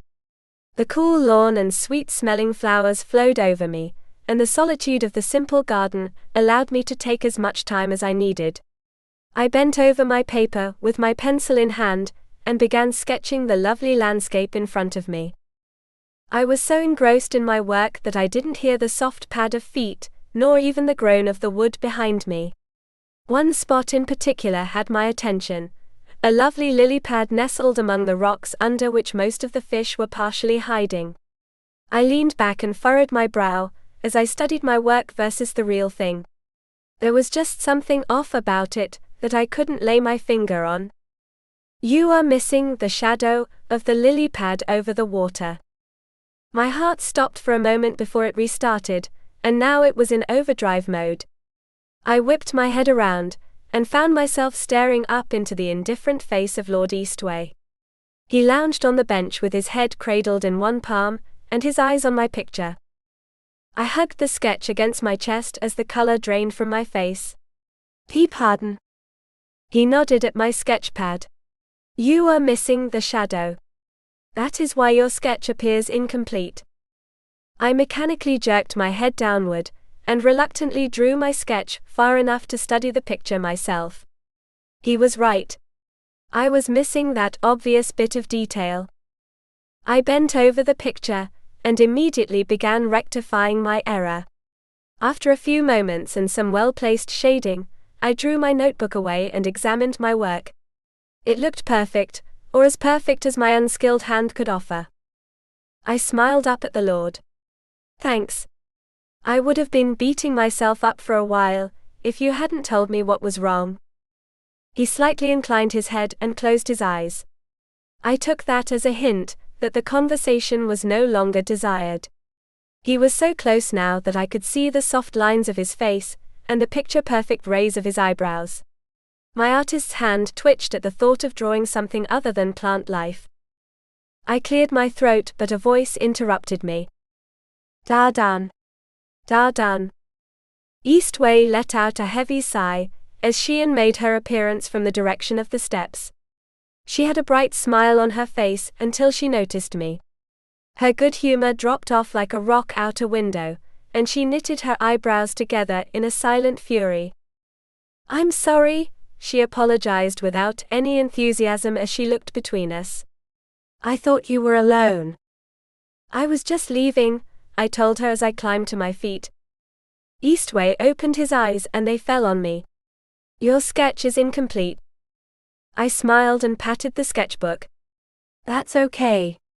It's not very good, anyway. Do you sketch? Xian wondered, as her gaze invariably fell on my book. A little, I admitted as I looked for a way out of there. There was a narrow grassy path between the boulder and the stream. She held out her hand to me. Please allow me to see it. I clutched the book against my chest and shook my head. You really don't have to be so polite. It's not a very good sketch at all. Allow me to be the judge of that, Xian insisted as she strode up to me. She tried to grab the book, but I tucked it behind my back. The other goddess tried to snatch it again, but ended up pushing her body against mine. I lost my balance, and my eyes widened as I fell backward toward the narrow waterway. Injury would have been the only result, if a soft red light hadn't surrounded me. I stiffened and looked about myself in shock. The light suspended me, just above the mouth of the waterway. Bright red sparkles floated around me, and a soft warmth enveloped my person. I looked at Eastwei and saw that his unoccupied left hand was raised, and the same reddish glow emanated from his two longest fingers. He drew his fingers to his right, and the light floated me in that direction. The magic glided me over to the grass on the opposite side of the bench from Xian, and set me on my butt. I stared dumbly with my sketchbook clutched against my chest as the glow vanished and the warmth faded. Be more mindful of your surroundings, Eastwei scolded me. I eased myself onto my shaky feet and nodded. Why yeah. If you'll excuse me. I hurried off without waiting for a reply. I must have still had quite the look on my face when I finally made it back to my little hall, because Ariane greeted me, with a worried expression on hers. Are you well? She asked me as she grasped my arm. I managed a stiff smile. I'm fine. I just had you didn't quite have an accident, my inner thoughts reminded me. I just had a run-in with Xian and Eastwei, that's all. Her eyebrows shot up. You did? What happened? I laughed. I almost fell into one of the streams. Fortunately, Eastwei caught me with his magic. At least I think that's what he did. Ariane's eyes grew as big as my sketchbook. You witnessed him use his magic? I blinked at her. Yeah, why? Doesn't he use it as often as anyone else? She slowly shook her head. Not at all. Indeed, it is a very rare occasion to see him use even the slightest hint of magic, and he has not used any great strength in tens of thousands of years. My mouth slowly dropped open. That's a long time even for you guys, right? A very long time. Why doesn't he use his magic? I wondered. He conserves his magic, in case an emergency should arise. A snort escaped me. Then I'm glad he used it for my emergency, but now that you told me what it's for, I feel a little guilty. Well, it was only a little bit of his magic, she pointed out. Perhaps he will not even notice. Yeah, I agreed as I looked down at myself. It hardly seemed to even bother him moving me like that. That is because you are very light, Ariane complimented me as she looked down at my book. But did you get a chance to draw? My eyes lit up, and I nodded. Yeah. It's just a little sketch though. I opened to the first page. Her mouth fell open. That is wonderful. You have a great talent. I blushed and closed the book.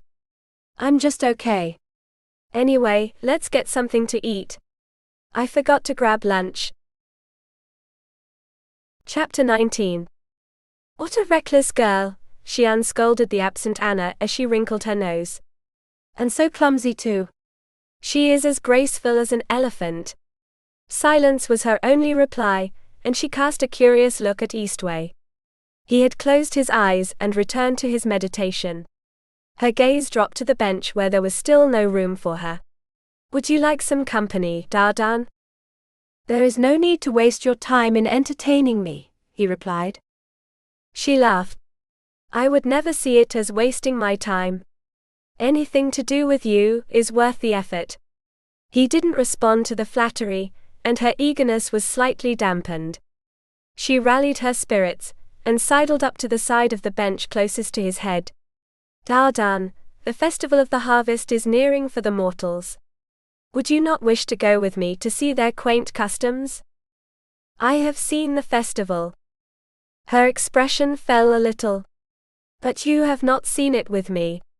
You would surely enjoy it more for that matter alone. I would rather remain here. Xian tightened her hands into fists, but managed to control her outward irritation. She smiled and nodded. Very well. Then I bid you good day. He inclined his head, as he had done with Anna. Xian grasped her hands together in front of her, and left him. Her steps were quicker than she intended, but she was glad to be away before her temper got the better of her. She rounded a corner of a building further down the path that followed the brook, and nearly crashed into another walker. My goodness, Lady Xian, Prince Yuxia mused as he caught her arms to keep them both steady. What brings you so swiftly in this direction? She plastered a smile on her face and shook her head. No reason, Your Highness. I was merely lost in thought, that's all. What thoughts could bother such a beauty, he teased. Just some matters of the palaces, she lied as she shrugged out of his grip. If you'll excuse me. She swept past him and soon disappeared down the road. Palace matters indeed, he mused as he watched her leave and took a few steps backward to stare down the path she had come. He glimpsed the reclining figure of Dardan on the bench. Or perhaps other matters. Your Highness. The call came from Yuxia's left, and he turned to face the oncoming threat. That of Lord Pampir. The pompous man was nearly out of breath when he reached the prince. I have an urgent matter to discuss with you. Yuxia lifted an eyebrow but nodded. Very well. Pampir looked about them and pursed his lips. Perhaps in some place more private. Yuxia gestured to a gazebo, situated in a corner of the corner, over a nearby bridge. Pampir nodded, and together the pair moved over to the quiet and secluded spot. The nobleman plopped himself down on one of the stools, while Yuxia calmly took a seat opposite him. Pampir leaned toward him and lowered his voice to a whisper. The matter concerns that woman. Yuxia lifted an eyebrow. Are you referring to Lady Roberts? The other man scoffed. Lady? She is no more a lady than I. The corners of the prince's lips twitched upward. Would you like your title changed? Certainly not. Pampir snapped as he leaned away. And I would prefer that you not take this matter lightly. You would have to tell me the matter so I may know how to take it, Yuxia pointed out. He lifted his chin. Then you shall. I have it on good authority that Lady Roberts attempted to start a fight with Lady Xian and Lady Bidao the other day. Yuxia lifted an eyebrow. Oh. This is the first I have heard of the matter. Pampir bobbed his head. And yet I tell you it is true. The young prince told me himself that the woman was involved in an altercation with the two ladies. What exactly did he say? Yuxia inquired. The lord cleared his throat. The young prince informed me that the ladies had been speaking with one of the children, when Lady Roberts came over and swept the child away. Eustwei lifted an eyebrow. Lady Xian and Lady Bidao were speaking with a child? That is rather unlike them, is it not? I know for a fact that Lady Bidao herself is not fond of children. Pampier sputtered a little. Why yes, well, perhaps that is not how the story unfolded, but Lady Roberts still argued with the two ladies, and that is unacceptable. A sly smile slipped onto Eustwei's lips. Would you like to be the one to step into the middle of such an argument? The color drained from the Lord's face. Well, that is. Perhaps we should let them manage their own affairs unless words should come to blows, Eustwei suggested as he stood.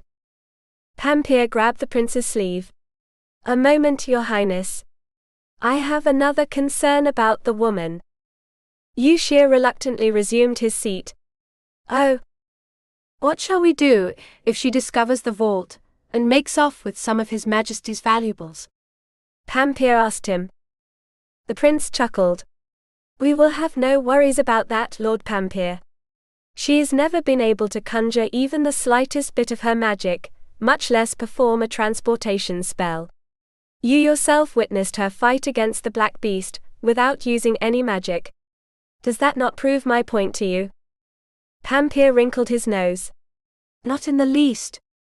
Does it not strike you as odd that she has not shown her powers after such a time, and under your tutelage no less? Even a child would have shown some promise by now. Eustwei stood again, and this time he stepped out of reach of his companion. Perhaps it is because she has begun her education so late. I myself cannot recall anyone beginning their magic training at such an advanced age, can you? The Lord shook his head. No, I cannot. Then we are in uncharted territory and should grant her some leeway, the prince insisted as he walked down the path. Pampier stood and bowed his head. As you say, Your Highness. Am I not a little worried myself? Eustwei wondered as he left behind the worried man and strolled through the city. Surely she must have some abilities granted by the fruit. No other but one has been such an exception. Chapter 20. Another sunny day. Another light breeze tickled my cheeks. Another failed effort at conjuring magic. Why won't this work? I grumbled as I looked down at my hands that lay in my crossed legs. The comfortable grass did little to alleviate my irritation. I waved my hands as I had done that day in Xian's palace, but the sparkles didn't pop out. Come on. You've done it before. Why not now?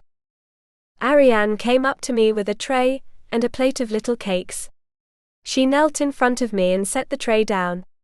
Perhaps you have not found the purpose to your magic. I blinked at her. What do you mean? She bowed her head and shrugged. It is only something my father said, as he taught my brother his magic. A smile danced across her lips. My brother is rather, unfocused in his studies. He would always rather go out and play among the forests than sit and meditate. When he did try to train, nothing would come out and he gave up altogether. So how'd your dad fix that? I wondered. She set her hands on top of each other over her bent knees and chuckled. Well, first he tried beating him. My face drooped. And then he tried sealing him in the caves, but he escaped. Does this story have a happy ending? I wondered. Her eyes danced with mirth at the recollection of the fond memories. Oh yes. You see, our father realized that my brother needed a purpose for his magic. My brother had no use for magic, when he could use his strength to master anyone who tried to fight him, even without being able to transform, so one day our father challenged him to a fight. And she chuckled. My brother lost very badly. He swore he would best our father in the next bout, and my father told him he would never win without magic. My brother challenged my father then and there to a rematch, and during the sparring they grew rather violent. I could just imagine two burly men jousting it out with fists. My brother was knocked down, and my father stood over him to give the winning blow when my brother suddenly transformed. And won? I guessed. Ariane burst out laughing and shook her head. Oh no. Our father thrashed him, but my brother could now see the usefulness of his magic, and he began his magic training in earnest. Now he is strong enough to almost overcome our father. Usefulness, I murmured as I looked down at the platter. Ariane noticed where my attention lay, and held up the plate. Would you like some? I just fetched them from the kitchen. What are they? I asked her as I plucked one from the stack, and turned it over in front of my face. A sweet cake filled with fruits. I made them myself. I stiffened, and my eyes lit up as a thought struck me. That's it, I exclaimed as I jumped to my feet. Ariane climbed up after me, with a confused expression on her face. What is? I grabbed her hand and tugged her toward the archway. Maybe I might have found out how I can use my magic. We hurried through the streets, catching the attention of many along the way. Most were curious, some snobbish, and others even followed us a short distance before thinking better of it. We passed a few children, who stared at us with even greater curiosity before scampering away. We reached the kitchen, and I was glad to find it was empty. I released my friend, and hurried over to one of the workstations. All manner of bowls, spoons, spatulas and more were to be found, and I quickly dug out a large bowl and some measuring spoons. I stood over all the supplies and completely ignored them, as I focused all my attention on my hands which I held up in front of me. All right, magic, we don't know each other very well, but you and I both know this is what I want to do. I wiggled my fingers and waited for that barely familiar spark of warmth that I'd felt that one day. Come on. I know you can do this. Just work with me this once, please. My eyes lit up as a soft twinkle of silver sparkles floated out of my fingertips. Ariane gasped. You can conjure magic. Let's hope it's the right kind, I replied as I positioned my hands as I had seen the cooks do. I focused all my thoughts on one single familiar and delicious object, and moved my hands in the same smooth motion. My silver magic sparkled brighter and danced off my fingers in transparent threads. The wisps danced about one another and sparkled like the stars, crafting something in the very center of their dance. A thin rectangular brown bar appeared in front of me. My heart pounded in my chest as I held out my hands with my palms up. The light faded, and the bar dropped into my waiting palms. Ariane leaned in and studied my creation. It smells sweet. Is it a treat of some kind?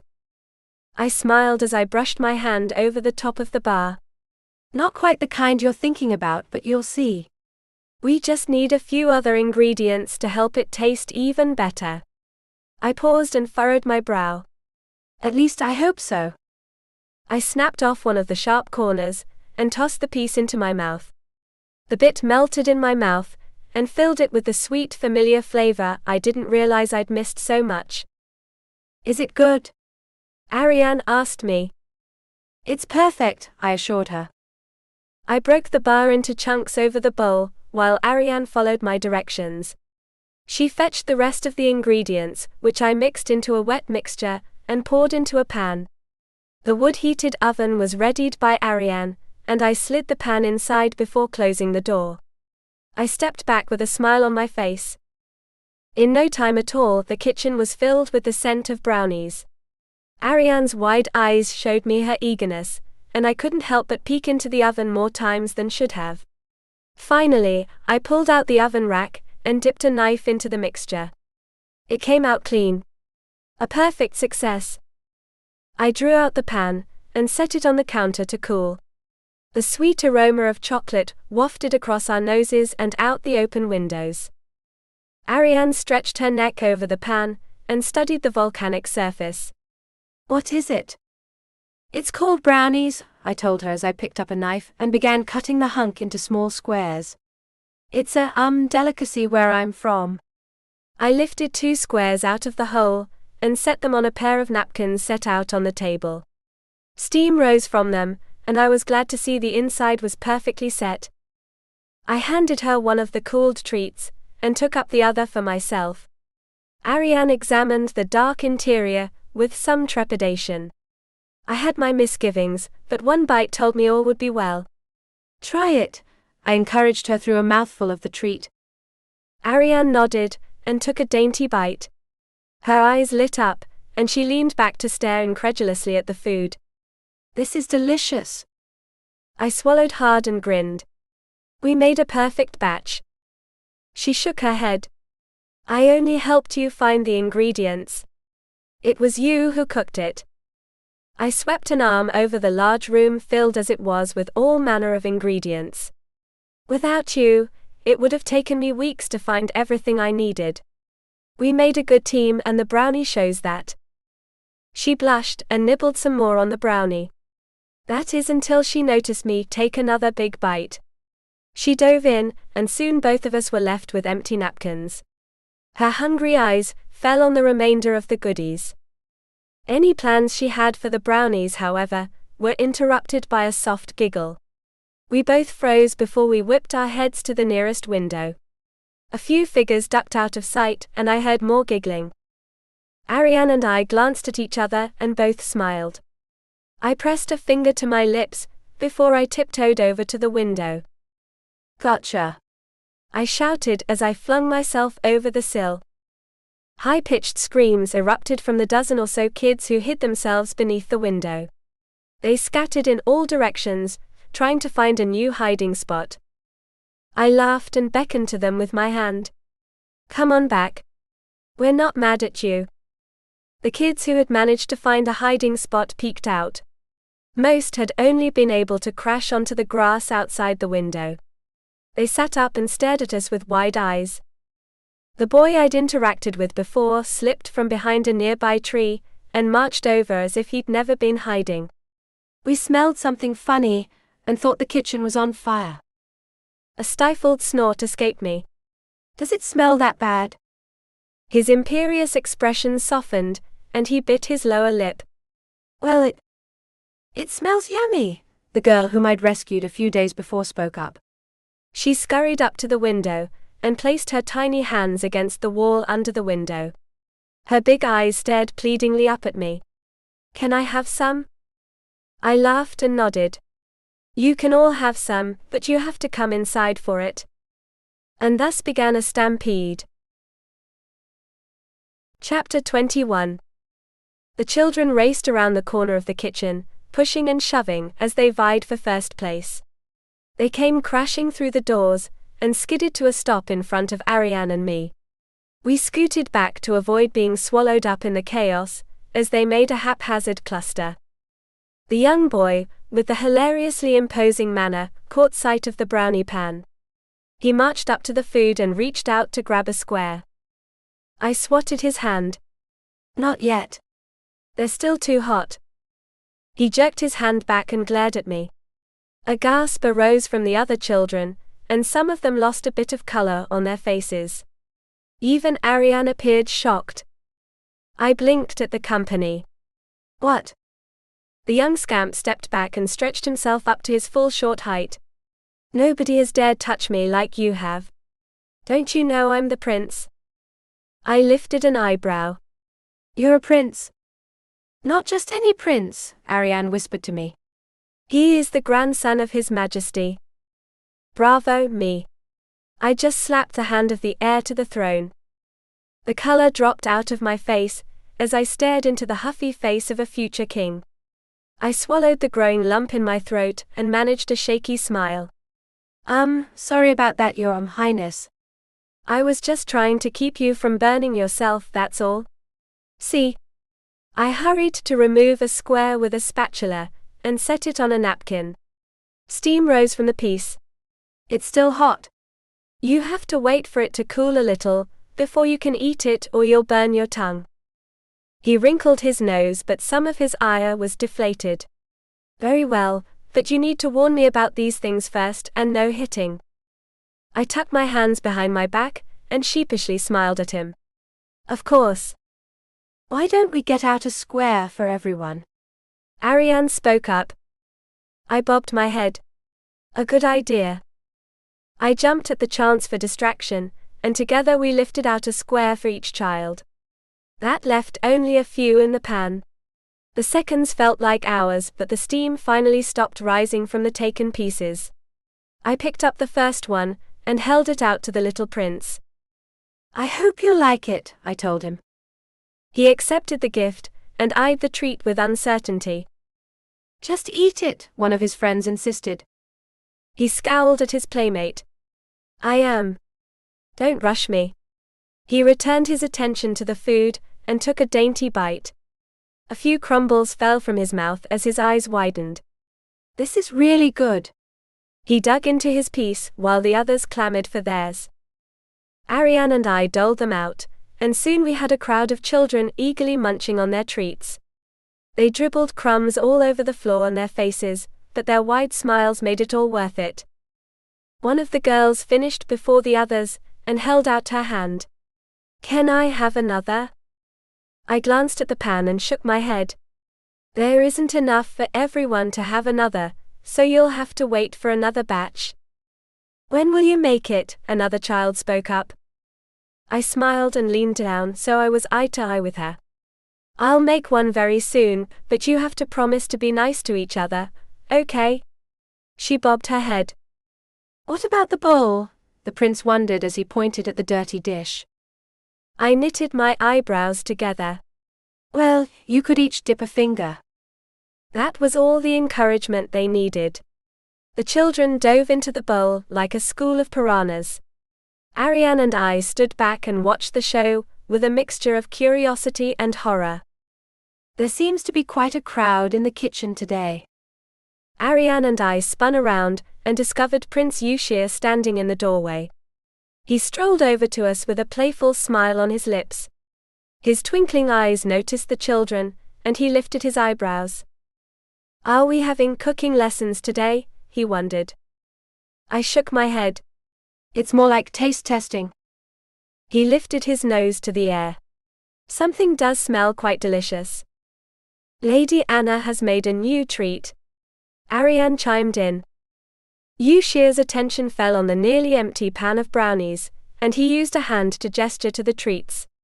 "May I?" My eyes lit up. "Oh, of course." I scooted over to the pan, and plopped a square onto a napkin before handing it to him. The prince bowed his head as he accepted the treat. He studied the strange spongy texture before lifting the treat to his nose. "This smells very sweet and bitter." "And you made this?" I nodded at Ariane. Ariane and I did. "From ingredients in the kitchen?" I shook my head. "I used my magic." His eyebrows shot up and his smile warmed, but I detected a faint strain at the corners of his mouth. "You did?" "That is wonderful news. It means our lessons have not only not gone to waste, but that you truly do belong to the Heaven clan." I blinked at him. "Why's that?" "Only those granted the gift of creation magic can be counted among that number," he explained as he studied the treat. "However did you think of making such an item?"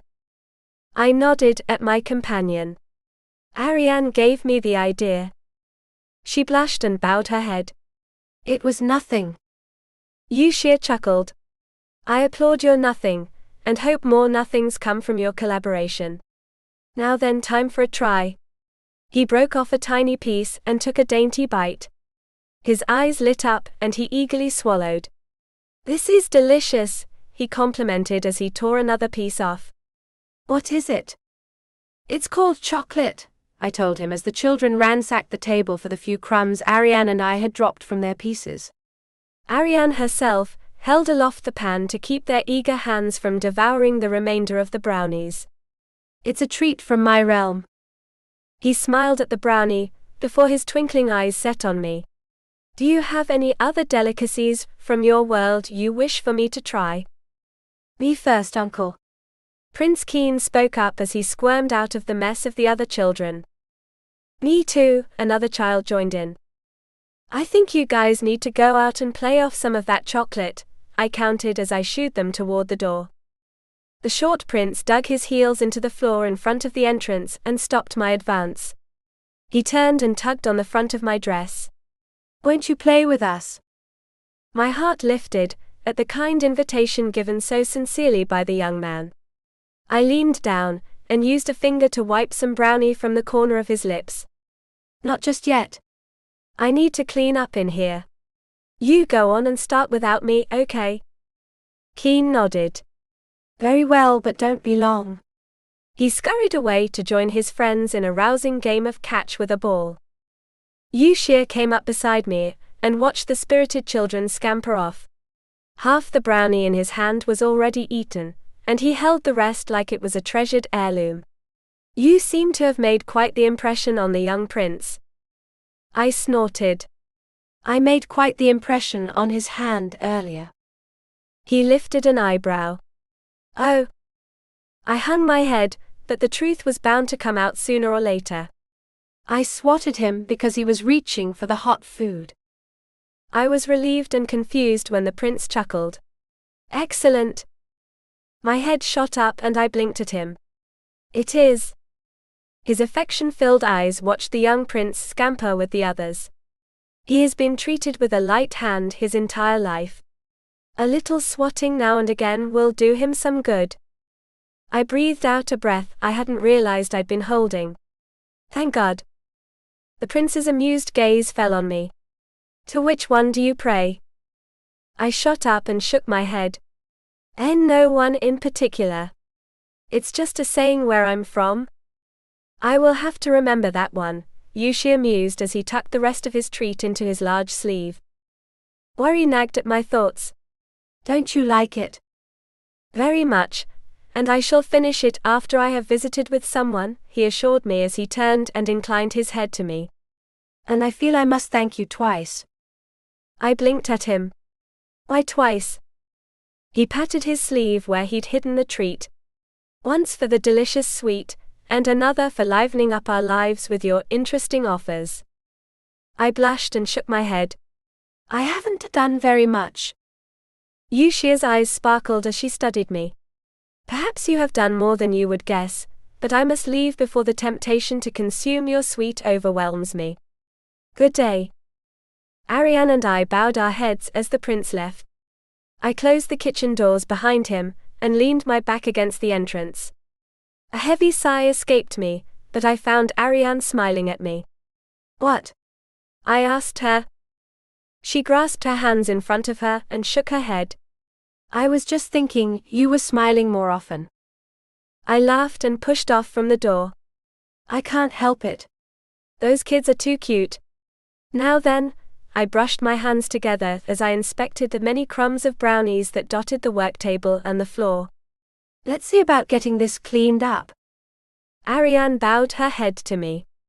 Allow me to do it. You can join the children in their fun. I clapped a hand on her shoulder and led her toward our workstation. I'm not letting you deal with all this mess alone. Now no more arguing and let's get started. Chapter 22. Eastwei hurried on his way, and a wicked smile lay on his lips. His footsteps pointed toward the general direction of the palace of His Majesty, but he ran into trouble along the main thoroughfare, or rather, trouble ran into him. The screams ahead of him were the first sign of something amiss. A half-dozen goddesses scurried past him with frightened looks on their faces. They glanced over their shoulders down the street, and Eastwei followed their gaze. The slim figure of Lord Kang could be seen strolling down the walkway. He had an oblivious smile on his face, as he bowed his head to those terrified onlookers who quivered on the sidelines. The beast who had pretended to attack Anna trotted at his side, its tongue lolling out one side of its mouth. Men and women alike skirted around the pair, and one of the gods even marched up to Kang. What are you doing with that beast here? He snapped as he stabbed a finger at the animal. You have your stables in the outskirts where you can walk them. Kang's smile didn't falter even a fraction of an inch, as he patted the top of his animal's head. Mew here has grown tired of the view from the stables, so I decided to take him for a walk around here. Surely you don't object? Oh, of course I object, the other god sputtered as he swept an arm over the area. You are frightening everyone with your selfish action. Is there a problem here? Yuxia chimed in as he strolled up to the pair. The men both bowed their heads to the prince, before the irritated one waved a hand at Kang. This fool has brought his pet to wander the streets without any care for the rest of us. Kang draped an arm over his pet's back and leaned against the creature. There really is no need to worry. Mew here is completely harmless. Aren't you, Mew? The creature opened its mouth in a yawn and revealed its many sharp teeth.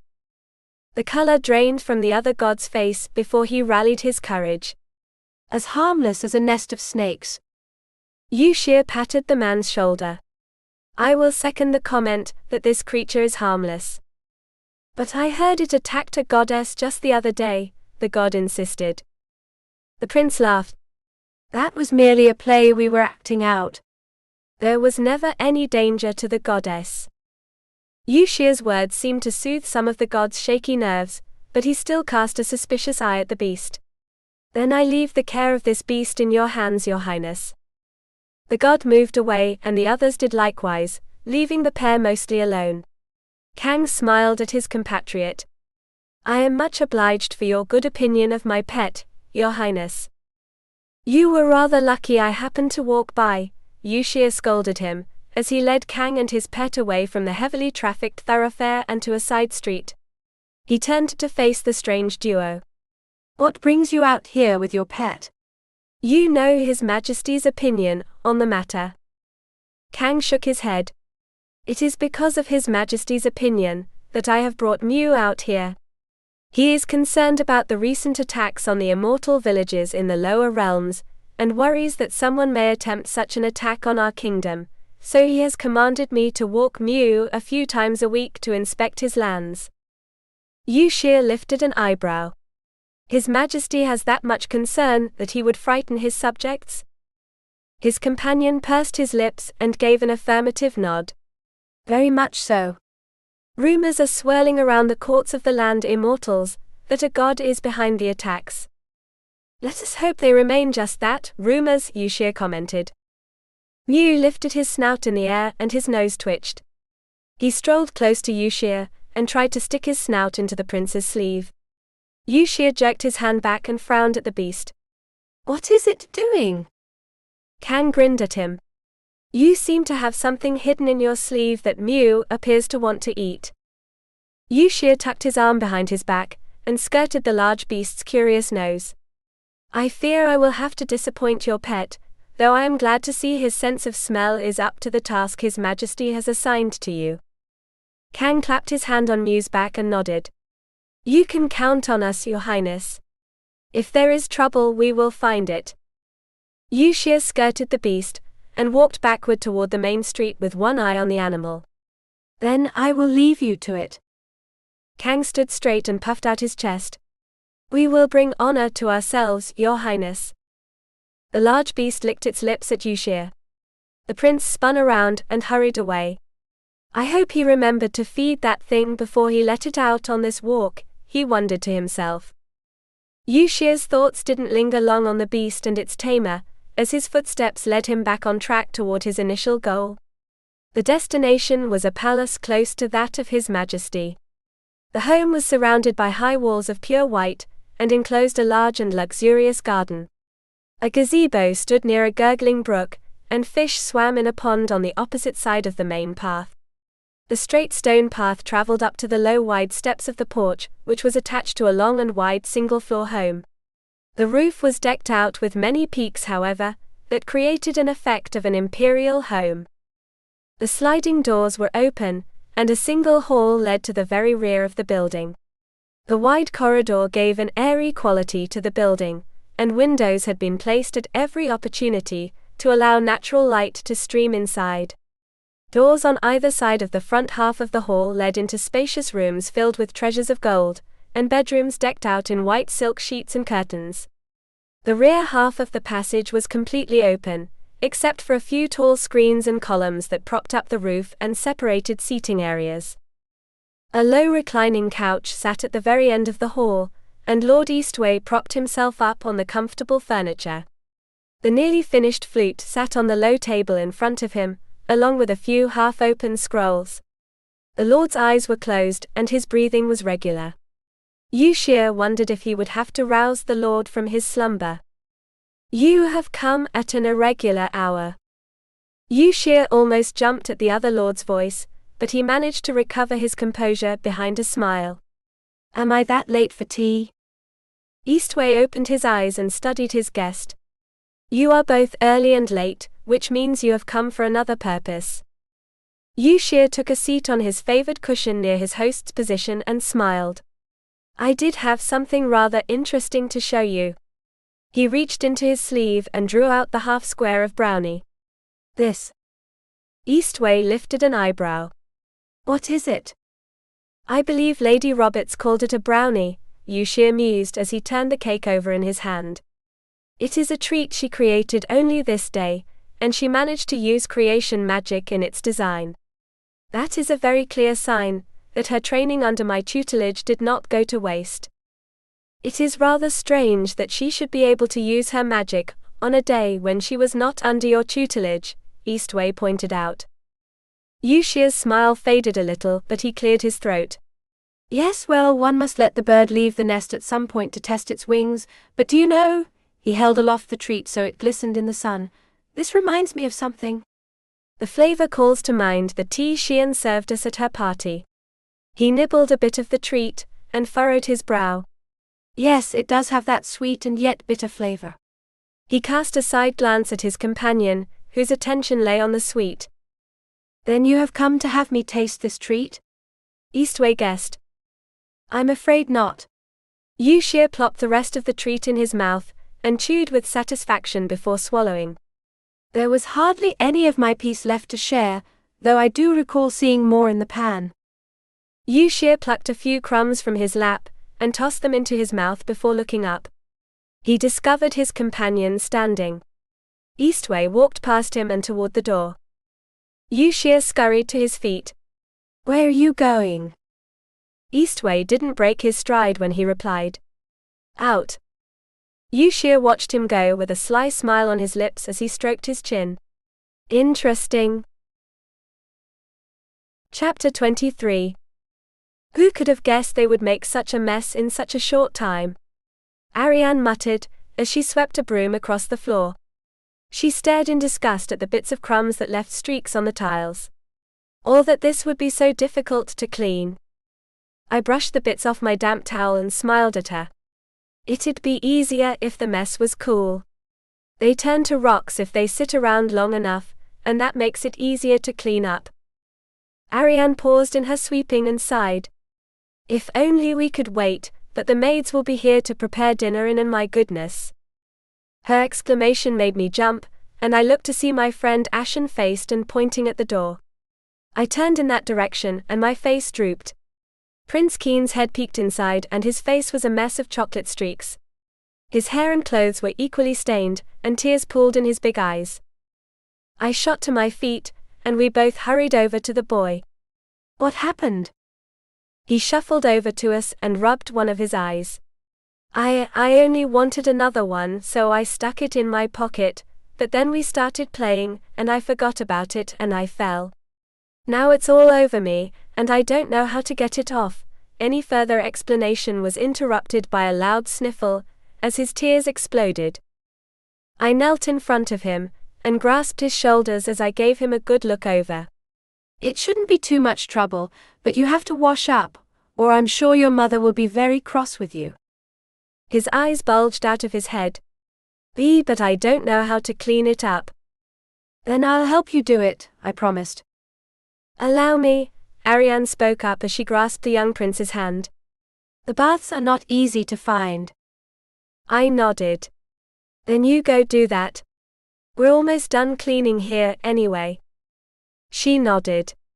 I will return as soon as I am able. I smiled and shook my head. It's fine. I'll get this finished in no time, and see you at the hall. Ariane hesitated, but I snatched the broom from her, and playfully swept the brushes against the bottom of her robes. Go on. I'll be there in a few minutes, I promise. She smiled and nodded, before she turned her attention to the little prince. "Come along now, Your Highness. We'll get you cleaned up in no time." He nodded, and allowed himself to be led away. I sighed and shook my head, before returning to the task at hand. As I soon discovered, my optimistic words didn't match the chore before me. There really were a lot of crumbs, and they had rolled and been kicked in all the tight places. I dropped to my hands and knees, and crawled under one of the nearby workstations where I discovered a litter of crumbs. I had been under there only a few moments, when I heard the pitter-patter of small feet. I popped my head up, and was just in time to watch a half-dozen children escape out the nearest window. Fear struck my heart, and I whipped my head about to look at the brownie pan. It was empty. They'd even taken most of the crumbs. A smile touched my lips as I resumed my work under the table, with my trusty rag in hand. "At least that'll be easy to clean," I murmured. I was deep in my work when I heard another soft step of gentle shoes. A snort escaped me. "You're too late, it's all gone." The footsteps stopped close beside me and I frowned when no response came. I drew my head out from under the table, and looked up at my guest. "I said all the..." I found myself staring into the impassive face of Lord Eastwei. My heart dropped into my stomach, and I clutched my rag against myself. I stood there in a dumb stupor, my mouth agape and my eyes as wide as saucers. He nodded at my chest. "You are soiling yourself." I dropped my gaze to my chest, and discovered that I'd clutched the wet rag so tightly against myself that the front of my clothing was indeed damp. My cheeks turned a nice shade of red, and I wrenched the rag away from me, showing off the damp area it had created. I spun around to face away from him, and snatched a dry towel which I furiously patted against myself. Meanwhile, the Lord sauntered over to my workstation with his usual cat-like grace, and his eyes settled on the empty pan. "You have no more?" I blinked at the pan, and the man for a moment before I understood his meaning. No, I'm afraid not. That is, not today. I might make more tomorrow." I detected the faintest hint of emotion. Did you want me to save you one?" He lifted his eyes to stare straight ahead. "If you feel you must." I smiled and shook my head. "It wouldn't be any problem." "Did you want me to have Ariane deliver it to you later?" "No need," he assured me as he turned away and toward the door. "I will get it myself." And with that, he strolled out of the kitchen. I stood there staring dumbly at where he'd gone. My mind was a flurry of questions. Why had he come here? How did he learn about the brownies? Was he really coming back tomorrow? A lump formed in my throat. The former ruler of the world wanted to taste my brownies. I took a deep breath, and let it out. No pressure. He wasn't the ruler of the world anymore, and besides, maybe he wouldn't really show up. Or maybe he would. The question nagged my thoughts as I finished cleaning up. I walked home in a daze, my mind still abuzz with what had happened at the end of my brownie adventure. My thoughts must have been written in my posture, because Ariane met me halfway down my garden path with a worried expression on her face. "Are you well?" she asked me as she looked me over. I shook myself out of my reverie and smiled at her. "I'm fine." "Why?" She leaned back and looked me over. "You look distracted." I laughed and shook my head. "It's nothing. Anyway, did you get the prince all cleaned up?" Ariane perked up and bobbed her head. "Oh yes." The brownie came right off, though the clothes took more cleaning than I had hoped. I grinned as we strolled down the path together toward the house. "We'll have to remind him not to put it into his pocket tomorrow." She stopped and lifted an eyebrow. "Tomorrow?" I turned to face her and nodded. "Yeah. I was going to make some more tomorrow." "Why? Is something wrong?" "Tomorrow the kitchen is being used by Lady Fan for her cooking class." My face fell. "All day?" She nodded. "All day. We won't have a chance to make anything until the day after." She tilted her head to one side and studied my face. Is something wrong? I cleared my throat and managed a smile. No, it's nothing. I guess I was just looking forward to using my magic again. She returned my smile with one of her own. I'm sure you will have a chance the day after. But would I have another chance to see Lord Eastwei? And why did I care so much if I did? Lady Roberts. Oh, Lady Roberts.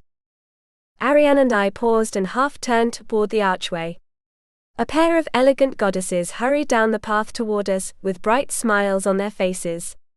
They stopped and bowed their heads to me. Thank you so much for treating my little girl, one of the women complimented me. I blinked at her before realization struck.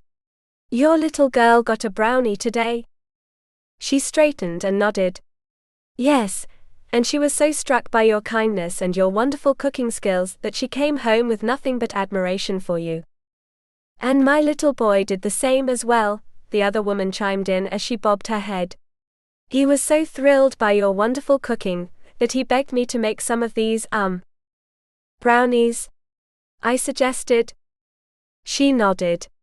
Yes, that is what he said, but I told him I had no idea how to cook them. You wouldn't wish to tell us our recipe, would you? The first parent wondered. I bit my lower lip. It's not that I don't want to, it's just that, well. She conjured the main ingredient from magic, Ariane spoke up. The women's faces became downcast. Oh, I see, the first one replied before she managed to smile again. Well, then I will have to plead with you to make some more, when you have the time. I nodded. I'll be sure to do that, and make sure the kids get some. The second one clapped her hands. Wonderful. Thank you so much, and have a good day. They bowed their heads and scuttled off. I turned to Ariane with surprise written all over my face. I never thought anyone would care that much about brownies to visit me. She smiled and nodded. Of course they would. They're delicious. We will have to make a double batch, the day after tomorrow. I nodded, as I followed her into the house. The day after tomorrow. Chapter 24. Have you heard of this vulgar new treat that strange mortal has conjured up? The question came from Lady Biddau, as she lounged on her side under the portico roof of Lady Xian's home.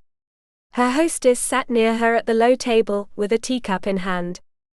Xian paused in her drinking and wrinkled her nose. You mean what those children are talking about? I am surprised you care what those brats talk about. Biddau plucked a loose string from the cushion beneath her and scoffed. I do not care a jot for those brats, but their mothers have done nothing but talk about it since yesterday. I heard that 2 of them even visited her home yesterday, to plead with her for the recipe, and do you know what?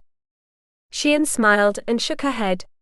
I do not know, until you tell me. Biddau sat up with a look of disgust written on her face. She refused them. Her hostess lifted an eyebrow. Why? Biddau fell back on the cushions and shrugged. Who knows? Perhaps she desires to keep such a prized treat to herself, and seek favors from their parents. Even the young prince himself is gushing about the treat. Xian took a sip of her tea, and patted the cushion beside her. Let them gush. We shall be above the fray, and not seek them at all. A sly smile slipped onto Biddau's lips, as she slid over to her hostess and took up her cup. Shall we occupy our time with more pleasant thoughts? Such as those about Lord Eastwei? Xian grinned. A wonderful idea. Perhaps we might go visit him today? It has been some time since you saw him last, Biddau suggested. Xian stared ahead and furrowed her brow. But I have no reason to speak with him. No reason? What about the twilight fair that is drawing near? Biddau suggested. You are to be in charge of the decorations, are you not? Xian nodded. I am. And should his palace not be properly decorated? Xian laughed and set down her cup. You are as devious as you are beautiful. A wonderful compliment. Bidao agreed as they both stood and hurried down the path. Their feet took them to the abode of the great lord, but they were greeted not by his stoic face, but that of his manservant. The servant was about 30 years old in appearance, with a bright, eager face and a lithe form. He wore plain robes of light blue over white, and greeted them with a bright smile. "Good afternoon, my ladies. How may I help you?" "Good afternoon, Puran," Xian returned as she looked past him at the closed doors to the palace. "Is your master at home?" Puran shook his head. "I'm afraid not, Lady Xian. He has just left for the kitchens." Bidao snorted. "The kitchens? Has your master taken up the art of cooking as well as flute making?" Puran shook his head. "I'm not sure, Lady Bidao. I only know he has gone there." Bidao grabbed her friend's hand. "Then we shall see if we might try some of his cooking before the others in Lady Fan's class get all the good morsels. Good day, Puran." He bowed his head. "Good day, my ladies." The pair hurried out of the palace grounds, and down the many streets to the kitchen. They found the place a cluster of activity, as Lady Fan instructed the maids and a few of the ladies on how to cook a few scrumptious meals. Their target, however, was nowhere to be found. Bidao hurried up to Lady Fan, and bowed her head to the teacher. "Good afternoon, and my apologies for disrupting your class, but have you seen Lord Eastwei recently?" Lady Fan smiled and nodded. "Of course. He was just here not more than a minute ago, inquiring as to the students." The Lord seemed rather disappointed that someone was missing among the number. "Who?" Xian asked her. "Why, that new goddess who dropped into his garden," Fan told them with a wink. If I didn't know any better, I'd say he was slightly smitten with her.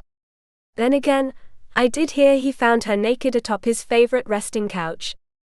Bidao noticed that her companion's smile had taken on a stiff quality at the corners, and so she quickened the conversation. "I did hear something of the sort. Do you know where he went?" Lady Fan shook her head. "I'm afraid not." Bidao bowed her head.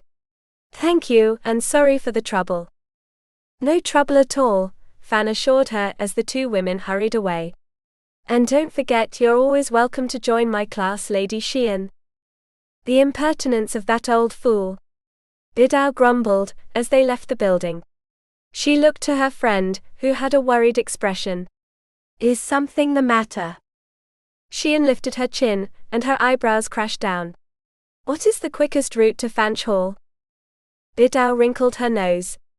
"Why ever would you want to go there?" "Never mind, I will find it myself." Xian rushed off in the direction of the mentioned hall. "Wait a moment," Bidao shouted as she hurried after her friend. Xian's heart pounded in her chest as she hurried down the streets toward the hoary hall.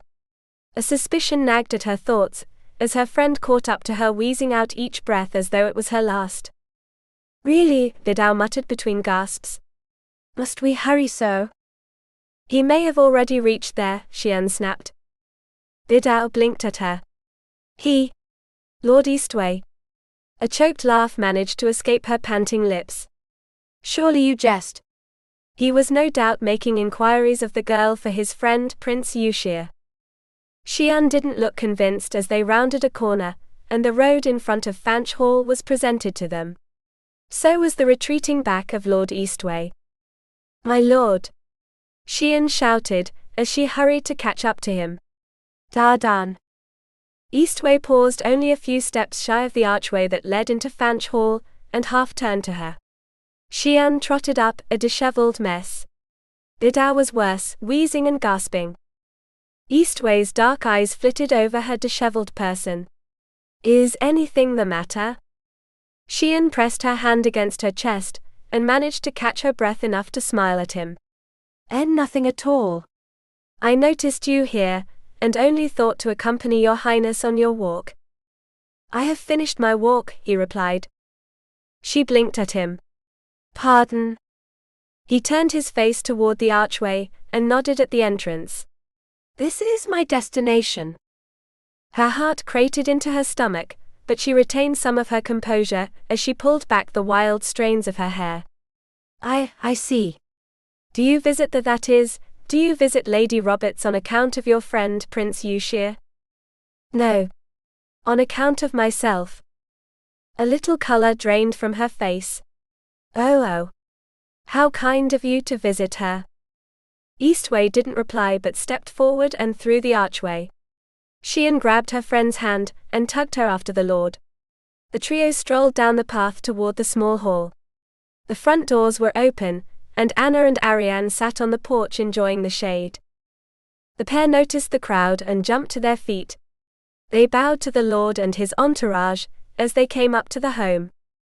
Good afternoon, Lord Eastwei," Anna stuttered as her hands fidgeted with each other in front of her. She noticed her nervous quirk and quickly tucked her hands behind her. "What are you doing here?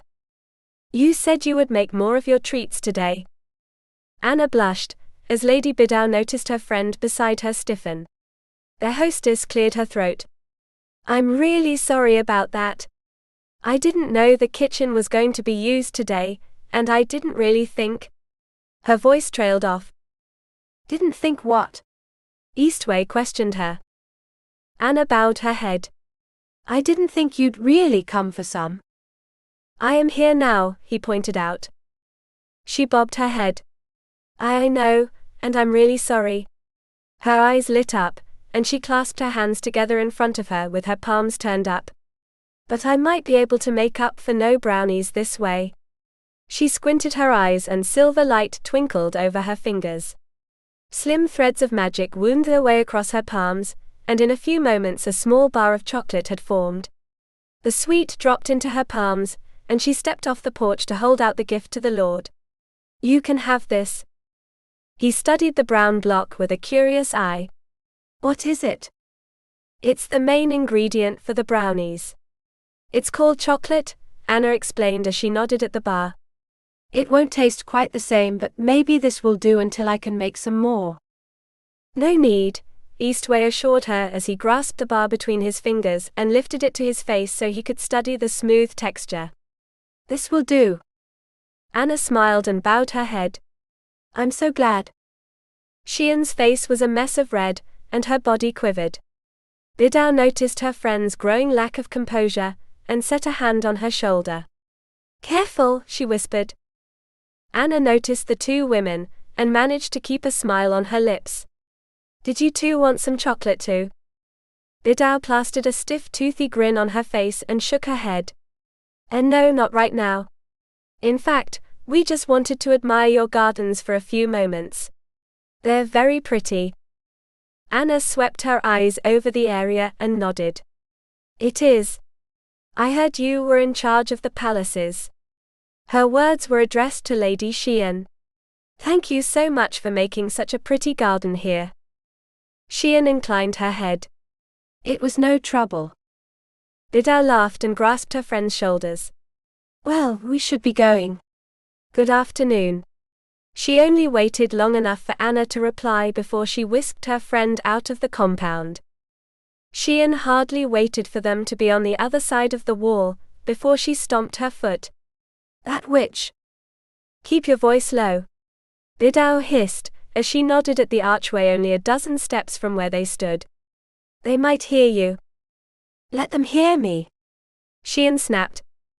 "Including Lord Eastwei." The mention of the lord dampened some of her ire, but not all of it. Xian's lips curled into a sneer as she glared ahead of them. If she thinks she can win his heart with such an ugly thing, then she is sorely mistaken. We shall see who he favors most. And with that proclamation, she stomped off with her friend following behind her. While Xian cursed her rival, Lord Eastwei had remained in the gardens. He studied the chocolate a moment, before giving one corner a gentle nibble. The lord drew the candy away and licked his lips. "This is quite good." Anna smiled and bowed her head to him. "Thank you, Your Highness. I'm glad you like it. If you need any more or would like some brownies, don't hesitate to ask." He inclined his head slightly before he tucked the food into his sleeve and left, leaving behind the curiosity of the occupants. Chapter 25. I still cannot believe Lord Eastwei came to see you. The squeal came from Ariane, as she sat at the table with me in my humble abode. I blushed and swatted her arm. You make it sound like he came to see me. All he wanted was some chocolate. But he hardly ever visits anyone, she insisted. I lifted an eyebrow. Why not? Lord Eastwei has few friends and even fewer whom he would consider close, she explained as she squirmed atop her mat. And he chose you to visit. I snorted and shook my head. You're reading too much into this. All he wanted was some food, and that was almost a week ago. I doubt he'll ever step foot in my gardens again. I clapped my hands and rubbed them together. Now then, what's there to do today? You could make more brownies for the children, Ariane suggested. The kitchen shouldn't be used for anything other than the meals. I furrowed my brow. I'm not so sure that's a good idea. I don't want the kids to think they need that stuff every other day. Lady Roberts. Lady Roberts. Speaking of the little demons. Ariane and I didn't even have a chance to stand before a herd of a half-dozen children scurried through the open doors. The little prince himself was in the lead, and the loudest among them as he ran up to me and grabbed my hand. You didn't play with us the other day, he scolded me as he tugged on my hand. So you must play with us now. I set my hand atop his and laughed.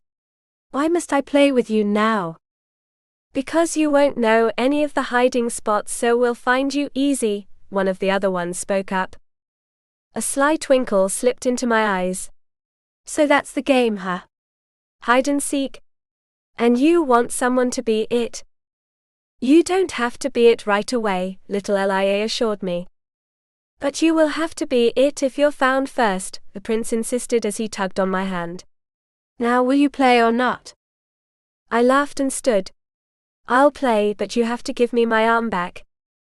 After we get to the forest, he promised as he pulled me out of the house. The forest was a quaint little grove of trees with a stone path through the center.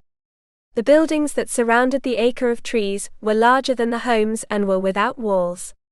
I noticed one of them was a bathhouse, where Ariane undoubtedly would have taken the young prince for his chocolate cleaning. As promised, Keen released my hand after we arrived and turned to face me.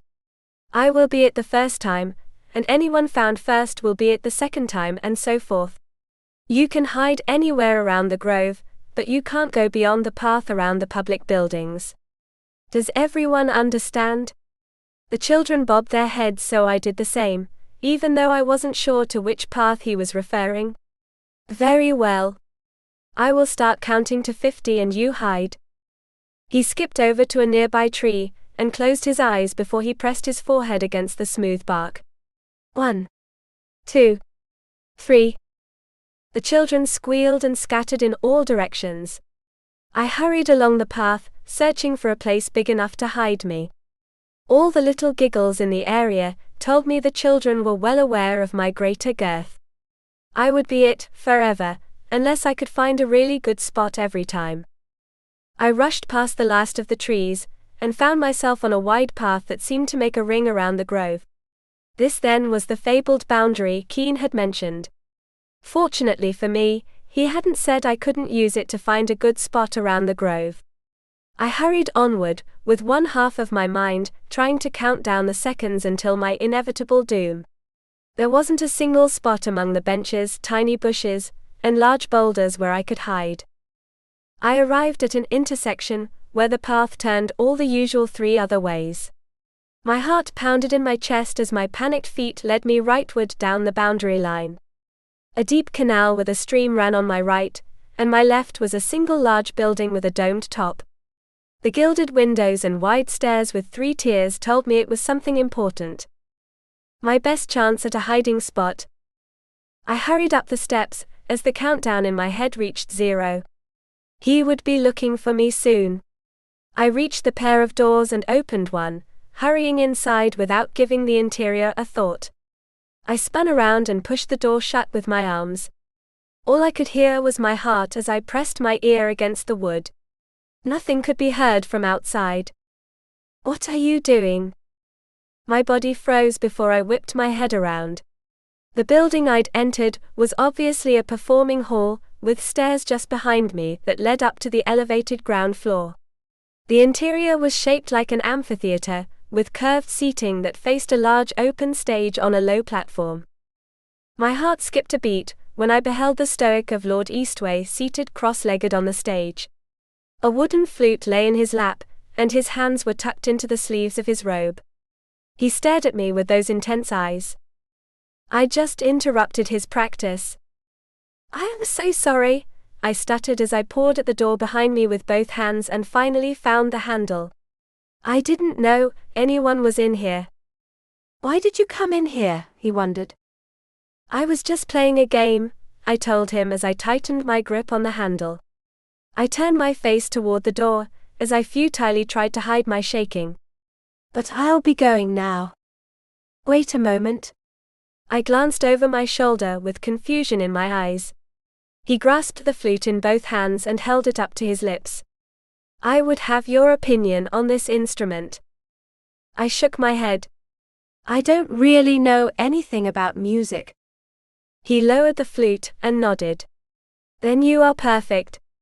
A trained musician be prejudiced against any other style but their own, while a novice would have no such scruples." My face fell as I tried to decipher his meaning. Had he just insulted or complimented me? I half turned and gave him my best inauthentic smile. "Since I'm such a novice, I doubt I'd be very helpful to you." "I will be the judge of that," he countered as he lifted the flute to his lips. The Lord closed his eyes and blew. A sweet melody floated out of the instrument and glided over the room, filling the auditorium with a sweet, romantic sound. I didn't recognize the tune, but the melody was like a gentle lullaby. What was most amazing of all, however, were the butterflies that flew out of the singing air. They formed from the sound itself and were translucent wonders of magic, colored with all the hues I could imagine and then some. The magical figures flitted about the center of the room, leaving a trail of stardust behind them. I couldn't help but move up the stairs and step into their midst. They danced around me and I followed them, spinning in circles as laughter burst out of me. The sweet melody faded, and the butterflies also vanished. I turned to the Lord and furiously clapped. "That was wonderful." He lowered the flute and lifted an eyebrow at me. "The common courtesy would be for you to bow." Some of the color drained from my face, and I clapped my hands against my front before I bowed my head. "I'm so sorry." There was no sudden response, and I looked up to find him rising with the flute grasped in one hand. He didn't look irritated, but he didn't quite have that indifferent expression I'd come to expect either. The imperious lord almost looked pleased. "There you are." The noise came from behind me, and I spun around to find Prince Yuxia and Prince Keen entering through the doors. The elder prince strolled, but the younger one was having none of it. He rushed up to me and grabbed my hand. A frown creased his pouting lips as he tugged on my limb. "You went beyond the bounds. That means you're it." I grasped his hand, and cast a furtive glance at the imperious lord, to see if he wasn't still irritated with me. He had the usual impassive expression. "That's fine. I'll be it all day long if you want." Keen blinked at me. "Really?" I bobbed my head. "Really, and I'm ready to start the next game right now." I swept us past the elder prince, and made a quick bow of my head. He returned the gesture with a smile playing on his lips. We left the music hall behind us, along with my awkward mistake. Chapter 26. Prince Yuxia strolled up to his friend as Lord Eastwei reached the center of the room. He nodded down at the instrument. "So it's finished?" Eastwei nodded. "It is." "And you have tried playing it?" "I have." The prince half turned toward the closed door. "Was the lovely Lady Roberts in attendance?" "She happened to come inside," Eastwei admitted as he strolled toward the door himself. Yuxia quickly followed at his side. "You won't play it for me?" I have tested it. That is all I desired to do, came the bland reply. Yuxia raced in front of his companion, and faced him at the top of the stairs. And what did your audience of one think of the flute? Eastwei stared at him, with a face that almost showed the emotion of irritation. She said it was satisfactory. The prince lifted an eyebrow. Is that all? Surely a flute you have been working on for so long would produce a stronger result from her. Should it? Eastwei countered. Yuxia shrugged. She is not very familiar with magic, and I thought that any you could perform would most definitely please her. Why do you choose me? The Lord persisted. Yuxia leaned toward his friend and narrowed his eyes in study. Why do you care? Eastwei's usual indifferent expression reappeared, and he strolled around Yuxia. I do not. Yuxia hurried after him, and caught up outside the venue. Your questions were hardly in line with your usual indifference. Could it be that the Lady Roberts said more than just satisfactory? That would hardly matter, Eastwei commented as he turned and followed the path around the grove. But it matters to me, Yuxia insisted. I would most dearly like to hear what she had to say about your music. Eastwei paused and turned his head to look down the forest path. The children were scrambling to find their hiding spots, and Anna leaned against a tree with her head against her crossed arms. 1, 2, 3, she shouted as the kids tucked themselves into every nook and cranny they could find. Yuxia stepped forward to peek around his friend, and saw where his gaze lay. A sly smile slipped onto his lips, before he covered it with his usual affable one. Well, it is a relief to know you will be able to play it for the coming festival. My uncle was sorely worried he would have to find another. You may tell your uncle I will keep my promise, Eastwei assured him as he continued on his way. Wait a moment. Yuxia stuttered as he took a few steps after his friend. Eastwei's pace, however, told him the conversation was over. He folded his arms over his chest and sighed. He must enjoy cloaking himself in secrecy. Yuxia turned his attention back to the grove. Anna had reached 50, and was now tiptoeing over the grove searching for her prey. The prince smiled as she found one of the children who squealed in delight. Anna snatched them as they tried to make an escape, and trapped them in a bear hug. She spun them in a circle, with both of them laughing before she set the child down. Yuxia smiled, but his happiness was short-lived when a god hurried up to him, out of breath and with a frightened expression on his face. Your Highness, he wheezed as he clutched his chest and bowed his head. Urgent news. The prince knitted his eyebrows together. What is it? The messenger's eyes darted over to the children and Anna. I cannot say just now. Then lead me somewhere where you can say, Yuxia commanded him. Then I will lead you to the troubles, the messenger replied. Yuxia and his guide hurried down the many streets, and across one of the wide long bridges that connected the main island to one of the smaller ones. The prince soon realized their destination. We are headed to the outskirts of Kang's farm, are we not? His guide turned his head to one side and nodded. We are, Your Highness. The trouble happened at the edge of the island opposite the bridge. The pair crossed the bridge and passed a large farm with dozens of corrals and stables. A variety of animals of all shapes and sizes occupied the paddocks, though the one closest to the palace was unoccupied. Yuxia knew what that meant. The beast that had attacked Anna was out. They left behind the corrals and a few small fields, before arriving at the edge of the island. A thin strip of trees covered the end of the land, and a small contingent of guards stood at the edge. They stood erect at the prince's coming, and bowed to him. If I knew who it was, we would not be standing here.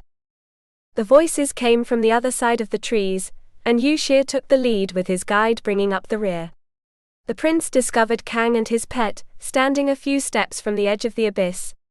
Pampir faced him, and Lord Eastwei stood off to the side with his gaze fixed on the ground. A strange blackened bulb lay on the ground atop scorched earth. What has happened? Yuxia spoke up, interrupting their argument. Pampir shot straight up and bowed his head to the prince. Your Highness, this fool. He lifted his head high enough to glare at Kang, nearly allowed someone entrance into the heavens. I did no such thing. Kang objected, and Mew made his protest known by growling at the delegate. Pampir shrank away from the beast but kept his ground. How dare you threaten me? I am a delegate, from the king. Kang stroked the back of Mew's head. You are the one threatening me with worse, by falsely accusing me of being lax in my borders. That is enough, Yushir commanded, and the trio fell silent. His eyes darted between the two. Will someone kindly give me the details? Kang nodded. I will, Your Highness. I was out this afternoon tending to the fields when Mew here sensed something. Didn't you, girl? Mew nudged his hand with the top of her head and purred. Go on. Pampir snapped. Kang scowled at him, but an impatient look from the prince held his tongue. Mew led me in this direction, and I saw someone trying to enter through the holy barrier. He nodded, at the edge of the abyss. Just there. The barrier was making quite a fuss pushing the person back. Sparks flew and everything. Was it a man, or a woman? Yushir asked him. He shook his head. I could not say, but they had a strap slung over their shoulder, and a large leather bag at their hip. The intruder saw us coming, and dropped backward out of sight. I rushed up here, but the clouds had already hidden them if they hadn't teleported away already. Yushir moved closer to his introspective friend. What of this thing on the ground? It was dropped by the intruder from their bag, and the moment it touched the earth it burned, Kang explained. Eastwei knelt and stretched out a hand toward the thing. The tip of his finger brushed against the blackened thing, and the creation exploded into a powder of dust. The black bits settled onto the ground, and disintegrated to nothing, leaving only the scorched earth. What do you make of it? Yushir asked him. Eastwei frowned and opened his hand so the palm faced the ground. Fire shot out and blasted the marred earth, turning the dirt into a sheen of fine glass that reflected the sun. Why did you do that? Pampir asked the Lord as he stood. Whatever it was had infected the earth with its sordid magic, Eastwei revealed, as he tucked his hands into his sleeves. We should investigate the rest of the islands, to guarantee there are no others. Kang nodded. Mew and I will do that right now. Come on, Mew. The pair turned and rushed off. But what was it? Yushir questioned his old friend. Eastwei furrowed his brow, a sign that worried the prince more than the baked ground. I'm not sure. A chill ran down Yushir's spine. Eastwei stepped forward to the edge and raised one hand toward the abyss. A red glow emanated from his hand, and thin threads floated out of his palm. The tendrils brushed against the invisible wall Kang had mentioned, and made it visible for a few brief moments.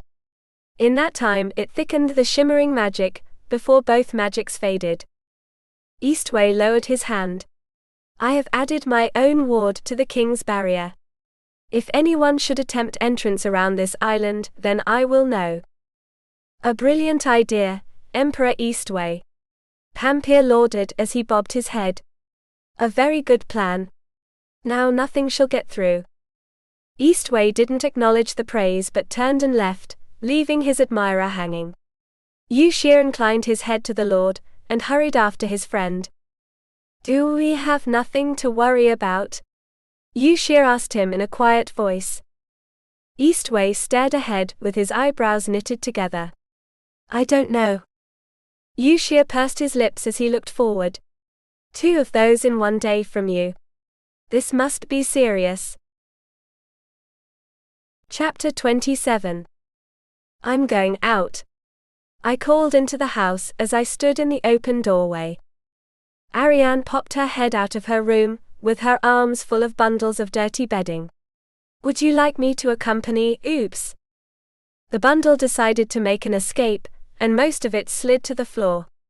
I laughed and strode forward to help her gather up the mess. It's fine. I don't want to get in your way, and I was just going to go out and draw anyway. She pursed her lips. Very well, but please be mindful. There was that rumor a few days ago about the barrier almost being breached. I promise not to approach that edge, I swore with all my heart as I folded up some of the mess. We soon got Ariane and the bedding straightened, and I set out on my journey. My sketch pad was tucked under one arm, and my head was filled with possibilities. There was the grove where I had played hide and seek with the children, or even the performance hall. My cheeks blushed a little at the remembrance of the Lord's performance. The song had been so soft and sweet, almost the opposite of his icy and stoic nature. He's not that way. I cocked my head and glared up at nothing in particular. Oh, really? He helped you with your drawing, didn't he? I glanced down at my pad, and had to admit he had told me what was wrong, and he'd done it without making fun of me. A gentle smile slipped onto my lips before I could tamp it down. Here I was admiring a god who had been around since before the creation of continents. He probably didn't even remember my face. But he'd remember your cooking.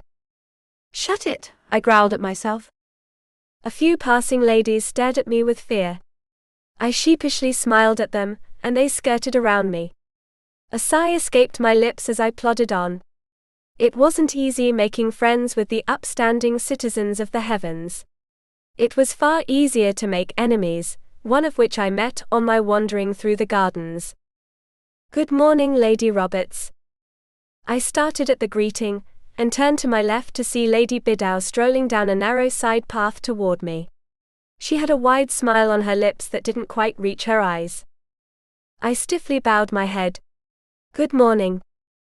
She stopped and studied my person. You have a very plain set of robes on this day. It suits you. I tightened my grip on my sketchbook at the backhanded compliment, but I managed to keep my smile on my lips. A devilish idea slipped into my mind. Thank you. Your dark dress is very becoming on you as well. Do you think so? She mused as she admired her dark blue robes and swished them about. I nodded. Very much. Their shadows match the ones under your eyes. Biddau stiffened before she whipped her head up and glared at me with those accented eyes. What do you mean by that? I feigned ignorance. I thought perhaps dark eyeshadow was fashionable in the heavens. Did I say something wrong? She lifted her chin and looked down her beaked nose at me. Perhaps in your ignorance you misspoke, but if you will excuse me, I have somewhere I need to be. And with that she swished herself away. I breathed a sigh of relief, and continued on my way. The beautiful morning couldn't be marred by my unexpected companion, though I paused and frowned up at the sun. Can't you take a night off for once? I asked it. A cloud floated past and made the sun blink as if in refusal. I shrugged, and meandered my way through the gardens. Nothing piqued my attention, until I found myself on the far side of the creek from the huge boulder where I'd made my first drawing. I stepped out from around a building, but darted back immediately. Lord Eastwei was again reclining on the wood bench. Doesn't he have anything else to do? I wondered to myself. Do you? Came the snarky reply, especially when I remembered why I was wandering about in the first place. That gave me a brilliant idea. I knelt on one knee and peeked around the corner. The ancient lord rested his head on his hand, and his eyes were closed. If ever I had a chance, it would be now. I tiptoed out of my hiding spot, and down the walk toward the edge of the canal. A short row of small bushes decorated the path, and I ducked behind them before peering out. He was still asleep. I pulled out my pencil and flipped through my sketchbook. I'd drawn a few odds and ends since my adventure with the Lord, but they were mostly of plants and a few birds. Nothing to really inspire me like the human face. Or the face of a god. I peeked out from my hiding spot and studied his features, before tucking myself behind the bushes. I don't know how long performed this strange game of peekaboo, but long enough to get a rough sketch of the handsome lord. I held my work at arm's length and nodded. Not bad for being so far away. There you are. I stiffened and curled into myself. Footsteps on the other side of the creek approached the bench. I peeked over the top and watched Prince Yushir join his companion. He admired the area and nodded. A very restful place. I can see why you would enjoy it here. Eastwei didn't open his eyes when he replied. Surely you have come for some other reason than to comment on that. Yushir nodded. My uncle wishes to see you about the trouble a few days ago. It seems whatever was found at the point of intrusion may be involved with the attacks on the land immortals. The Great Lord opened his eyes at that revelation and frowned.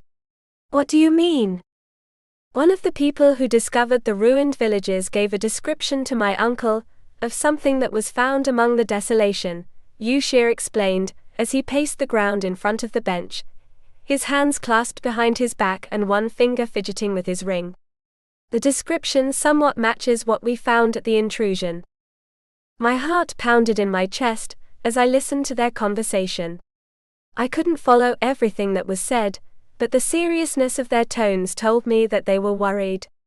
That part about an intrusion really didn't sound good. My uncle also wishes to discuss with you security details for the coming festival, Yushir added as the Lord sat up. A frown creased the prince's lips. You will have extra duties managing the vendors from the land. Pampir has insisted on vetting them himself, but I have little faith he will succeed in weeding out any who may be a threat. Kang would be more fitting, Eastwei commented as he stood. Yushir turned to him and nodded. So I thought as well, but my uncle made the promise several weeks ago, and could not go back on his word without insulting the eager lord. That is why my uncle wishes to ask you about setting up another ward over the festival area. Eastwei nodded. Very well. I will see him. Yushir led the way, and Eastwei skirted the arm of the bench. However, he paused beside his resting seat, and turned his head far enough so one eye fell in my direction. The color drained from my face and I ducked down low. He continued to stare for a few seconds longer, before looking away and following his friend. I slumped down and clutched my hand over my beating heart. Had he known I was here the entire time? Chapter 28. I couldn't shake the look in that imperious eye, as I returned to my home with my prized sketch in hand. Ariane greeted me with a smile, but one look at my face made her good humor falter. Is something the matter? She asked me. I shook my head. Not really. I just couldn't find anything good to draw. Her eyes twinkled with a knowing light, but she nodded. What a pity. I leaned back and looked her over. Why don't I try drawing you? Her eyes widened, and she blinked at me. Me? Why would you want to do that? I smiled and shrugged. Why not? You're very pretty. Even better looking than Lady Bidao. Ariane blushed and lowered her face. You praise me too highly, lady. Anha, I playfully warned her. Anna, she finished. I set a hand on her shoulder and grinned. For that mistake, I demand you pose for me. I led her toward the house, where I seated her on the porch steps. She was as pliable as a wood board, as I tried to position her in the most becoming way. Relax, I told her as I twined her hands together in her lap. I'm drawing your picture, not forcing you to listen to my singing. Her ears perked up. Do you sing? I laughed and shook my head. Not really. I scooted back and plopped my butt on the ground a few feet in front of her. I opened my sketchbook, leaned it against my bent knees, and focused on my subject. I was so focused on my work that I didn't notice the little pitter-patter of feet behind me. Lady Anna. That was the only warning I had before a pair of tiny arms wrapped around my neck, and a small body draped over my back. I twisted my head around, and found myself staring into Leah's adorable face. Prince Keen stood behind her trying to appear imperious with his arms crossed over his chest. Hey guys, I greeted them as I patted Leah's arms. What are you doing here? Keen nodded at Lia as she slid off my back. She wanted to come see you. That's very sweet of you to do that, I thanked her as she sat beside me. Her eyes grew big when she noticed my sketch. Did you make that? Even Keen stepped up to my back to take a peek. I nodded. I did. Do you like it? She bobbed her head. Oh yes. It looks just like her. Ariane stretched her neck to catch a view. Does it? I laughed and turned the book around so she could see. How's that? She studied the picture, and her mouth fell open. That's wonderful. Let me try. Lia pleaded, as she hopped up and down. All right, but what do you want to draw? I asked her as I attempted to flip the page. The oil on my hand had made the page a little sticky, and it stuck to its predecessor. I ended up flipping both pages, and revealing my previous sketch. Leah's eyes widened, and she stabbed a finger at the picture. I like that one even better. Keen leaned forward and squinted at the sketch. Isn't that Lord Eastwei? Is it? Ariane spoke up as she stood. It's nothing. I stuttered as I tried to peel the pages apart. Ariane scurried over, and got a look at my sketch before it succeeded in hiding it. Her eyes twinkled, and a smile slipped onto her face. Is that drawn from life? I blushed and bowed my head. Why yeah. You must have had to stare at him a long time to draw him so nicely. Lia complimented me. Well, not too long, I assured her as I handed her my pencil. Now it's your turn to draw. What do you want to try drawing? She pointed the tip of the pencil at Keen. I want to draw Keen. He rolled his eyes but the corners of his lips twitched up. I guess you can draw me, but I don't want to sit here all day. His step was quite eager as he took Ariane's spot on the steps. I let Lia use her artistic skills, and was surprised when it turned out much better than a stick figure. However, she couldn't satisfy Keen's demand about the time, and it was a half-hour later before she looked up at me. She held up the picture. Is this good? I smiled and nodded. Very good. In fact, we should frame it. A bright smile stretched across her face. Let me see, Keen requested as he hurried over. He studied the picture for a moment, and nodded. Not bad. Leah's face was so downcast that he whipped up his hands in front of him and shook his head. That is, I meant to say it looks great. You did a wonderful job. She sniffled a little. You really mean it? He bobbed his head. Of course I do. It is much better than what I could draw. Lia beamed and puffed out her tiny chest a little. Thank you. Anna, it's almost time for lunch, Ariane spoke up as she smiled at our two little visitors. Perhaps His Highness and Lady Lia would like to stay? Would you? I chimed in, as I looked between them. Lia clapped her hands.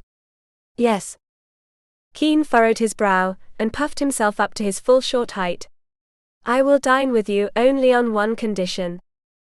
I lifted an eyebrow. What's that? You will make those nice treats for us. I burst into laughter, before I nodded.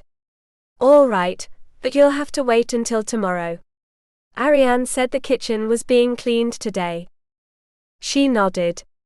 There will only be simple meals for most of us until the chore is done. Can we eat right now? Lia pleaded. Not on the ground, I replied as I took the sketchbook and pencil from her, and grasped her hand to help her up.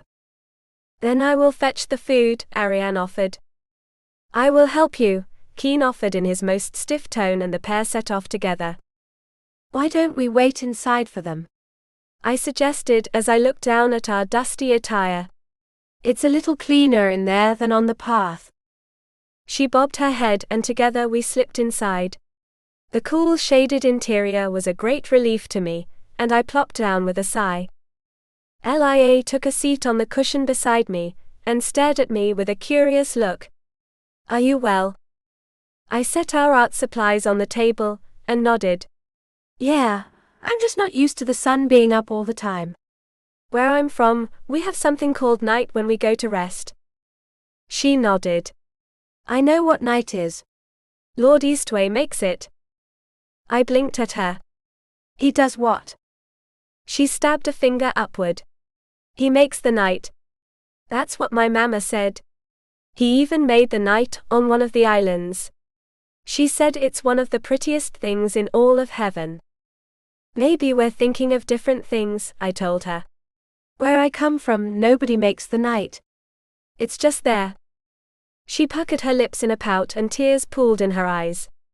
But that's what my mama said. I smiled and nodded. And I believe you, but why don't we get your picture ready to be framed? Her face lit up. Yeah.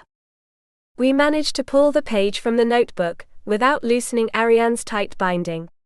Lia admired her work of art, while I studied the room around us. I don't see a frame around here we could use, do you? She perked her head up and looked around. No, but maybe Grandpa could make one for me. Grandpa? I repeated. She nodded. He's the best at crafting things. That's why he's in charge of fixing all the houses, when the mean lady tells him to. Mean lady? You mean Lady Sheehan? I guessed. She wrinkled her nose. She isn't very nice to me. Whenever I'm at Grandpa's house and she comes there, she never looks at me. I patted her on the shoulder. It's all right. Maybe she just doesn't know what to do around kids. Anyway, I think we'll have to let your grandpa make the frame because there isn't anything around here to use. Her shoulders slumped. But he's going to be so busy soon, at least that's what he said to Mama yesterday. I'm sure whatever your grandpa makes will be worth the wait, I assured her as I took her hand and helped her up. But why don't we search around and see if we can't find a frame just in case, okay? Maybe your grandpa won't need to make one after all, if we just look really well. She smiled and nodded. All right. Chapter 29. We were still in the process of looking, when Ariane and Keen returned with our food. What are you doing? Keen asked us as he set the tray he had brought on the table. 2 plates of food were on the tray. We're looking for a frame for my pretty picture, Lia announced as she bounced out of Ariane's bedroom. But I don't see one in here. And I don't see one in here either, I piped up as I exited my room. Ariane shook her head. I cannot recall seeing any around here, though I can ask around for one. Oh, no need, Lia replied, as she dropped into her place at the table. Grandpa will make me a very pretty one. So your grandpa must be pretty important around here to be working with Lady Sheehan, I mused as I took a seat at the head of the table. She bobbed her head. Oh yes. He's the god of carpers. I blinked at her, but Ariane laughed before she caught herself. She cleared her throat, and began to dole out the plates from the trays. Do you mean to say he is the god of carpenters? That's it, Lia confirmed. I lifted an eyebrow. Specifically the god of carpenters. Ariane nodded. Of course. All the most powerful gods have a role, which they excelled at the time of their creation or birth. Today was the day for confusing words. Creation? She blinked at me. Has no one told you? The eldest of the gods were created by eating a special fruit from the deity tree. My eyes lit up. Oh. Yushir told me about that. He said it changed their appearance.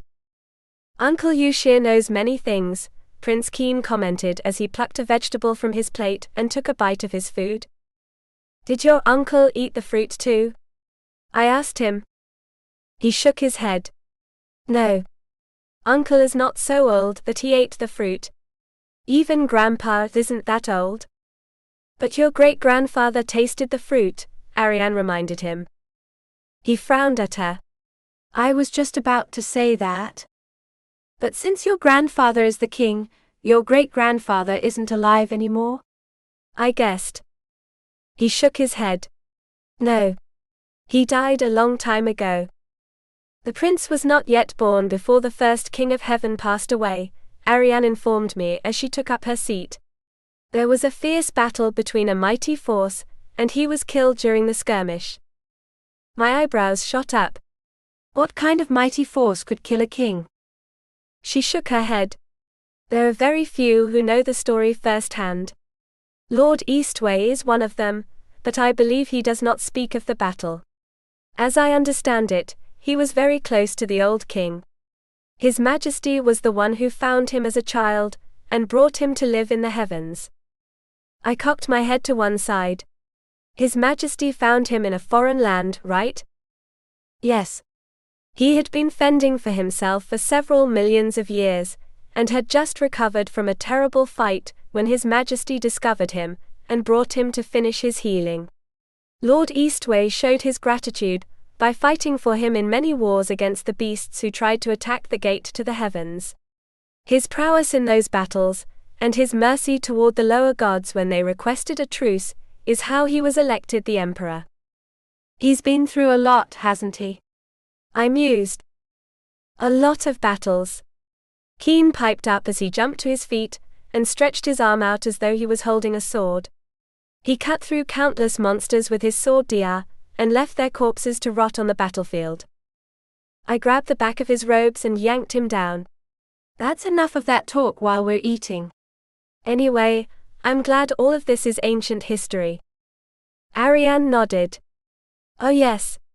There hasn't been any sort of war for 50,000 years, though Prince Yushir and Lord Eastwei do have to settle matters on the land when the clans come to a disagreement about their lands. I took a bite to eat and swallowed. Why them? They are His Majesty's special envoys, being some of the oldest and wisest among the gods, she explained. And Lord Eastwei is still seen as a very respected leader among the clans. You still have to take me to see your clan, I reminded her. She smiled and nodded. Of course. I hoped we might go soon if you have nothing else planned. I laughed. I don't think I do. What about our treats? Lia spoke up.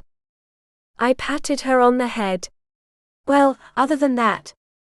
We laughed and dug into our food.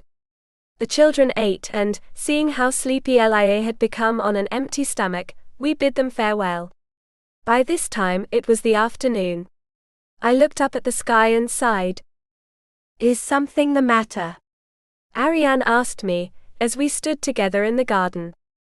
I pursed my lips. I was just thinking about the night sky. She followed my gaze and nodded. I too miss the stars. My clan has a grand view of some of the most wonderful constellations. That makes me want to go see your home even more, I told her as I tucked my hands into my robes. But I think I'll go for a walk right now. Would you like me to join you? She offered. I shook my head. Not right now. I just feel like walking and thinking. She bowed her head. Then be safe and return soon. I grinned and patted her on the shoulder. Definitely. I sauntered out of the gardens, and into the crowds that also had the same idea for an evening stroll. Couples walked arm in arm, while women and men clustered together laughing and gossiping. It made me regret not bringing Ariane along with me, but my thoughts were filled with the stories Keen and she had told about the enigmatic Lord Eastwei. You've been thinking about him a lot lately. My shoulders slumped and I sighed. He's been around a lot lately. I could almost hear my inner voice laughing at me. Are you sure that's the reason? I let out a growl that frightened a pair of older goddesses, who quickly and eagerly skirted me. Maybe I needed someplace more secluded, so I could shout as angrily as I wanted at my inner monologue. But where? My wandering feet took me over hill and dale, and past palaces grand and as simple as mine. Servants like Ariane scurried hither and thither, and even the higher-tier gods hurried to appointments. I wondered if they were fulfilling their purpose, as Leah's grandfather did. I lifted my hands and studied my open palms. Lia had said that the older gods who had eaten the fruit all had their roles to play. I'd eaten a fruit too, but where did I fit into this crazy magical world? My fingertips twinkled and I started back. Thin wisps of magic floated out and wrapped around me.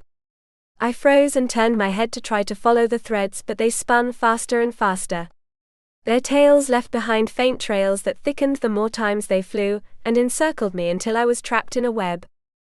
Then the wisps darted forward and tightened the noose. A web. My arms were pinned to my sides, and I was yanked forward. I stumbled along down the empty streets with my magic floating to and fro in front of me, but keeping to a straight path only it knew. "Hey!" I shouted as I nearly tripped over my own feet. "I'm supposed to control you, not the other way around."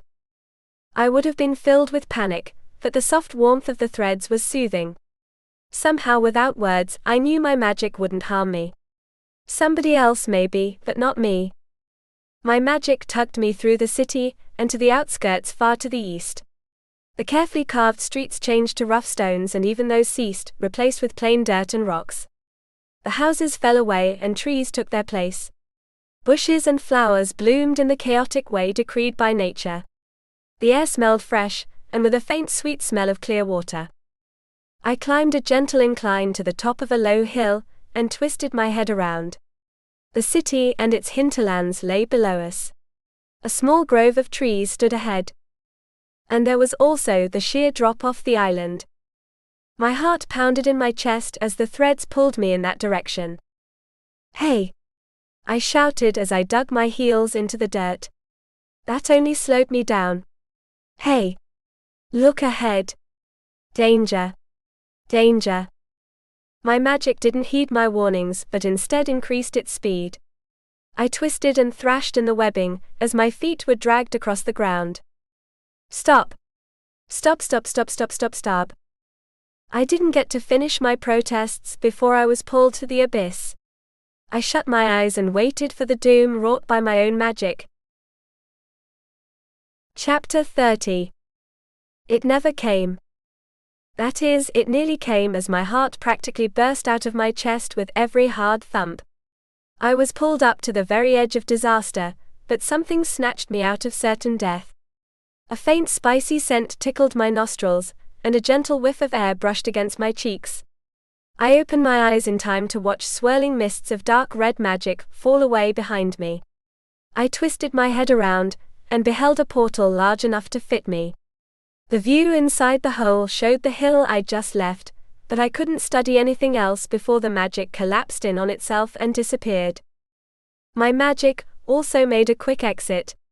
I felt the pressure release, and the thin strands floated outward, evaporating as they separated from me. I glared at the wisps as they vanished. "Oh sure, run off and leave me, I looked around and found myself on a small island, but this wasn't like the others in the kingdom of heaven. This one wasn't surrounded by clouds, but by an endless sea of water. The brilliant blue water was as bright as the azure sky, and as calm as a mirror. The island itself was separated into two parts, with both of them hardly more than 100 yards square. I stood on the first half, which was separated by a shallow stream that divided the two. A small curved wooden bridge some 10 feet long crossed the gap, and was their only connection. The bridge led to a large pool in the center of the other island, and a round pavilion lay on the far side of the water. Large thick reeds rose from the pool waters near the bank closest to the pavilion, and exquisite purple flowered bloomed from the tops of the stems. Lily pads floated on the surface, showing off their soft pink and white blooms. I stood on a stone path that wandered over the bridge and to the pool, where it separated into two. The pair encircled the water, creating a beautiful border. Small square paper lanterns dotted the side of the path ready to be used. A grove of trees stood on my right, and several more dotted the path leading to the pond, where they were replaced with patches of red and white wildflowers. Emerald green grass mingled with the flowers, and carpeted the bank of the pool, and spread outward to the base of the pavilion. But none of that was the most fantastic part of the area. What really held my attention was the sky in all its darkening brilliance. My heart skipped a beat when I beheld one of the most beautiful sunsets I had ever seen. The setting sun disappeared below the ocean-lined horizon, and darkness spread across the sky. I turned in a slow circle, as the heavens filled with countless twinkling stars. Their soft light cast a gentle glow on everything, as the lanterns on the path lit up on cue. My smile warmed me as I walked down the path and to the bridge, where I leaned my arms on the curved railing. A sparkle of light caught my attention, and I glanced over at the pond. The smooth surface reflected the sky, and was disturbed only by the occasional flip of a fin as a fish swam past. I pushed off the railing, and strolled down the curving path to the grass that surrounded the water. I leaned over the waters and my face stared back at me. How did you enter here? I stiffened before I spun around. Lord Eastwei stood not more than 10 feet away from me, just on my side of the bridge. His dark eyes studied me with an expression I couldn't quite figure out. Was that annoyance and amusement? What are you doing here? I choked out.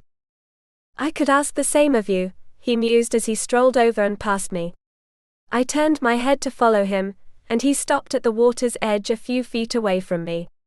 I created this area as a place solely for myself. Oh God. I'd stepped in it. Again. I fidgeted with my hands in front of myself as I turned my face away. I'm sorry. I didn't mean to get in here. Should I really tell him that my magic was so out of my control that I'd been dragged here against my will? He continued to stare into the waters. You also neglected to bow again. The color drained from my face. I clapped my arms to my sides and bowed so low at the waist that I lost my balance. A yelp escaped me as I tumbled forward, and my foot slipped on the damp water's edge. I fell toward the pool, and would have fallen in if Eastwei hadn't acted so quickly. Before I knew what had happened, I was caught in the man's arms and pulled against his firm chest. My arms came between us, and rested on the front of his robes as I stared in bewilderment at his attire. He was a good head taller than me, and I had to lift my chin slightly to catch a look at his handsome face. His dark eyes stared down at me with his customary complete indifference. Or was that a smile teasing the corners of his lips? Sorry, I stuttered as I scurried back out of his grasp. I really didn't mean to get in here. I just sort of stumbled through whatever that portal thing was. It was just an accident. Really. He turned his back toward me and faced the pond. I believe you. I perked my head up and blinked at him. You do. He gave a curt nod. Yes. I swallowed the lump in my throat and backed up. Well, that's great, but I think I'll be going now. I looked over my shoulder and bit my lower lip. How do I get out? Walk through the portal again, he instructed. I nodded. Thanks. I spun around and scurried toward the bridge, with all the enthusiasm of a rat escaping a sinking ship. What do you think of this place? His words cut through my enthusiasm, and I skidded to a stop. My heart pounded in my chest as I half turned to him. Pardon? He turned his head far enough, so one sharp eye studied me as he used a hand to gesture to the island. What do you think of this place? I lifted my eyes to the twinkling sky and smiled. I think it's beautiful, but how is it night here and nowhere else? I crafted this place within the realm of the heavens. It is both inside and outside of that realm. Oh. I couldn't quite grasp what he meant, but the results were spectacular. That dark eye continued to examine me. It has no memories for you? I blinked at him. No. Should it? He stared at me a moment longer, before turning his face away. No. You may leave now. I didn't wait for a second invitation, but scurried over the bridge and up to the entrance. I approached the edge of the island with some trepidation, but true to his word, the portal opened. The city of the heavens was revealed to me. I took one step through the strange gateway, but paused and glanced over my shoulder. Lord Eastwei remained standing at the edge of the pond, staring up at the starry sky. He looked so incredibly lonely. I hesitated. Part of me wanted to go comfort him. Then I remembered this man in front of me was millions of years old. He was probably used to being alone. I stepped through the portal and back into the bright sun-filled city. Chapter 31. I couldn't stop thinking about that night, and the expression on Lord Eastwei's face as he stared at me. There had been something in his eyes that I'd never seen before. A kindling of some emotion that he was trying his best to tamp down. Anna. Lady Anna. I shook myself from my reverie and turned to my walking partner. Ariane looked at me with concern as we strolled down the bright streets of the White City. It was a week after my ill-fated meeting with the godly Lord, and I was no longer wondering how somebody spent eternity entertaining themselves. As a god, the days seemed like hours and the weeks like days. I smiled at her. Sorry. I didn't mean to space out. She blinked at me. Spaced out? I laughed and shook my head. It's just a saying from my world. It means I was distracted. She nodded. I was concerned you would run into something, so distracted were you? There isn't too much to run into in these wide streets, I commented as I swept my eyes over the road. Entrances to luxurious palaces dotted both sides of the street, and people strolled to and fro, paying visits to one another and chatting with friends as I did with mine. You might become so distracted you fall off the heavens, she countered. A little bit of color left my face as I recalled my harrowing entrance into Lord Eastwei's private realm. Then I really can fall over the side? She nodded. Of course. And without the ability to fly, you would fall to your death. Her comment brought a question to mind. Are there shifters who can fly? Oh yes. There are many who can transform into great birds large enough to carry even us on their backs. Is that how you got up here? By flying? I guessed. She laughed and shook her head. Oh no. The heavens are too high for mere flight. There is a gateway that leads from the land realms to heaven, and anyone with permission may use it to travel between the realms. I thought about the request. Permission from the king? Oh no, not only him. You may come as a guest of another, or others may make requests for land gods to come, such as when I arrived at the behest of Lady Xian, she revealed. I lifted an eyebrow at her. She requested you personally? Ariane shook her head. No. She advertised maids to assist with maintaining the heavens, and I applied. I was accepted, and allowed to pass through the portal with others. I swept my eyes over those who passed by us, maids and lords and ladies alike. Are all the maids from the land realms? No, but many are. The heavens are so great that it cannot be maintained by the heavenly gods alone. A great sigh escaped me, and my shoulders sagged a little. There's so much to remember. She leaned forward to catch my eye with her soft smile. You need not worry about memorizing every aspect of this life just yet. There are many years left for you to learn everything. I looked down at myself and laughed. Millions, if Prince Yuxia wasn't teasing me. Not at all, she assured me as we strolled around a corner. Many gods are as old as he. I studied my companion with a curious eye. Are you that old? She laughed and shook her head. No, I am of a younger generation and am only 50,000. Only 50,000. I murmured as we continued down the lane. Is that all? A fervor some 50 yards down the way caught my attention. A crowd of men gathered outside the archway that led into Xian's gardens. Many of them were dressed in worn leather jeans and rough woolen shirts, and some were even without shoes while others showed off thick heavy boots. They wore their hair long and short, some tied in tails and others barely covering their head. Young and old gathered about the arch with eager eyes on the interior. I stretched my neck to get a better view of the multitude. What's going on over there? The workers from the land realms have come to help decorate the heavens for the Twilight Fair, Ariane explained as we stopped a few yards away. One of the workers, a husky young man of 20, turned at Ariane's voice. His eyes fell on her and lit up. Ariane! Her hand flew to her mouth and she gasped. Jin! The young man squeezed out of the crowd and raced over to us. He was all smiles as he looked her over.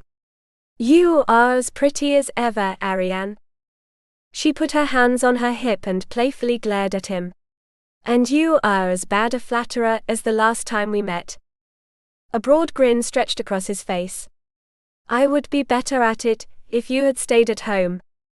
You're one to talk about staying at home, she countered as she nodded at the cluster of workers. Have you come to help with the decorations?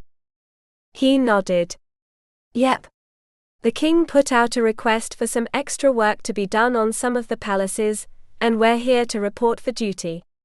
We also need to string up all the lights and the streamers before the big event, so that's why some of the beak mouths are here. Do they really need that much help? I wondered, as I studied the crowd. I mean, can't everyone here just use their magic to make all the decorations and things? Ariane pursed her lips. They could if they had more time, but I believe Lady Xian has neglected her duties of late. Many of the palaces are sorely in need of repair, and the magic needed to fix what is necessary would exhaust the residents. Which is good business for the rest of us, Jin chimed as he put his fisted hands on his hips and puffed out his chest. We'll put our good land realm magic to work helping the heaven folk, and get a good bag of coins out of it too. A lady of Xian's palace stepped out, and the crowd backed away. Her nose was slightly lifted, as she studied the men with an air of moral superiority. If you will all form an orderly line, we will begin giving out your instructions. I couldn't help but notice the shadow of a figure peeking out from the archway. It looked suspiciously like Lady Bidao, but I couldn't be sure because they disappeared too quickly. That's my cue to get in there, Jin told us as he sidestepped toward the crowd. He kept one hopeful eye on my companion. I'll see you later. Ariane cast a questioning look at me, and I laughed. Of course we will. Come to my palace and we'll have lunch. The man's face lit up and he bobbed his head. Thanks a bunch. He shot off but spared some time to wave over his shoulder at us. And see you later. Ariane sighed and shook her head. He has not changed a bit. You haven't seen him in a while? I guessed as we continued our stroll around the long line. Since I arrived here 2 years ago, she told me as her eyes took on a faraway look that wasn't completely devoid of happiness. Jin and I grew up together, and you could say we were very close. My eyes twinkled as I nudged her arm with my elbow. Really close. A warm blush on her cheeks was all the answer I needed, but she still stuttered out a few words. I would not describe the relationship as such, but we were very good friends. He was very disappointed when he learned I was to leave home for the heavens. I furrowed my brow as I contemplated her words. Was it really that important that you come up here? Ariane sighed and stared at the long walk ahead of us. My father thought so. He believed I would learn a great deal of good habits and magic from the gods and goddesses. And have you? I wondered. She dropped her eyes to the ground and furrowed her brow. I have learned that the gods and goddess above are as flawed as those below. Ariane's droopy face was a picture of disappointment and regret. My heart twinged at the dark lines on her pretty features. I threw my hand up against my forehead and feigned my own disappointment. Surely you don't include me in that list. My friend had such an expression of terror that I burst into laughter. Of course not, she insisted as she shook her head. I would never think such a thing. I stopped and spun around to cup her chin in both my hands. You don't need to shake your head off. I believe you. She breathed out, and a mountain of tension slid off her body. There was even a hint of a smile at the corners of her lips. Though I may not have had such a wonderful beginning here, I am glad I am here now. I grinned and nodded. That's good to hear, but you haven't said the words I really want to hear. Ariane cocked her head to one side and blinked at me. What words? I jerked my head in the direction of the crowd of men. That you want some time off to see your old friend. Ariane blushed, and her fingers fidgeted together in front of her. I would like to speak with him again. I spun on my heels to face the same direction as her, and we strolled down the walk. Then you'll have as much time as you want. I don't have anything better to do. The mention of my free time brought a wonderful thought to the forefront of my mind.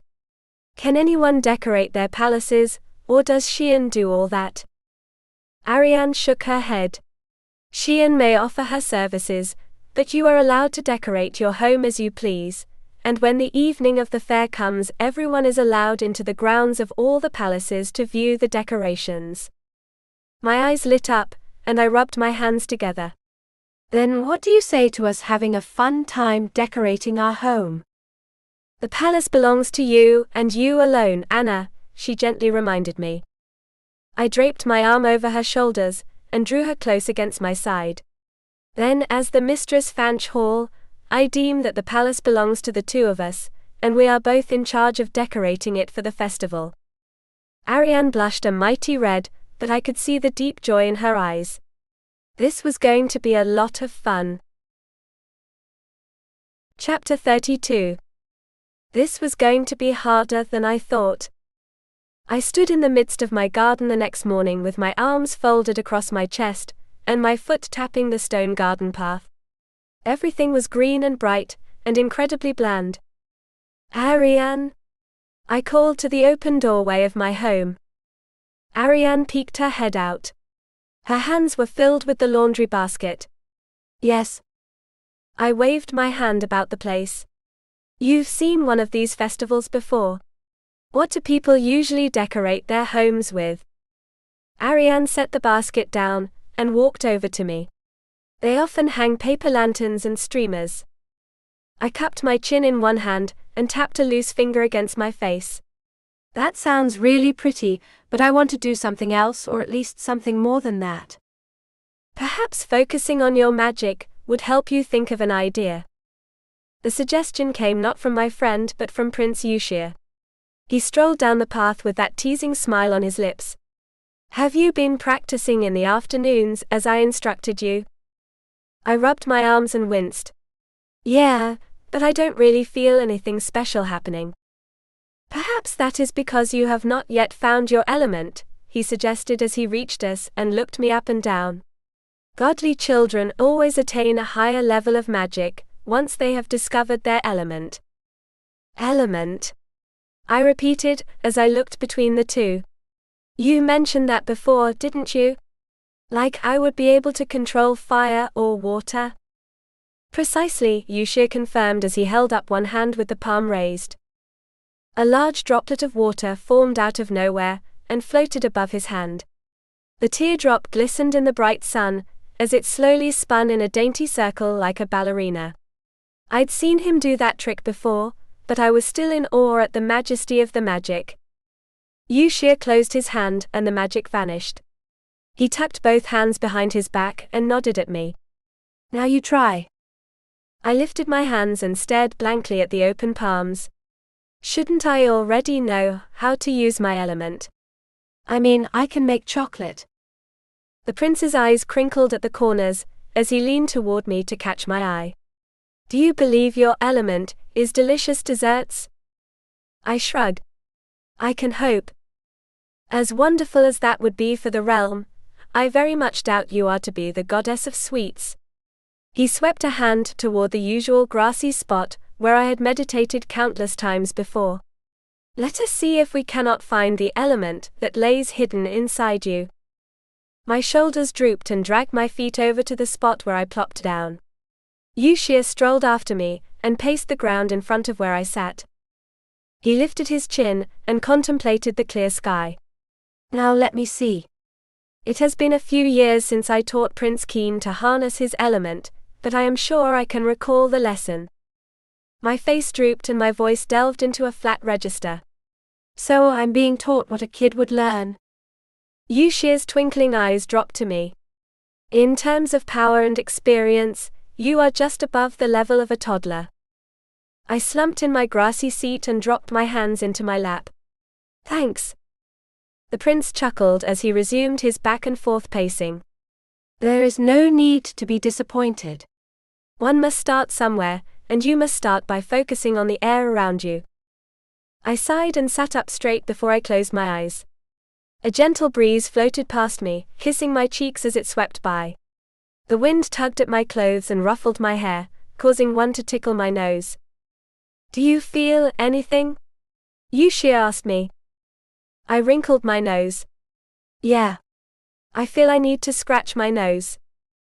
But do you not feel anything in the air? He persisted. I scratched my nose before I shook my head. Not really. Then open your hand. I peeked open one eye and lifted an eyebrow at him. Why? He knelt in front of me. You will see, now concentrate. I pursed my lips but did as he commanded. He took my hand and turned the palm upward. I started back when I felt a wet puddle of water drop into my palm. Do you feel anything in the water? He asked me. You mean besides it being wet? Yes. No. Ariane? Yuxie called. Yes, Your Highness. Please hand me a bit of that dirt. My eyes flew open in time to watch my traitorous friend dig at a soft bit of soil in a nearby flower bed. The wet brown earth clotted in her hand as she carried it over and dropped the loose ball into Yuxie's waiting palm. Am I going to have to touch every element to figure out which one is mine? I questioned him. Yuxie's eyes twinkled, and he had to suppress a mischievous smile. I noticed he kept a tight grip on my upturned hand. That is the easiest way. How many elements are there? There are 6 of them, but we might skip one. My heart slowly sank into my stomach. Which one? Lightning, he mused as he splattered the ball into my hand. There is more risk with that one. I dropped my gaze to the oozing ball in my palm and my face drooped. A sense of foreboding filled every fiber of my body, as I imagined myself put through 5 circles of elemental hell, ending with a literal lightning round of Kentucky Fried Me. You appear to have some trepidations, Lady Roberts, Yuxie commented.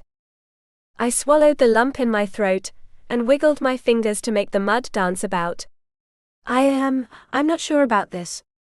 Nonsense, he assured me as he waved a finger at the muck. Merely concentrate on the filth that is the dirt, and we will get through each of the elements in a short time. I took a deep breath and closed my eyes. The slurpy earth dripped through my fingers and plopped onto the ground near one of my bent knees. I wrinkled my brow in my attempts to feel anything even resembling an affinity for the muck. Needless to say, I felt nothing for the wet, disgusting earth. Yuxie sighed. It seems you have no affinity for earth magic. I peeked open one eye. That means I can drop it. Immediately. I gladly tossed it into a nearby flower bed and brushed my palm against the grass. Yuxie strolled over to Ariane and whispered something in her ear. She nodded and hurried out through the palace archway. I eyed the interaction with the suspicion it deserved. What's going on now? I asked my teacher. She is merely fetching one of the elements, Yuxie assured me as he looked about himself. His eyes lit up when they fell on a torch that hung on one side of the arch. There is little chance of this working, but we shall try fire next. Come over here. I stood and followed him to the torch tucked in its metal strap holder. Yuxie reached into his robes and drew out a pack of roughly made matches. In a world of electricity, I would have asked why he carried such an item, but after several months of using candles, it was all too understandable. Yuxie struck one of the long matches and lit the torch. A soft fire crackled on the top of the burning bundle of sticks and warmed my cheeks. The prince stepped to one side and gestured to the fire. Please place your hand over the fire. My mouth dropped open. I whipped my head between the flames and the expectant prince. My voice came out in a squeaky pitch. Come again. He smiled. I am not asking you to dip your hand into the fire, but to hold it above the flames. The heat alone will surely tell you whether you have an affinity for the element. I stuck out my chest and took a deep breath. Here goes. I stretched out my arm and hovered my hand a few inches above the dancing flames. The smoke and heat stained my palm with soot, and my skin complained of impending blisters. After a minute of testing, I yanked my hand away. I don't think it's working, I mused as I brushed off my hand in my other one. Yushir held up his hand so the palm hovered above the flame. A small torrent of water formed in his palm and dropped a load into the fire, extinguishing it in seconds. I did not expect it to. The ability to control fire is a very, very rare talent. Who has it around here? I wondered. He led me through the arch and shrugged. Only Lord Eastwei. Chapter 33. I scooted up to his side and lifted an eyebrow. Do you mean everybody else who can control it isn't around right now? Yushir shook his head. No. I mean that the only one ever capable of controlling that volatile element is Lord Eastwei. If anyone was ever able to do so, it is not in the records. A dark thought crept into my mind, and I narrowed my eyes at the man. So if it's really hard to control, how come you had me see if I could do it? He shrugged. I thought perhaps your unique circumstances had made you a perfect fit for such a powerful element. The prince stopped in front of my meditation spot and turned to me with a smile. I am somewhat relieved to know I will not have to try to school you in such a dangerous magic. I raised my hands in front of myself and studied the plain, somewhat soot-covered palms. So what elements are left? I've done wind, fire, water and earth. And we will skip lightning at least for the present, Yushir added, as he tucked his hands into his bell-curved sleeves. That leaves the ice element. He looked past me and at the gate. And I believe we will be able to perform that test immediately. I turned around and watched Ariane hurry toward us. She grasped the thin handle of a small pail in one hand, and her chest moved up and down, under the influence of a great deal of exercise. I have fetched it, Your Highness. And in very good time, Yushir complimented her, as he took the bucket from her hand. He drew aside the cloth that covered the interior, and peeked inside. This will do nicely. I craned my neck to catch a glimpse, but he covered the mouth back up and beckoned to me with his empty hand. Give me your palm. I frowned but stretched out my hand with the palm up. Yushir lifted the bucket and tipped the mouth over my hand. Something slid down the metal side of the bucket and dumped into my palm. It was a hunk of very wet and very cold ice. I yelped and attempted to throw it off, but Yushir clapped the bucket over my hand and pinned the hunk to my palm. Wait a moment, Lady Roberts, he scolded as his eyes twinkled at me. I glared at him. Wait a moment? You're trying to freeze my hand off. But do you not feel anything? He persisted. No, because my hand is frozen. Yushir sighed and removed the bucket. I flung the ice onto the path, where I was glad to see it begin the melting process. My hand was as red as an apple, so I tucked my frost-bitten fingers into my sleeve.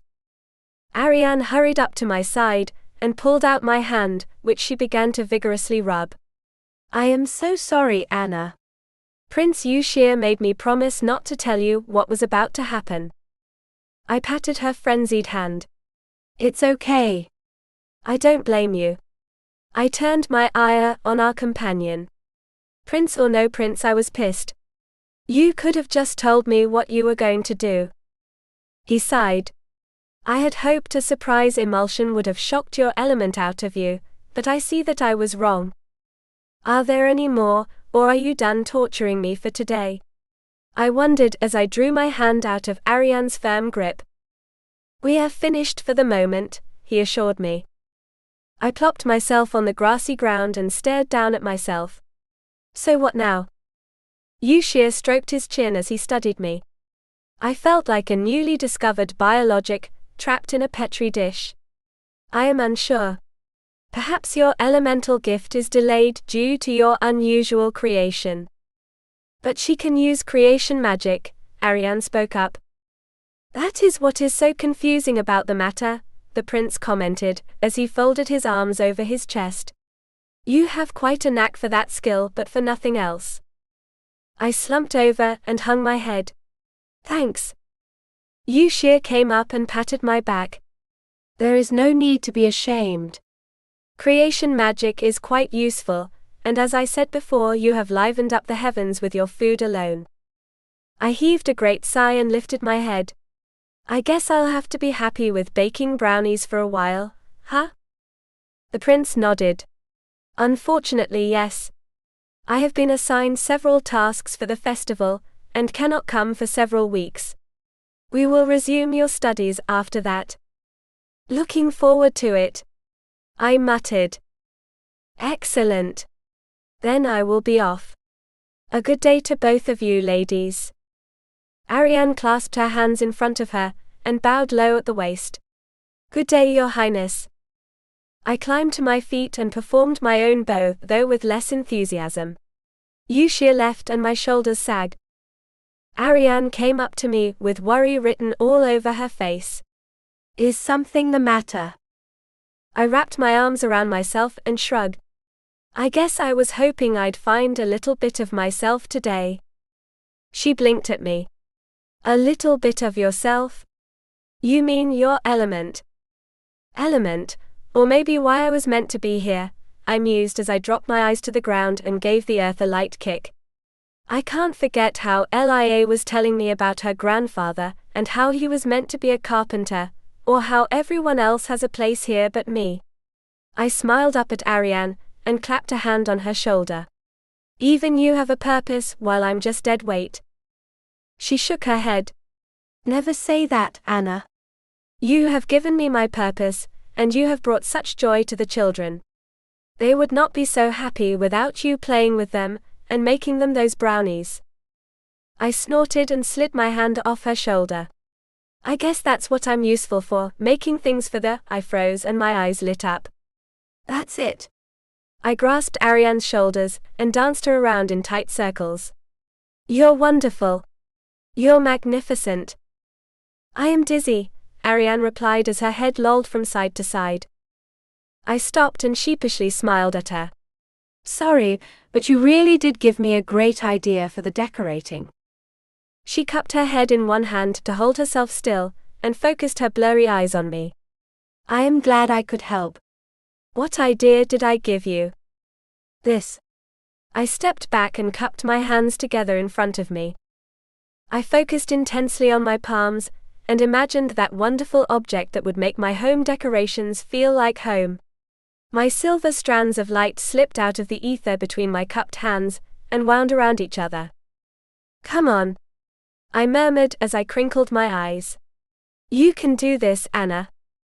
My heart lifted, as I was filled with a soft warmth that gave me as much hope as the shape that emerged from my magic. The light faded, and the object dropped with a soft plop into my palms. Ariane stepped closer, and inspected my newest creation. What is it? I held the blue-colored thing up by its tail, and the rest of the bag hung like a light bulb beneath it. This, my dear Ariane, is a balloon. She squinted at my rubbery invention. A balloon. I proudly grasped the balloon between 2 fingers on each hand, and stretched it out in front of me. Yep. It's a toy we give kids during celebrations. Ariane cocked her head to one side and scrunched her face up. And they have fun with this? I laughed. Not in this shape, if that's what you're thinking. Just watch. I put the stem to my mouth and blew. Hard.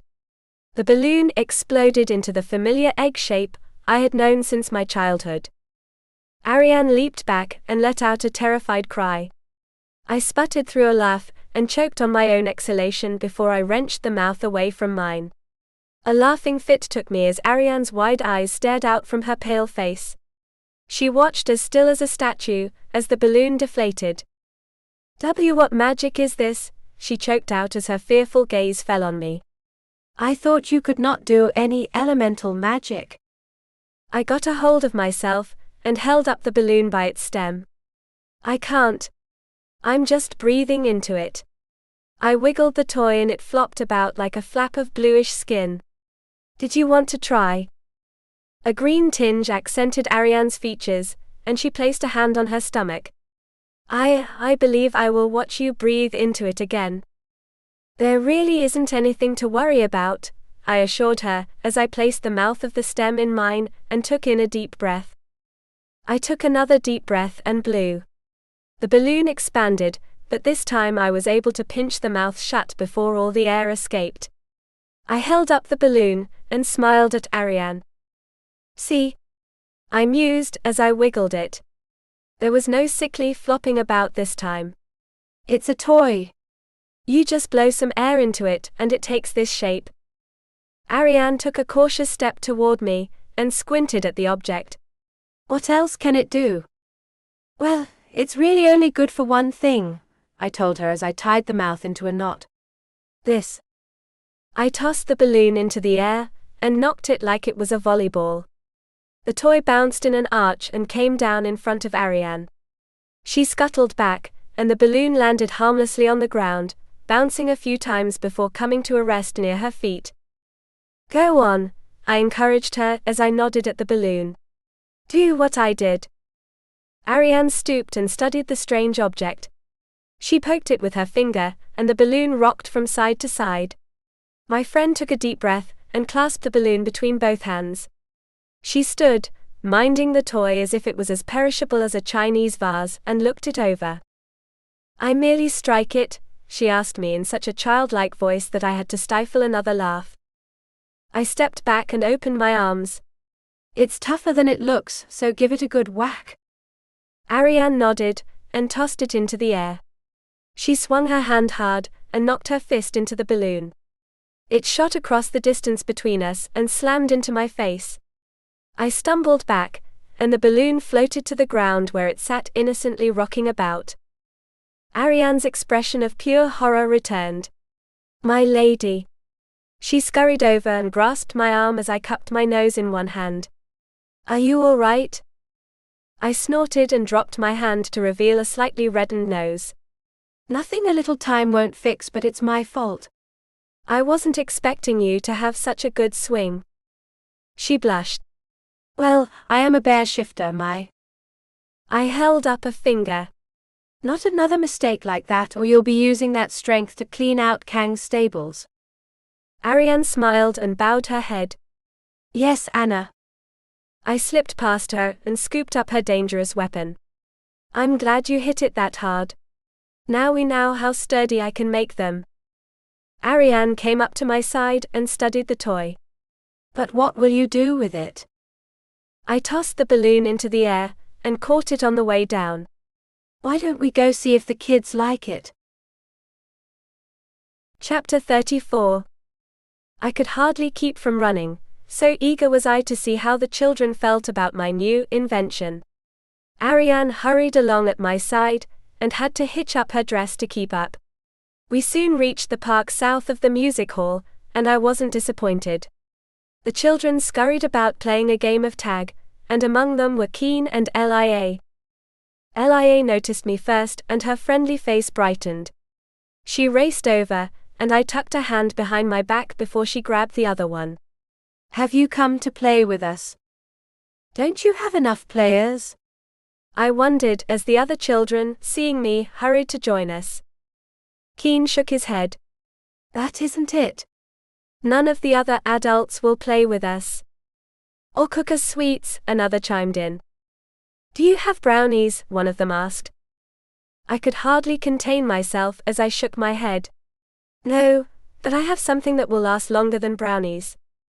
Leah's eyes widened into pools of curiosity. What is it? I drew out my hidden hand and opened my fingers to reveal the deflated balloon. This. The children huddled close and stared in wonder and confusion at the object. What is it? Keen asked me. It's called a balloon, I told him as I extracted myself from the friendly Lia and grasped the mouth. You blow it up like this. I applied my mouth to the stem and blew. The children had the same enthusiastic reaction as Ariane, as they all screamed and scuttled back. Several of them dove behind the nearest bushes, and one even climbed into a tree. My laugh sputtered into the balloon, and I drew my mouth away. The toy deflated to its flat persona, and all was still and silent. I held up the balloon and wriggled it. It's all right. It just blows up like a folding lantern, Ariane assisted me. Yeah, like that, I continued as I stretched the balloon between my hands. It stretched flat and wide in front of me. See? It just stretches out and pops back in. I just use my breath to control it. The wide-eyed children crept out of their tree and hiding places and approached me. I held very still, fearful I would frighten the terrified young ones. Lia hid behind Keen as he approached with a pale face. He stopped a few feet from me and stretched his neck out. Could you show us again? I grinned and nodded. Of course. Just watch. I performed the same task but slower. The balloon slowly inflated under the influence of my hot air, and the children's eyes grew larger. Wow, Lia breathed as she slipped out from behind Keen and tiptoed over to me. Her arms were scrunched up against her front, and she trembled a little, but curiosity ruled her eyes. Can I try that? Sure thing, I told her as I opened the mouth to let out the air. You just need to put this against your mouth and blow hard, all right? Lia bobbed her head as I handed the balloon to her. She squealed as I set the rubbery toy into her open palms. It feels funny. Like what? One of the other kids asked her. Like stretchy mud, she replied as she stretched and pulled the balloon like it was a bunch of Play-Doh.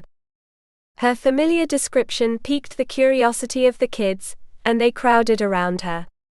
They poked and prodded the poor toy, until it was a mess of bumps and scratches.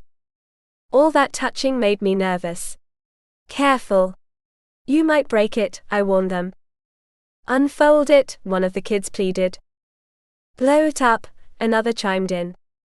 Lia put the stem to her lips and blew. The balloon puffed up just a little. Bigger, one of her playmates demanded.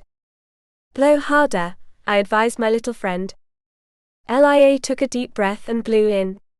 The balloon exploded, and the children erupted in giggling shouts of playful terror. They scooted back and clapped and cheered as Lia continued to blow, until her little lungs ran out. She drew her mouth away and the air escaped. A look of pure horror and disappointment covered her face. Anna, she shouted as she spun around and waved the shrinking balloon at me. It's getting smaller. You have to close the thin part like this, I instructed her as I pinched the stem shut. Lia copied me, and drew the balloon against her.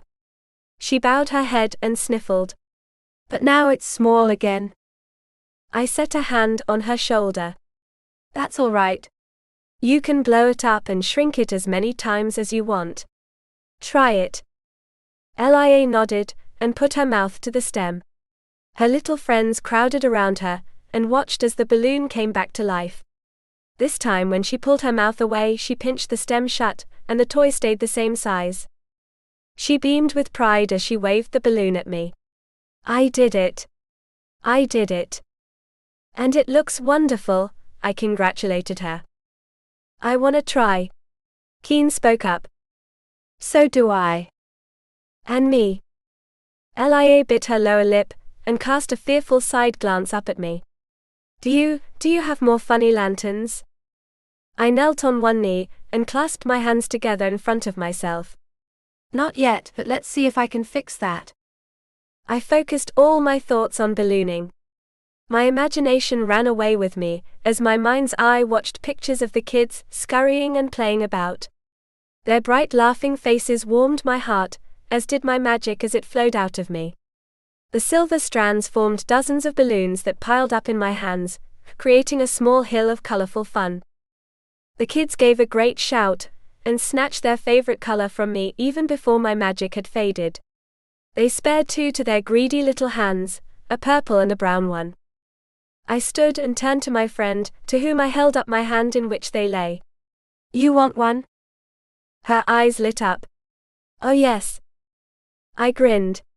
Then pick a color. Brown is my favorite, she told me as she chose her favorite color. A purple is mine, I mused as I plucked the last one from my palm.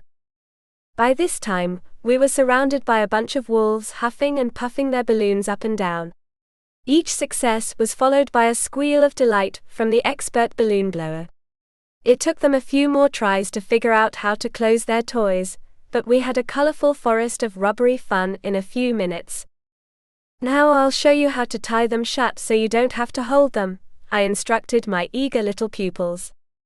They crowded around me, and I gave a demonstration. Their clumsy little hands released a lot of air before they were finally able to tie the knot. Keen held his balloon in his hands against his chest and wrinkled his nose. Now, what do we do with it? A sly Cheshire Cat grin spread across my face. We do this. I thwacked his balloon. The ball went flying out of his shocked hands and arched into the air before it landed with a couple of bounces on the grass. Hey, he protested as he scrambled for it. Some of the kids took on the herd instinct and scurried after him. Others threw their balloons up into the air and giggled as the toys floated on a slight breeze. They chased after them, catching and stumbling past. One small boy dripped over his balloon, and the toy exploded with a terrific pop. Everyone froze, and the lad looked in horror at his broken balloon. He burst into tears and pointed at the flat remains of his toy. It broke. I hurried over and knelt beside him. My mothering instincts kicked in, and I wrapped my arms around the lad and drew him against my chest. It's all right. You just have to be more careful with the next one, okay? He bobbed his head. I will. Then I'll make one for you, I told the young lad as I released him and opened one hand. My silver strands crafted another balloon, and the young boy watched in wide-eyed amazement. That is so pretty. I grinned and handed him the balloon. Thanks, but I'd rather not have to show you again, okay? Oh yes, he agreed before he hurried off with his prize. Ariane joined me as I stood, and we both watched the children play to their heart's content. Balloons bounced and floated everywhere, with children bouncing along behind them giggling and laughing. My heart swelled with happiness and Ariane's face beamed. You have done it again, Anna, she complimented me with her soft eyes. You have given the children another moment of happiness they will never forget. I grinned. I don't know about that, but I don't know how I'm going to top this one. Leah's balloon floated up to our feet, and the little girl scurried after her toy. She wrapped her arms around the rubber toy and hugged it against herself. Her face was a picture of glee as she gave us a big smile. Thank you so much for making my lantern. I didn't have the heart to explain to her it wasn't quite what she thought it was, so I nodded. You're very welcome, but you know you can also use them as decoration for the festival. Lia stared at her toy with newfound curiosity. Really? You can hang them from strings or in bushes so they give color to your home, I told her. Her face lit up as did her beautifully innocent eyes. Wow. I'm going to take mine to the park. Park. I repeated as I glanced between my two native friends. The Twilight Fair takes place at the largest park in the heavens, Ariane explained. So what happens during this fair? Are there games and stuff? I wondered. Lia bobbed his head. Oh yes. And a lot of funny people come and try to get my mama and papa to buy their funny things. She is referring to the land realm vendors, who are allowed through the gates only for this special occasion, Ariane explained as she smiled down at the lass. They come to sell their wares to the residents of the heaven realm, and their guests who are allowed to pass through the gate. I lifted an eyebrow. Is anyone allowed in? She shook her head. Oh no. There is a stringent application process every vendor must go through before they are given a pass through the gates. I believe Lady Sheehan will be handling that quite soon. My heart sank into my stomach. Is Sheehan good at that job? While she can be lax in some of her duties, she does take this one seriously, Ariane assured me. Why this one? I wondered. Lord Eastwei plays a pivotal part in the ceremonies, and she desires to have everything perfect for him. The light of understanding dawned on me. Ooh. She really likes him, doesn't she?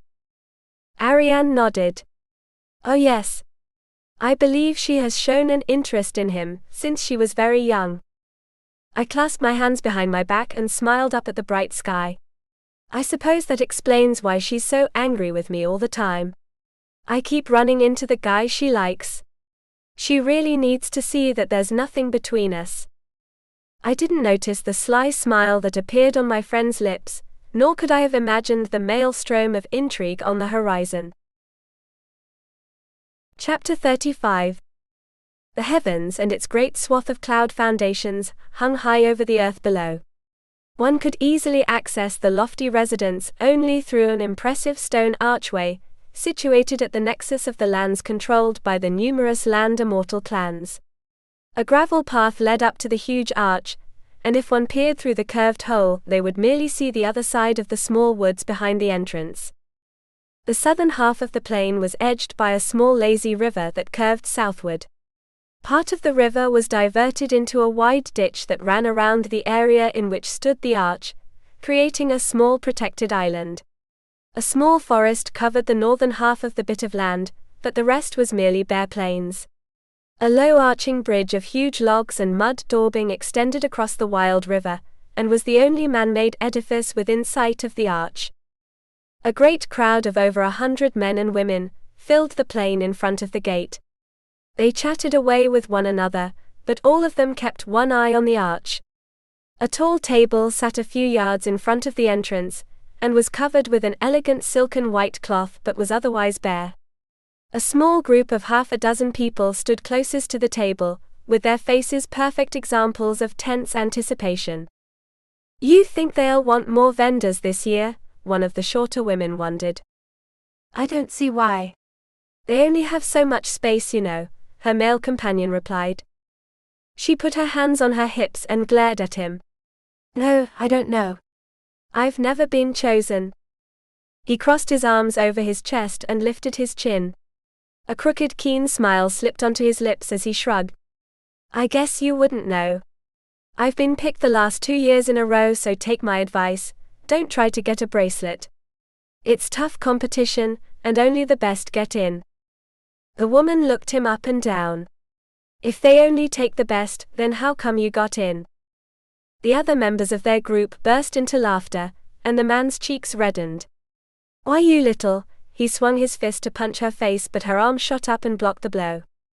The man yelped and stumbled back, cradling his trembling arm in his other hand. The limb sported a nice bruise that aspired to be a bright purple. He whipped his head up and glared at his grinning foe. What the hell was that? The woman held up her arm and showed off a nice set of rock-hard green scales. Never try to tussle against a turtle shifter. We're as stubborn as we are solid. The man curled his lips back in a sneer. A member of the turtle clan, huh? That explains why you're so slow to get a vendor spot. His words earned another round of applause and guffaws from the group, as more coin seekers crowded about them. You tell 'em, one of them shouted. Don't take that, turtle, another yelled in return. The turtle woman examined the man before she scoffed. I doubt he could do a round with me.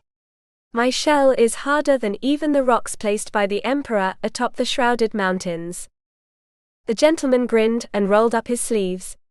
Well, I have my own tricks up my sleeves. He flexed his arm muscles and short, coarse brown hair sprouted from his skin. She sneered at him. A rat. I'm not surprised. The man leaned forward, and his front teeth elongated into a pair of sharp pincers. His face stretched into a snout, and a tail dropped out from beneath the back of his long shirt. Then you won't be surprised when you lose. The two opponents faced off, one covered in rat hair and the other sporting green scales. The bored onlookers reveled in the chance to watch a sport while they waited, and the much-vaunted coins passed hands as bets were placed. Come on, turtle. My bet's on you. Go on, rat. Chew her to bits. Only one figure remained aloof from the frenzy. It was an old gentleman, who had taken a seat on one of a handful of small boulders that lined the gravel road up to the gate. The man wore a pair of faded grey sandals and plain tan pants with a white shirt. A broad-brimmed straw hat topped his head, and covered the few wispy strands of hair time had left to him. He grasped a wooden cane in both hands, which he leaned heavily on. His gaze remained on the gate, while everyone else pumped their fists and egged on the contestants. One of the bettors scurried over and nudged the man in the arm with his elbow. "Come on, old man. Join in. It's a sure thing for the rat to win." The old man cocked his head to one side to look at his compatriot from under the brow of his hat. "Is it?" "Well, yeah. He's bigger and heavier than the woman. She might have some scales, but those can be torn off like flesh." The old man returned his gaze to the gate and chuckled. "We shall see." His friend waved him off with both hands and hurried back to the action. The two combatants paced the messy circle created by the crowd and kept their sharp eyes on one another. "I don't care how hard your scales are." "I'm going to chew them off you," the rat threatened her. She scoffed. "You won't get close enough to do that." He threw his head back and laughed. "Like you can move fast enough to." His grand proclamation was interrupted by her sudden dash forward. He let out a sharp hiss and swung his arms wildly in front of him. She stopped short of his arm's reach and tilted both her hands. The bright sun reflected off her flesh, and the searing brilliance shot into his eyes. He let out a strangled cry, and she stepped forward, where she delivered her own retort with a sharp swing into his groin. His eyes bulged out of his head, and a terrible wheezing noise was shoved out of his mouth. The men in the audience grimaced, and a few rubbed the inside of their thighs. The woman stepped to one side, and the man toppled head-first onto the ground. He twitched a few times before laying still. The winner held up her fisted hands and showed off a mess of smooth green scales. Their glass-like surface reflected the sunlight and showed off the grin on her face. "That's why speed doesn't always win." The gentleman on the rock chuckled and resumed his oversee of the gate. He wasn't disappointed, as a soft white glow emanated from the frame of the portal. The man straightened and tightened his grip on his cane. "They are coming." His soft but clear announcement silenced the chatter, and everyone whipped their heads around to inspect the gate. Surprise and hope filled their ranks, and they scurried over the fallen man to crowd around the front of the table. The old gentleman stood and shuffled into the middle of the group. The glow from the frame grew brighter and swallowed the whole of the arch. The center shimmered like the surface of a lake, and the white light lifted from the center like a mist to reveal the realm of the heavens. The clear blue sky and soft white clouds glistened, as did the high arches that guarded the main entrance to the palaces and parks of the heavenly residents. 6 heavenly citizens strolled out of the portal and into the land realm. Xian and Pampir were the leaders, and guided a small group of scribes and maids out of the gate. The High Lady paused on the threshold and sniffed the air. Her nose wrinkled. Pampir stopped at her side and stared ahead as he stoically nodded. "It is a foul odor, is it not, my lady?" "Quite," she agreed as she set her sights on the crowd. Her mood wasn't improved by the disheveled appearance of many in the eager mob. "Let us finish this task quickly." She sauntered over to the table, and one of the maids hurried before her. The heavenly servant crafted a magnificent high-backed chair behind the table, where Xian seated herself. A scribe magicked an elegant quill pen and notebook, with golden scrawling on the cover which he set before her. The man even opened the book to the first page, as Xian callously stared at everything except the duty in front of her. The opening of the book had an instant effect on the crowd. In a single moment, they had changed from civilized citizens to hostile barbarians. They pushed forward toward the table, elbowing and gnashing their teeth at any who tried to stop them from achieving first place in the contest. "Create a line in front of the table," Pampir shouted at them. "Anyone who does not follow these instructions will be immediately removed from consideration." The impatient vendors created a long, flimsy line in front of the table. A few of them jostled one another for prime real estate at the head. "Get off," a woman snapped at a man as she shoved her shoulder into him. He stumbled to one side and out of the line. "You get off." The man charged and slammed his body into hers. She fell with a hard crash and a loud shriek. The woman clutched one arm and rocked to and fro. "He's hurt me. He's bruised my poor body. Somebody help me." Everyone looked askance at their neighbor, each weighing the pros and cons of stepping out of line to help the woman. She didn't have any takers. The woman fumed and flailed about the ground like a spoiled child told no for the first time. "You wretched creatures. You horrible selfish scoundrels. Take it to the emperor," one of them spoke up. The reply elicited a laugh up and down the line. Pampir clapped his hands. "That will be enough. Get into line, or you will be immediately disqualified." The woman grumbled under her breath, but climbed to her feet and waddled to the end. The pompous man sneered at them a moment longer, before he swept his eyes over the others and clapped his hands. "We will now begin the selection process." Chapter 36. The first person eagerly stepped forward, a man in his 30s with his chin slightly raised and a smile on his lips. Pampir looked him over, with the air of a man who thought he had better things to do with his time than waste it on such people. "What do you have to offer the fair?" "I sell wooden dolls to the children, my lord," the man replied as he dug into his pocket and drew out a tiny doll. Its arms, legs and torso were cylinders held together with thick wire. The head was round, and featured a smiling face. "See?" Pampir took the doll, and turned it over in his hands. "Is that it?" The man's face fell, and his eyes glistened with fear. "Why yes, sir." Pampir looked over the doll, and gave the man a look of warning. The merchant's face turned an unhealthy white. "Tea that is, my lord." Pampir tossed the doll back to the man who juggled it, before successfully clutching it in both shaking hands. "Stand back and let us see what others have to offer." The man bowed his head. "Yes, my lord." He reluctantly shuffled off to the sidelines, but he kept one eye on the book. Xian sighed and picked up the pen. She dipped the tip in the inkwell, and wrote a few discerning lines that vanished the moment the words were finished. The next merchant up to the table was a middle-aged woman, who grasped a wooden box in both hands. She glanced at the book, and was disappointed to see nothing visible. "Well," Pampir snapped. "Your offer." The woman nodded. "Oh, of course, my lord." She opened her box, and revealed a gleaming pile of sugary baked sweets. The treats were stuck on a stick, and shaped into a crescent moon. She pulled one out and held it aloft for viewing. "This is my specialty. Flavored sweets on sticks." Pampir stretched out one hand to her. "May I?"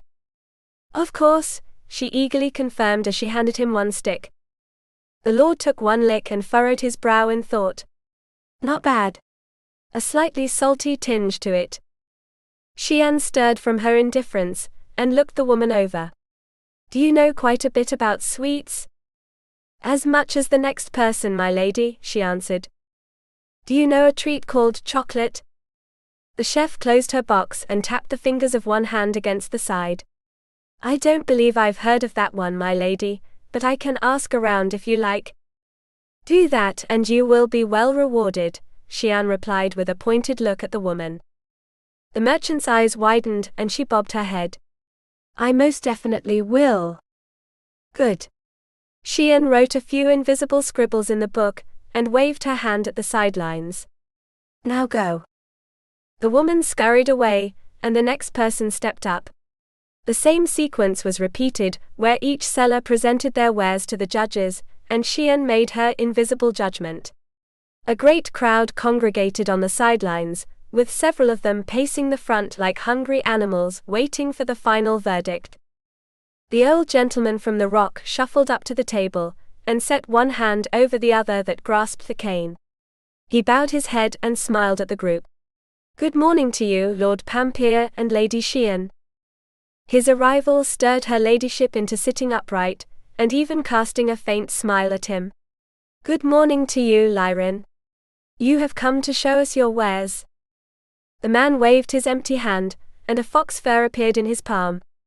The luxurious red coat glistened in the sun, and the white tip of the tail was the color of undisturbed snow. "This is but a taste of what I wish to offer, the lords and ladies of the realm above." "My goodness," Pampire complimented as Shian stood and accepted the example, cradling it in her upturned palms. The lord examined the fur with a faint nod. "This is a magnificent creature. Wherever did you find it?" Lyron's eyes twinkled. "If I told you, I would quickly be out of a supply." Shian sank her fingers into the velvety soft fur. "I would ask if you have others, but we know you are a master of the hunt." The old man bowed his head. "Your compliments warm my heart, Lady Shian." Shian reluctantly returned the fur and sat back down. She took up her pen, but with more enthusiasm than the others. A few invisible scribbles later, and she smiled up at the man. "Thank you for coming today, Lyron." "My pleasure, Lady Shian," he returned as he flicked his wrist and the fur vanished. He shuffled over to the others, many of whom stared at him with a mixture of awe and envy. The man he had spoken with earlier sidled up to him, and nudged the old man with his elbow. "You have it in with the lady, eh?" Lyron chuckled. "I have known her since she could barely walk." The strange leaned toward him and lowered his voice. "Any chance you can get a good word in for me?" The old man set one hand atop the other, and leaned on his cane while his eyes fixated on Lady Shian. "I would consider it, my friend, if it was any task other than this one. Her ladyship takes this task most seriously, and will not be swayed by anyone except one man." His companion lifted an eyebrow. "And who's that?" Lyron closed his eyes and shook his head. "Best that you did not know, lest you be wiped off the lists forever for your insolence." The old man cracked open one eye, and its dark pupil fell on his compatriot. "If you understand my meaning." The man's heart dropped into his stomach, and the color faded from his face. He stepped back and bobbed his head so violently his neck cracked. "Of course. We won't talk about it again." He turned and buried himself deep in the crowd. The two heavenly gods continued their inspection of the wares and goods offered by the merchants, until the very last one left the table. The silence was deafening, as all eyes fell on the book. Shian wrote her final judgment, and for the final time set the pen back in its holder. The scribe swept away all the tools except the book. Pampire caught Shian's eye and she nodded. He picked up the book, and held the tome open in both hands as he turned to the crowd. "Now I will pull out the names of those who will be allowed through the gate. However, there is one last test you must go through before being granted a ribbon. If you fail, then you will not be allowed entrance into the heaven realm." A murmur rose from the crowd. The boisterous turtle woman stepped forward, and asked the question on everyone's mind. "What kind of test?" "Merely a formality, I assure you," Pampire insisted. "I don't want no test," someone shouted from the deep safe depths of the horde. "Neither do I," another yelled. A loud murmur of disapproval rose from the people. Shian set her elbow on the arm of her chair and rolled her eyes. Pampire stretched himself to his full height and glared at the company.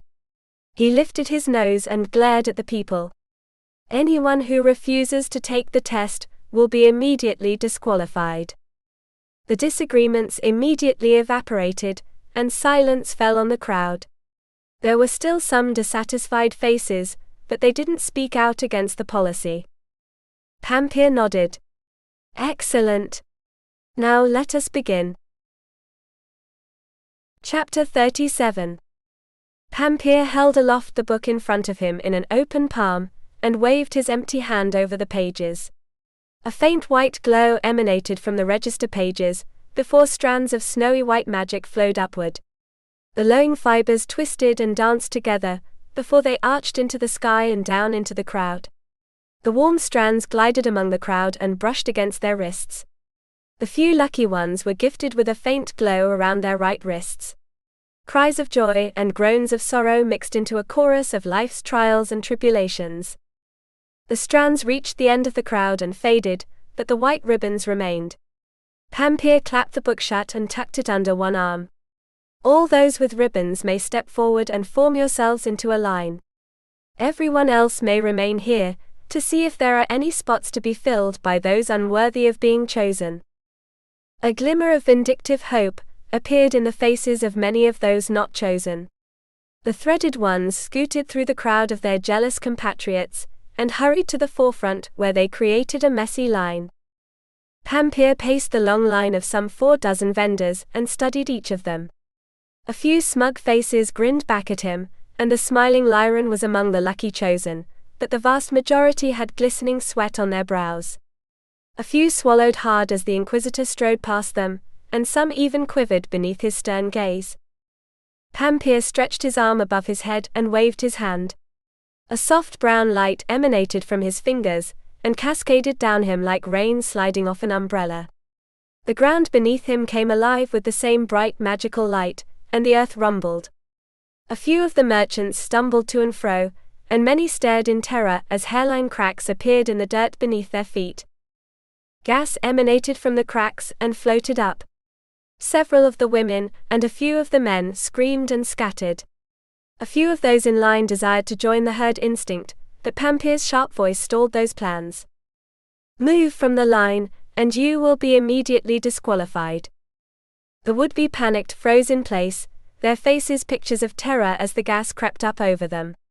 The only one who appeared indifferent to the chaos around them was Lyran, who continued smiling as the gas flowed over his hips. "What is this stuff?" one of the women in the line shrieked. "A gas given to me by Lady Myansha, that is capable of learning the true hearts of anyone who breathes in its air," Pampir revealed, as he stepped back from the line and inspected them. "You will inhale the gas and be given judgment." Lyran was the first and most willing contestant to breathe in the gas. The soft brown glow could be seen flowing down his throat and into his chest, where it focused around his heart. The magical air could be seen wrapping around and moving in time with the thumping of his ticker, and a faint red glow appeared. "Is that good?" a man questioned their judge. Pampir nodded. "He has passed." "And what color is us not passing?" another one asked him. "I hope you shall not see it." The merchants reluctantly allowed the gas to slip into their mouths, while the crowd of onlookers scurried out of reach of the truth serum, fearful of its judgment. The earthen light set their chests afire with its soft glow, and wrapped around their hearts. Even Xian sat up in her chair, and watched the magic work its will around the heart of the infected. Red lights appeared around all but one of the chosen. The turtle woman glared down at her chest, and the grey light that pulsed around her heart. "What is it, some sort of trick?" "I got nothing to hide." Pampir strolled up to her with his glowing hand still raised. He studied the woman with a sharp look. "The gas believes you have something to hide. What is your crime?" She sneered at him. "My crime is believing you lot could not be assholes." The Lord lifted his nose high in the air. A jolt of tension twanged between the two as they faced off, but the heavenly god had the upper hand.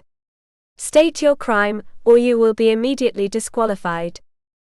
The woman crossed her arms over her chest, and pressed her lips into a petty pout. "I cheated a bunch of people, okay? It was just some stupid village anyway." Pampir stabbed a finger in the direction of the river. "Then I will not give you the chance to cheat anyone in the heavenly realm. You are disqualified." The woman threw up her hands. "Fine. I didn't want your filthy gold anyway." She marched out of line and past the quiet crowd. They all turned their heads to follow their fallen commercial comrade. She stomped across the bridge and out of sight. Pampir popped open the book and cleared his throat. "Now I will choose an adequate replacement."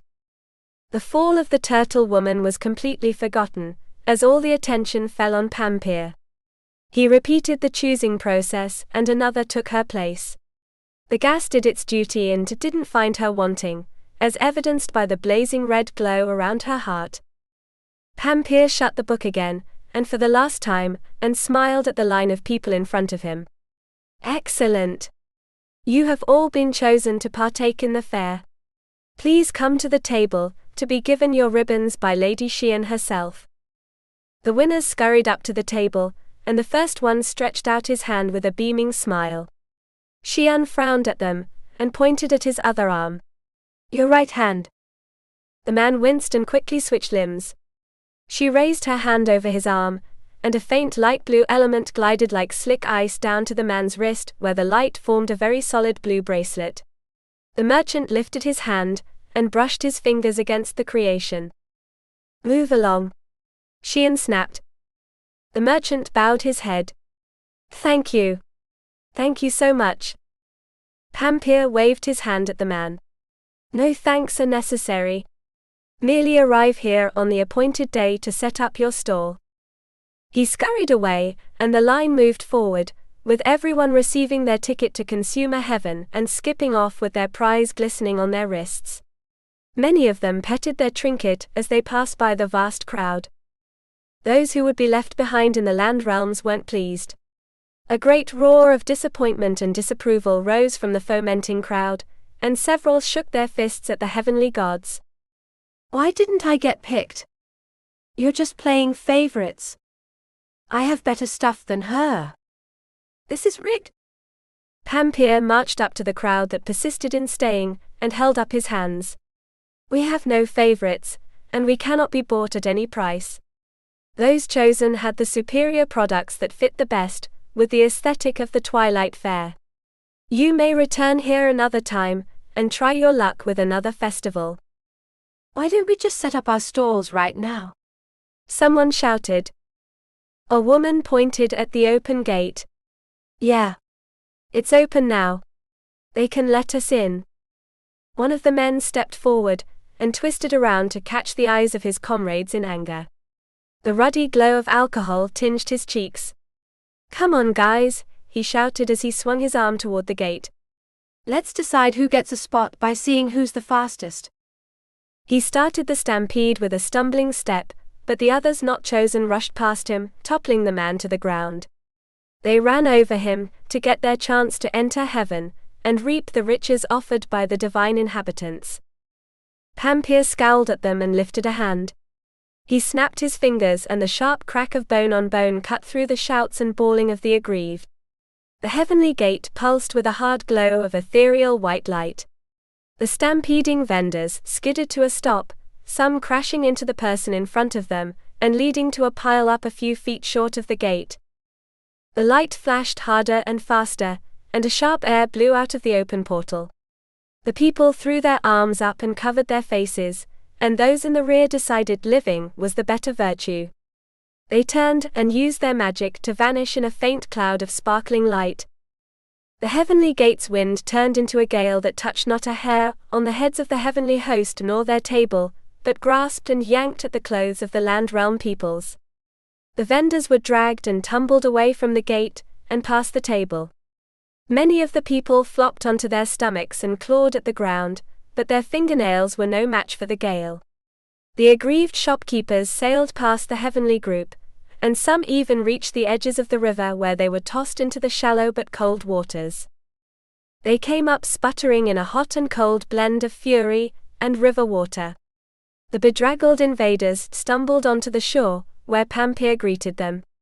His arms were crossed over his chest, and his narrowed eyes judged them with a sharp disapproving glare. Should anyone attempt another invasion again, you will be more than just. One of the people decided to test his unfinished promise, by charging forward toward the gate. Pampir stomped his foot on the ground.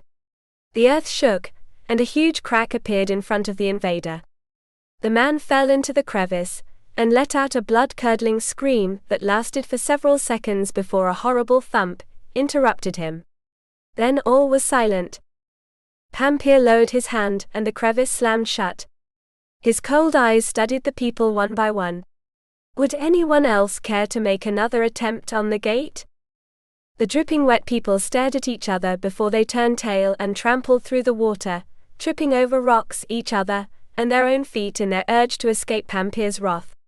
They reached the bridge and scurried across, where they disappeared, many in faint clouds of magic. A faint smile accented Pampier's lips as he turned and sauntered back to the table. Xian stood, and her chair vanished along with the table. The pair led their entourage toward the gate, and the wonderful home beyond the ripple. Excuse me. Chapter 38. The company paused on the threshold of the gate and turned. A single slightly hunched man stood beside where the table had stood. He wore short pants worn ragged at the hem, and brown sandals that had seen better days. His shirt was clean but slightly wrinkled, and was also frayed at the end of the long sleeves. His short brown hair was combed into place in a plain bold hairstyle that suited his thin face. The man carried a slim square hard leather pack on his back, and a short rectangular box hung on the front of his waist with the aid of two strings, one wrapped around his neck and another around his waist. The rectangular box had a slim lid, held shut by a flimsy golden clasp on the front.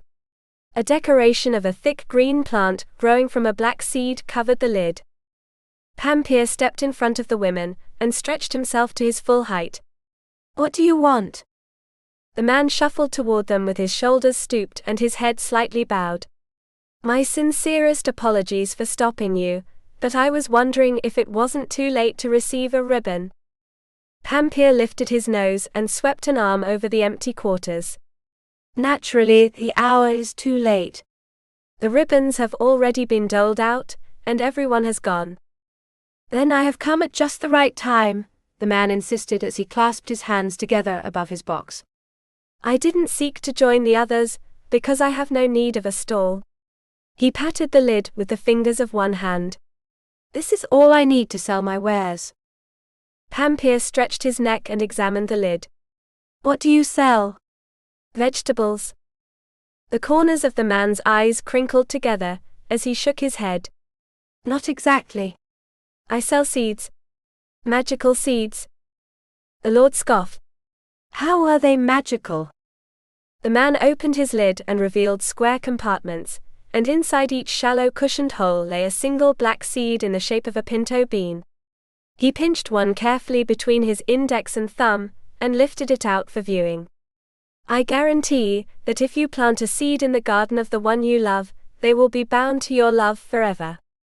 His words caught the attention of Xian, who cautiously approached him. How do you guarantee such a thing?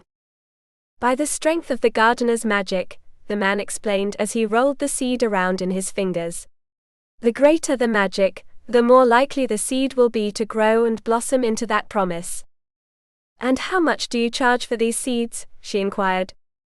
Pampier's bushy eyebrows crashed down at his companion. My lady, surely you cannot be considering allowing this man to sell his wares at the fair. More to the point, the lots have already been chosen. Xian cast a sharp look at her subordinate. The stalls have been filled, but as this man said, he has no need of them. The seller bobbed his head. Very true, my lady, very true.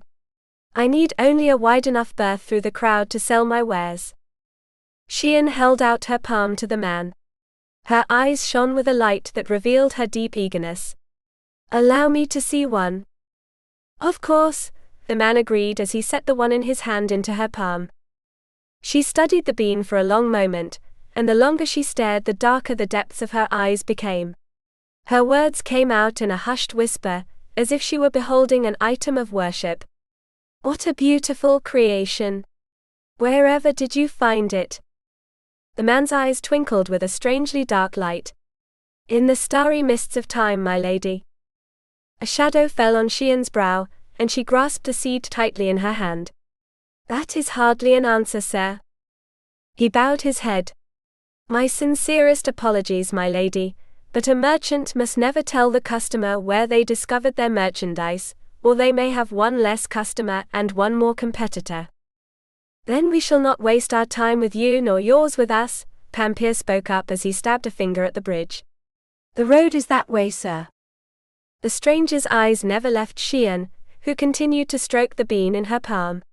What do you say, my lady? Do my wares please you? Xian nodded. Very much. Then you may keep the seed, he offered her as he held out his right hand. And I shall take my ribbon and leave. Pampier's mouth dropped open, and spittle flew from his mouth at every word. A ribbon. You shall not receive anything of the. Xian lifted her hand, and the soft glow of her magic fell over the man's wrist. A ribbon formed itself around his limb. He drew his arm back, and admired the shimmering symbol of consent. Thank you very much, my lady. He stepped back and bowed his head to Pampier. And a good day to you, my lord.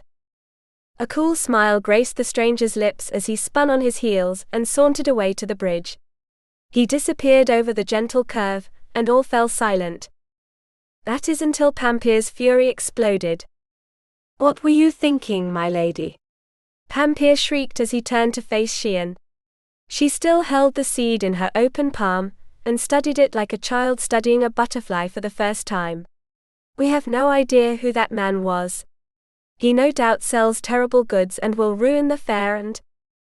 There is no need to worry, Xian interrupted him, as she carefully tucked the seed into her sleeve. She lifted her eyes to her irate companion, and lifted her nose slightly. I have every faith that nothing bad will happen during the fair.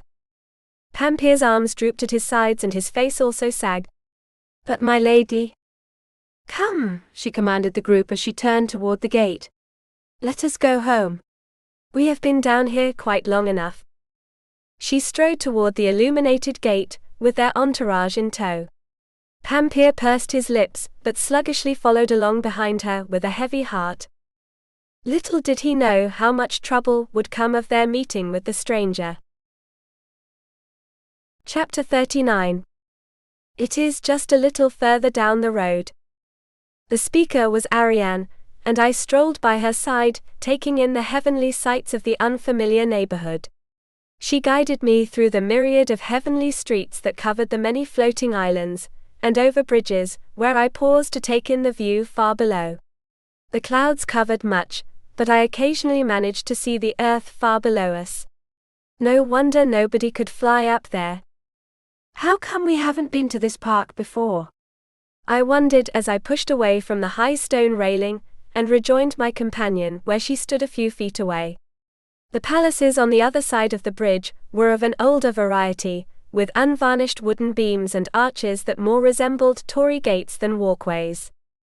My companion's face was a picture of eager excitement, and I could hardly keep up with her pace as she kept a step ahead of me. We are discouraged from visiting the park for 2 months before the fair, so the grass is in its most pristine condition. I grabbed onto her wrist and slowed my steps. Then let's not be in a hurry to see it now, or at least tell me when we're supposed to start this sprinting race. Ariane blushed and slowed enough to walk by my side. I am very sorry. I am eager to see the fair stalls. I nudged her arm with my elbow and wagged my eyebrows. And maybe eager to see a certain handsome carpenter. Jin might be working out here, right? My companion bowed her head and turned her face away.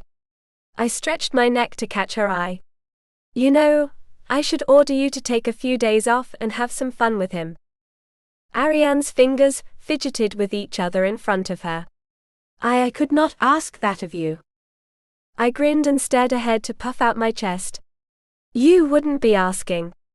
I'd be ordering you. Now that I know you want to have some fun without babysitting me, then you have my permission to have the rest of the time off from here to the end of the fair. Ariane whipped her head about, and her eyes studied my face. Are you sure you would not need me? I laughed and clapped a hand on her shoulder. Well, I can't guarantee that, but I want you to have fun. Besides, how many days left is there until the fair? 2. And it goes on for how long? Only for a single day, she reminded me. I shrugged. Then you don't have anything to worry about. How much trouble could I get into in 3 days? My own words caused an unpleasant tingle to ring at the back of my mind. These were definitely famous last words, and if my time in the heavenly realm had taught me anything, it was that I had a knack for finding trouble. I shook out those thoughts and lifted my chin. Anyway, Jin wants to see you too. She faced forward, but her eyes darted up to me. Do you really think so? I lifted my chin, tightened my face, and took on an imperious air in my voice. Of course I know better than you. I am your mistress, after all.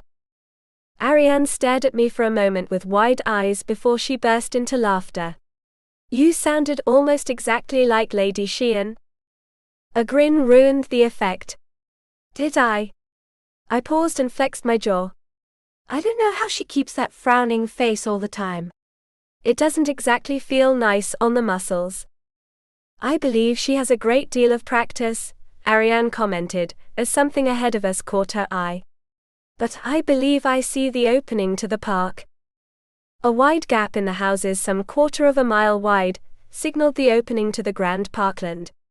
The pristine walkway stretched into the gap like pulled taffy, and glided through a perfect lawn of luxurious green grass. Huge trees dotted the skyline above the estate homes, and a scent of fresh water tickled my nose. Unfortunately, there wasn't much more than teasing as we reached the entrance to the park. Posts had been planted along the opening, and 3 rows of soft velvety rope stretched between them, blocking off access. We stopped at the flimsy barrier, and I studied the shimmering rope. Looks like we're not allowed in. Ariane's face fell, and she grasped my sleeve. My sincerest apologies. I thought we would be allowed to enter. You've never been here at this time? I guessed. She released me, and clasped her hands in front of her before she bowed her head. No. Lady Xian would not give us the time to see the fair during the day, and I did not dare venture out at night to the park to see the work. I patted her on the shoulder. Don't beat yourself up over it. Ariane whipped her head up, and her large frightened eyes stared at me. Must I do that? I laughed and shook my head. I said for you not to beat yourself up, and don't ever do that on my account, okay? She bit her lower lip, but nodded. I returned my attention to the park, and the meandering walking path. The stones curved through the grass and descended toward a huge pond half a mile from where we stood. The path then split into 2, and curved around the banks of the glistening water where ducks floated lazily along the surface. The trees I had seen before grew out of the earth in various spots, providing refreshing shade between large patches of bright sun. Flowers randomly popped up out of the grass, and their petals waved about in a gentle breeze. What really caught my attention was the space between where we stood and the pond.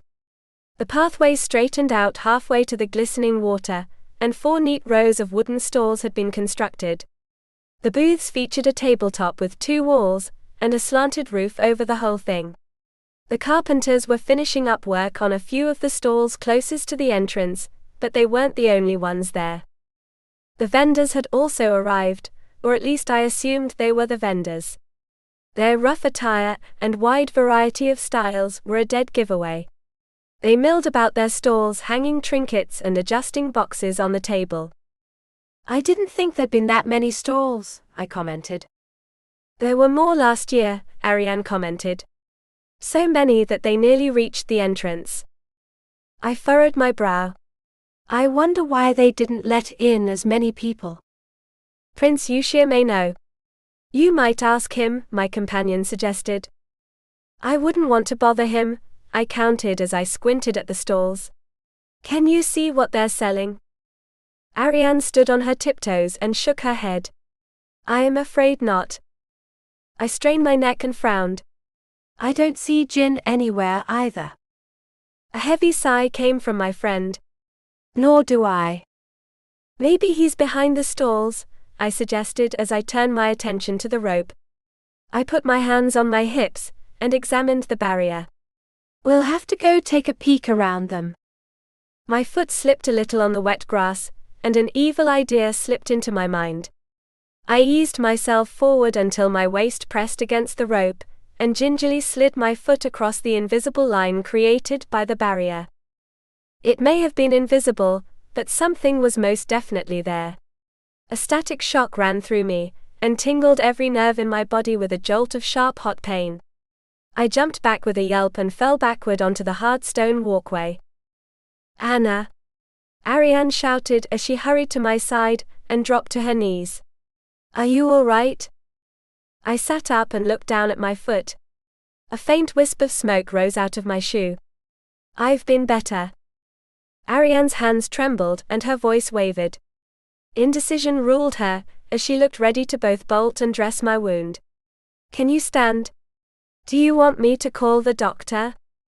I held up my hand and shook my head. I don't want to make his acquaintance unless I have to. Just give me a minute or two to rest, and I'll be back on my feet. A laugh interrupted my self-pity, and we looked up to find Lord Kang strolling toward us with his cat at his side. He stopped a few feet away and put his fisted hands on his hips. A great big toothy grin stretched his face to unbelievably happy heights. So you tried to get across my barrier, huh? He teased as he looked from one of us to the other. Pampir told me to set the pain high. Did he? I mumbled as I flexed my throbbing foot. Ariane jumped to her feet and wagged a finger at him. You might kill someone with such magic. Kang held up his hands in front of him. The spell is powerful but not that powerful, the most it can do is push someone away. I think it can do a little more than that, I spoke up as I eased myself onto my feet. Ariane was at my side in an instant, with all the care of a worried mother. You mustn't stand yet. I'm feeling better already, I assured her. My spell is perfectly safe, Kang insisted as he strolled past us and stood beside his barrier. He was all grins as he stretched out his arm. See? Perfectly. I got to see the spell from a different angle, as dozens of faint yellow lightning bolts shot out and into his wrist. Kang cried out and stumbled back. The scent of burning flesh filled the air again, and he cradled his arm in his other hand. Ariane caught his eye and frowned at him. You were saying? He rubbed his hand around his wrist and winced. Maybe it is a little strong.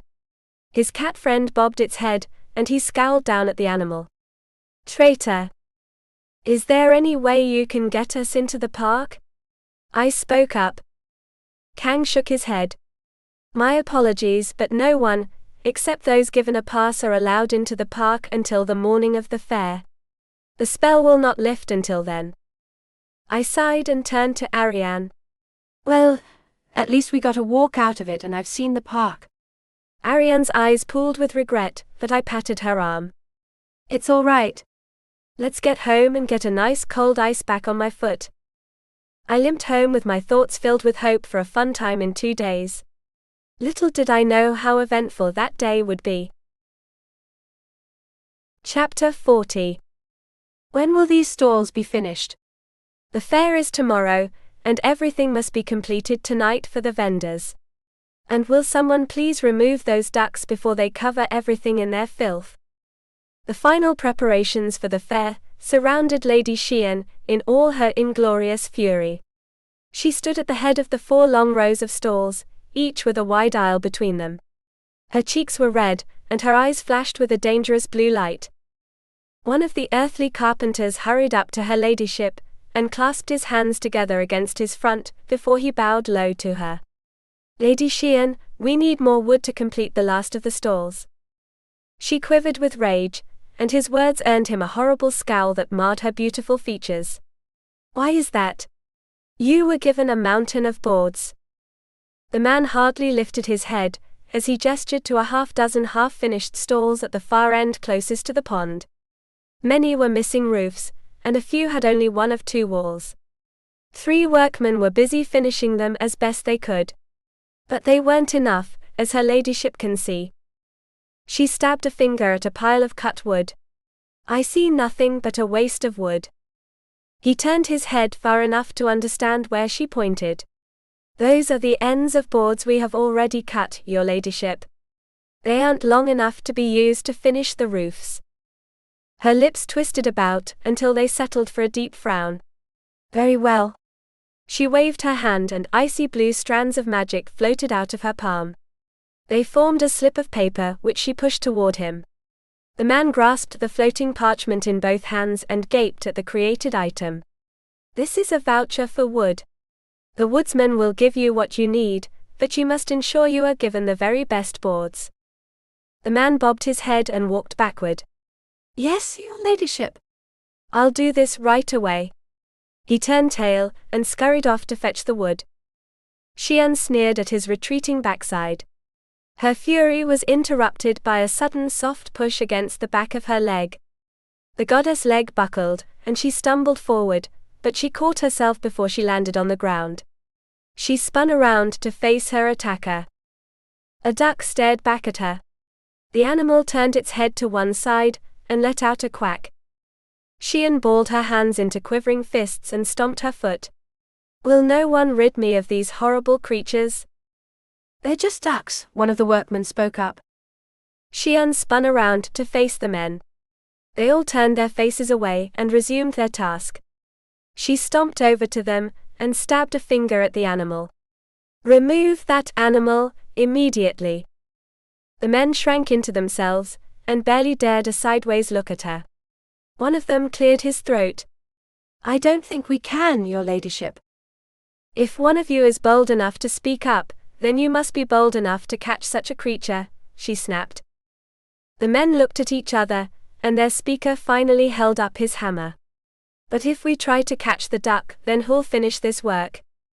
Xian racked her brain for a good reply, but she came up empty. "Fine. Then I will do it myself." She spun on her heels and marched toward the duck. The men paused in their work and watched the imperious goddess face off against the indifferent creature. The animal hardly gave her a side eye, as it nibbled on some long bits of grass. Xian raised her arm in front of her and drew her hand back toward her chest. Light blue strands of magic appeared from her hand and swirled about before she pushed them toward the animal.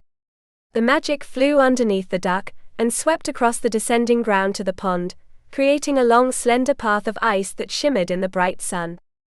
The slick crystals solidified beneath the feet of the duck, and its webbed digits couldn't get a grip on the slick surface. The duck let out a horrified quack as it spread its wings and tap-danced on the ice for a few numbers before it lost its balance. The poor creature crashed chin first onto the ice and slid backward, its beady eyes showing pure terror as the earth slipped away beneath it. The duck was propelled down the slide and flew off the slightly upwardly tilted end. It arced into the air and flapped its wings in a futile attempt to gain its balance before it made a terrific splashdown in the pond. Xian brushed her hands together and gave a nod toward the water before she turned back to the workmen. They stood there in a stupor, their eyes fixed on the duck as it bobbed up out of the water. The mistress of the fair crossed her arms over her chest and glared at them. "Well, why have you stopped working?"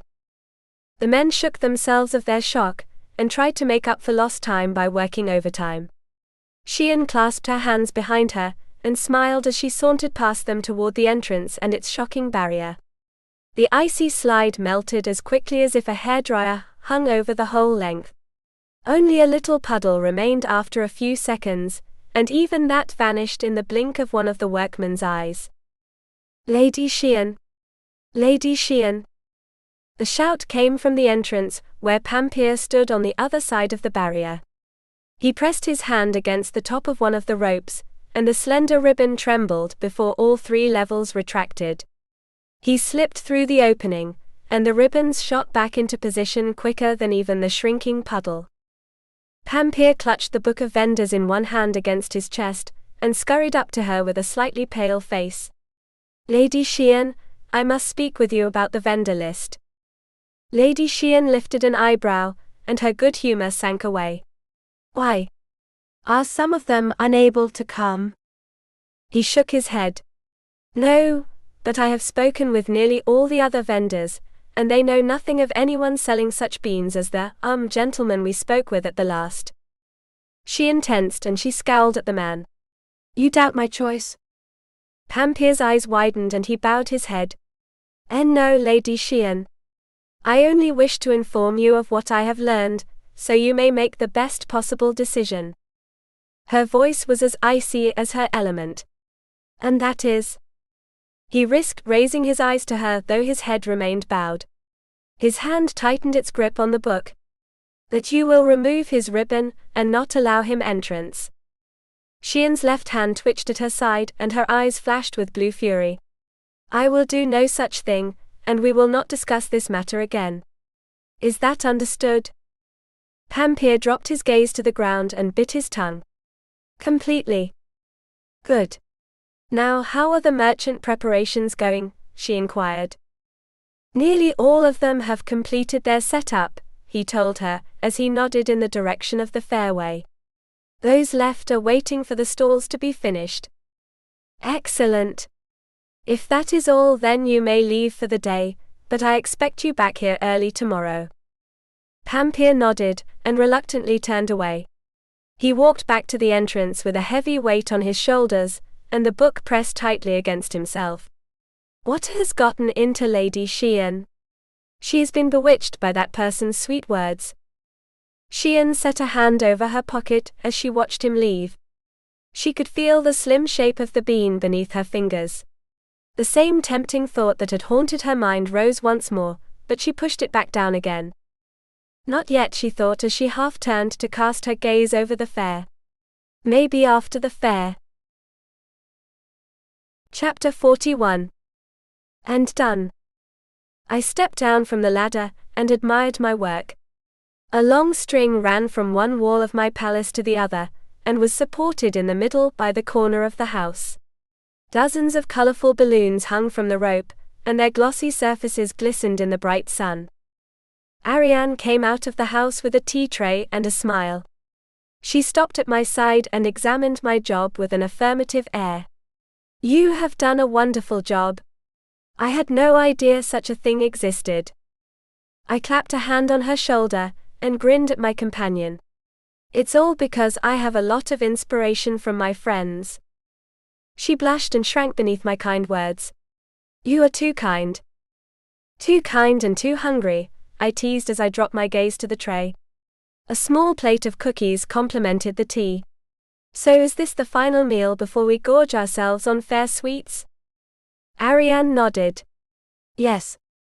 I tilted my head back, and drew my arm over my eyes to shield myself from the burning orb in the sky. What time does it start again? The Twilight Fair lasts from noon to midnight with a ceremony at twilight, she reminded me. I blinked against the brilliant light that constantly hovered over us. And what time is it now?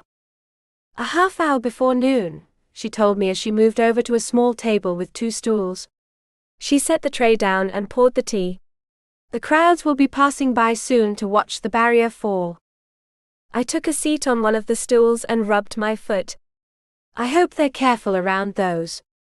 Lord Kang will no doubt limit his magic to a warning shock, she assured me as she set out our filled cups.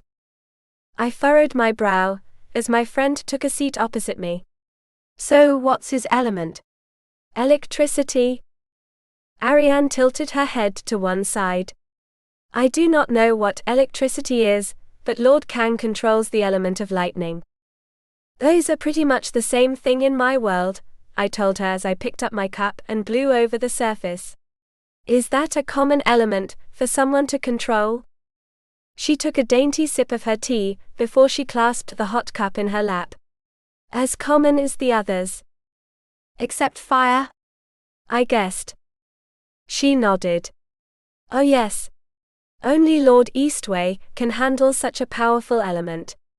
We will, she stopped herself. I leaned over the table and lifted an eyebrow. We will what? A light blush accented her cheeks, and she turned her face away from me. Nothing.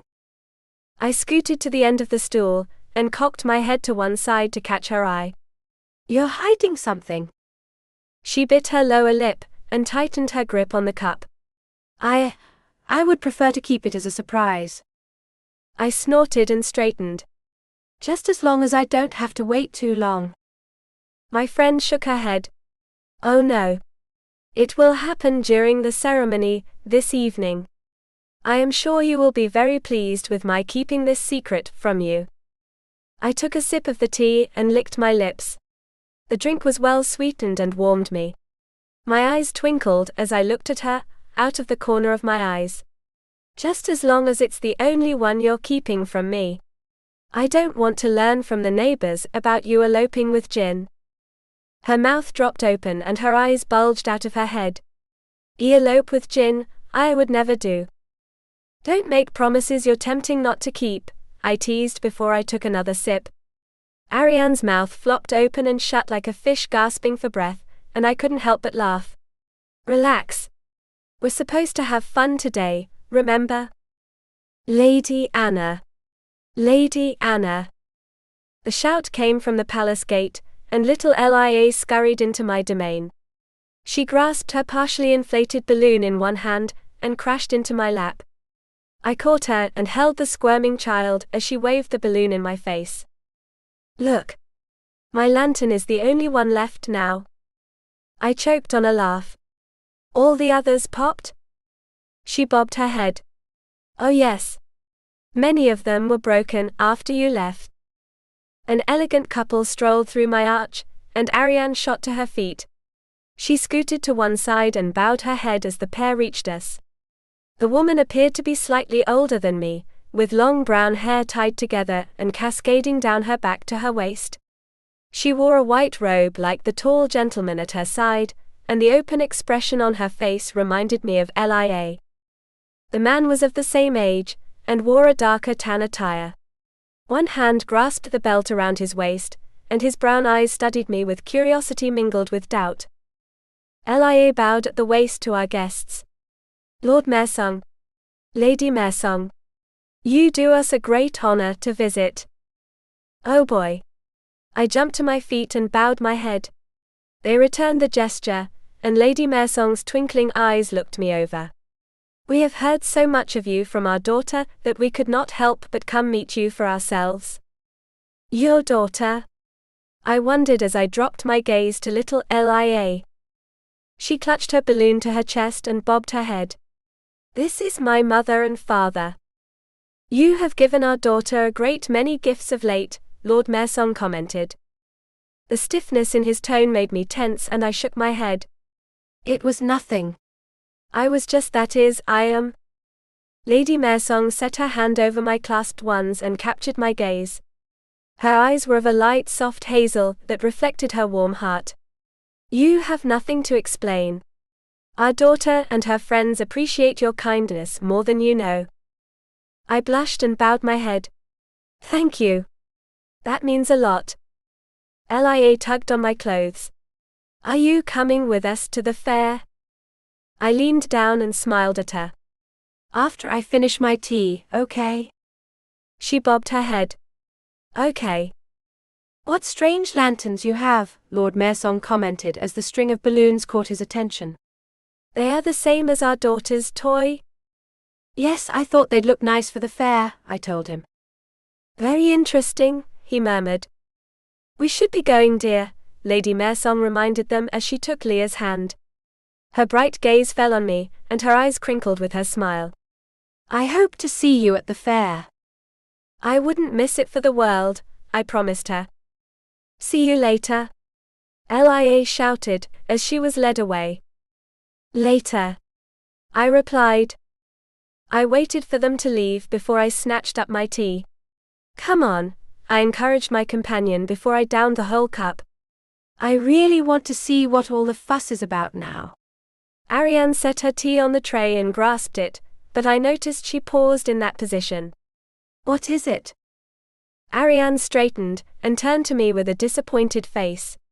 It is just that, well, we have no coins for the merchants. My heart sank as reality bit down my enthusiasm and mangled it. Oh. They aren't here for free. Like with the kitchen and the other places? She shook her head. I am afraid not. Many of the lords and ladies here have a stipend from the king. But not me, I finished for her as my shoulders sagged. Visions of romping through the stalls and buying candies and trinkets faded away. Ariane's disappointed face brought me around, and I rallied my spirits and offered her a weak smile. Well, that's all right. We can still enjoy the park and the ceremony, right? She put on her own false front and nodded. Oh yes. Those are completely free. I clapped my hands and rubbed them together. Then let's go enjoy the sights and not get shocked doing it. Ariane put the tray away, and we were ready for our adventure. Our excursion was interrupted by the appearance of Prince Yushir. He strolled through the arches and met us halfway down the path. The prince smiled and bowed his head to us. "Good morning, ladies. Are you off to see the fair?" I nodded. "Yep. "Do you want to join us?" Yushir sighed and had a forlorn glint in his eye. "Alas that I could, but my duties keep me from enjoying the many stalls." Speaking of those, he reached into his sleeve and drew out a leather purse with a drawstring. The prince held the purse out to me. "My sincerest apologies for not delivering this sooner, but my duties kept me away." I studied the bag, and my eyes flitted between the leather and the man. "What is it?" "A gift for you and Lady Ariane," he told me as he grasped my hand and set the bag in my palm. The contents chinked. "You must enjoy your first festival with us, and how can one do that with an empty purse?" Ariane scooted up beside me, as I loosened the string and opened the mouth. A stack of silver coins shimmered in the sunlight. I gaped at the wealth, as did Ariane. "This is most generous of you, Prince Yushir," she complimented him. He chuckled. "It is it not? I do hope you enjoy yourselves, especially during the show." "Show?" I repeated, as I closed the bag. Yushir opened his mouth, but Ariane caught his eye and furiously shook his head. He clapped his lips together and cleared his throat. "That is, I hope you enjoy the sights the fair has to offer. This is one of our more special affairs, and I am glad you are here to witness it. If you will excuse me, I must attend to my duties." He bowed his head and hurried off without even waiting for us to return the compliment. I turned my head to Ariane and lifted an eyebrow. "Show?" "The ceremony at twilight," she reminded me as she leaned to one side and stretched her neck. "But we should leave right now, or we will have to contend with a great deal of people." My curiosity was unsatisfied, but I heeded her warning and tucked the bag into my pocket. A wave of people flowed past the arch and confirmed her words. We joined that thick, excited crowd, and followed the flow toward the island park. I gaped at the transformation a few days and an army of decorators had done to the realm. The whole realm was decorated with streams, strings of lanterns, and colorful banners that hung outside the gates of the many palaces. The stone guardrails on the bridges were wrapped in fine silken cloth of various shades of purple, and more lanterns hung down at various lengths toward the abyss below the realm. The crowd laughed and chatted, and admired the decorations as I was doing. A group of 3 people, 1 woman and 2 men, strolled past us. "Lady Xian has really outdone herself this year," the woman complimented. "She better have. She neglected her other duties enough," one of her companions quipped. "My gate is finally fixed after nearly a year of being broken," the other man chimed in. "Oh, hush and enjoy the sights," the woman scolded them as they moved off. I swam my way through the crowd and stopped to read one of the banners outside a palace. "Good health. Warm heart. Lucky dragon." I lifted an eyebrow at the last moniker, and I turned to my companion. "Are dragons considered lucky?" She nodded. "They are." Something in her expression caught my attention, and I eased toward her with a sly smile on my lips. "Is there something you want to tell me about dragons?" A shout came from ahead of us, and Ariane whipped her head in that direction. "I believe they are about to open the ribbons." She snatched my hand and pulled me into the crowd, which had increased its speed. "Let us see the opening ceremony." We wormed our way through the people, and managed to get ahead of the slower spectators, to get close enough to see the mouth of the park. The fairgoers stood a healthy 5 feet back from the ribbons, and Xian and Pampir stood on the other side of the barrier. Kang stood next to them with his head held high and his chest puffed out. The angle was all wrong for me to catch a glimpse of the stalls, but a small crowd of merchants lingered 50 feet behind the trio. Pampir raised his hands and the crowd quieted. "Ladies and lords, thank you for coming to the Twilight Fair, the 1566th occasion for this event. I clenched my jaw to keep my mouth from dropping open. Now here is Lady Xian with her own words before the ribbons are removed. Xian stepped forward and smiled at everyone. Thank you, Lord Pampier. She lifted her chin and cleared her throat. Ladies and lords, like Lord Pampier, I thank you for attending this Twilight Fair. I hope you enjoy our vendors, and take pleasure in the coming Twilight ceremony, which will undoubtedly be the finest one yet. Without further ado, I present Lord Kang, who will remove his ward. Kang sauntered up to the barrier, and put his fisted hands on his hips. He stuck up his chin and grinned at the crowd. Lift the ward, you fool. Xian snapped. Her sharp voice shook him from his revelry, and he nodded. He held his palms close to the ribbons and wrinkled his brow. All right, everyone, welcome to the fair. A faint yellow light emanated from his hands, and the ribbons shuddered before they parted, opening the way to fun. Chapter 42. The orderly crowd pushed through the gaps between the posts, and nearly trampled the three welcomers. They scooted to one side, and allowed the mob to tumble into the park. Many of them aimed straight for the stalls, and Ariane and I were two of them. All the merchants were ready with their goods and their vocal cords. Come get your lanterns right here. Can't have a twilight fair without a lantern. Sweets. Candies. Sugar pops. Everything a kid could want. Lanterns. I have the best lanterns in the whole fair. Come see my selection. Freshly cooked fish. Fish balls. Fish pasta. You won't find finer lanterns than the ones I sell. And cheap too. I cast a questioning look at my companion. Lanterns. Ariane kept her gaze focused on everything but me, as she nodded. Yes. Many vendors sell them during the Twilight Fair. I lifted my eyes to the bright sun and squinted. But what do we need those for? We can't see them glow.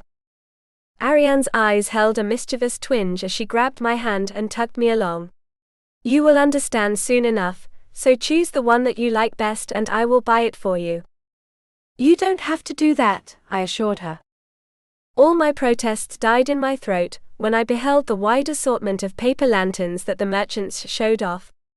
Hundreds hung in the stalls and from racks out front. Most of the supply was folded for convenience, but every style of lantern had one on display. There were square ones, rectangular ones, and cylindrical ones, and all the shapes in between. Some were plain lanterns with nothing but their frame, while others showed off Gothic-like buttresses and pagoda designs. A few were even tall enough to be dollhouses, and featured little people standing on the edges looking out as though pleading for someone to buy them. Wow, I murmured as I brushed my hand over a pagoda-like design. The paper was of a grayish-white hue, crescent shapes covered the walls. Do you like it? The merchant inquired as he leaned over his table. It's not as fancy as the others, but when she sails she's straight and shimmering like the moon. Then I'll take this one, I told him as I grabbed one of its folded counterparts. Allow me to buy it, Ariane pleaded as she scooted between the vendor table and me. She slapped down the coins, and change was given before I could even blink. You and that seller need to go into the banking business, I teased as we strolled away. You two exchanged money faster than I could see. Ariane shrank a little, and blushed. I only wanted to buy your lantern. And you bought the best one in the whole place, I agreed, as I held it out in front of me, and studied the mechanism to open it up. But what was that about these things sailing? There was that sly twinkle in her eyes again. You will understand when the ceremony begins at twilight. I dropped my arms to my sides and sighed. You can be devilishly cruel to me, you know that? Ariane's face drooped, and she furiously shook her head. That is not what I intended. I clapped a hand on her shoulder and grinned. It's all right. I was only teasing. Is that her? The new goddess? The low, hushed voice caught my attention, and I turned to a pair of women huddled close. They were both staring at me, but at catching my attention they scurried away. Is something the matter? Ariane asked me. I smiled and shook my head. Nothing that a little window shopping couldn't fix. A seed for the lovely ladies? Ariane and I stopped, and turned to find ourselves staring at a peddler, who stood a few feet away in the middle of the fairway. He carried around an open shallow tray filled with strange seeds. His worn attire didn't lend itself to my opening my coin purse, but there was something in his voice that made it difficult to ignore him. His stooping posture meant he was a half-head shorter than even Ariane, but that didn't stop his presence from overshadowing all the other vendors on either side of us. Pardon? I asked him. He stepped closer and his sharp black eyes darted between us. 2 young ladies without an escort to the fair? Can it be that your loves are far away? 2 could play at this con game as I smiled at the man. Our loves haven't told us where they are yet, but I'm sure we'll find them without resorting to a bean soup. The man looked aghast, and wrapped his arms around his box. Soup? Who would throw away a chance at love for a full stomach? Someone who is very hungry, I quipped as I grasped Ariane's arm. But if you'll excuse us. A moment more of your time, he pleaded, as he slipped around us with more agility than I would have given him credit. His swift action meant he blocked our path. The man plucked a seed from one of the cushioned compartments, and held it aloft in front of his face. The black seed was in the shape of a pinto bean, and its glassy surface meant its flesh glistened in the many lantern lights that vied for our attention. The man turned it this way and that, allowing the light to shine off the smooth skin. His voice was low and soft, like one admiring a piece of jewelry. A piece of perfection. Everything contained in a tiny cover of slim skin. My creep alarm bells were ringing off the hook. His soft tongue was having a completely different effect on Ariane. My friend leaned forward and squinted at the assortment. I have never seen a fruit like this. What are they? Seeds of sincerest passion, dearest lady, the peddler explained, as he patted the top of one of them. You plant this seed in the garden of the one you love, and it will bind him to your love forever. He held the seed out to her with a toothy smile. Would you like one? Ariane's eyes shimmered as she stretched out her hand. There was something in her expression that I didn't like one bit, so I grabbed her wrist and drew her behind me. I stood as tall as I could manage before the sweet-tongued merchant, and plastered a tense smile on my face. Listen, you're a great seller and all, but we're not buying anything right now. Maybe later, okay? But I may be out later, the man countered as he patted the side of the box. There are but a few choice items here, and temptation will drop a coin in my purse and carry them away. Then we'll be sure to listen to the coin count, and come back when you're almost out, I quipped as I scooted around him, dragging my reluctant friend behind me. I scooted us through the crowds, and risked a look over my shoulder after a few steps. The man stood in the same spot staring at us with that dark look in his eyes. He wasn't so hunched nor so sweet-looking as before. The change in him made me shudder, and I quickened our steps. Anna, Ariane pleaded, as she stumbled along behind me. Why are you hurrying so quickly? I slowed my step so she could move up to my side.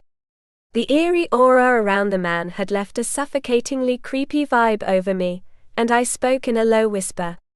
I wanted to get away from that guy as fast as possible. She blinked at me. But why? There was no harm in listening to him. I looked her up and down. I think he was about to get you to do more than that. But there is no harm in the wares anyone sells here, she assured me as she looked about the fairway. They have all been vetted by Lady Sheehan and Lord Pampier. I stared ahead and snorted.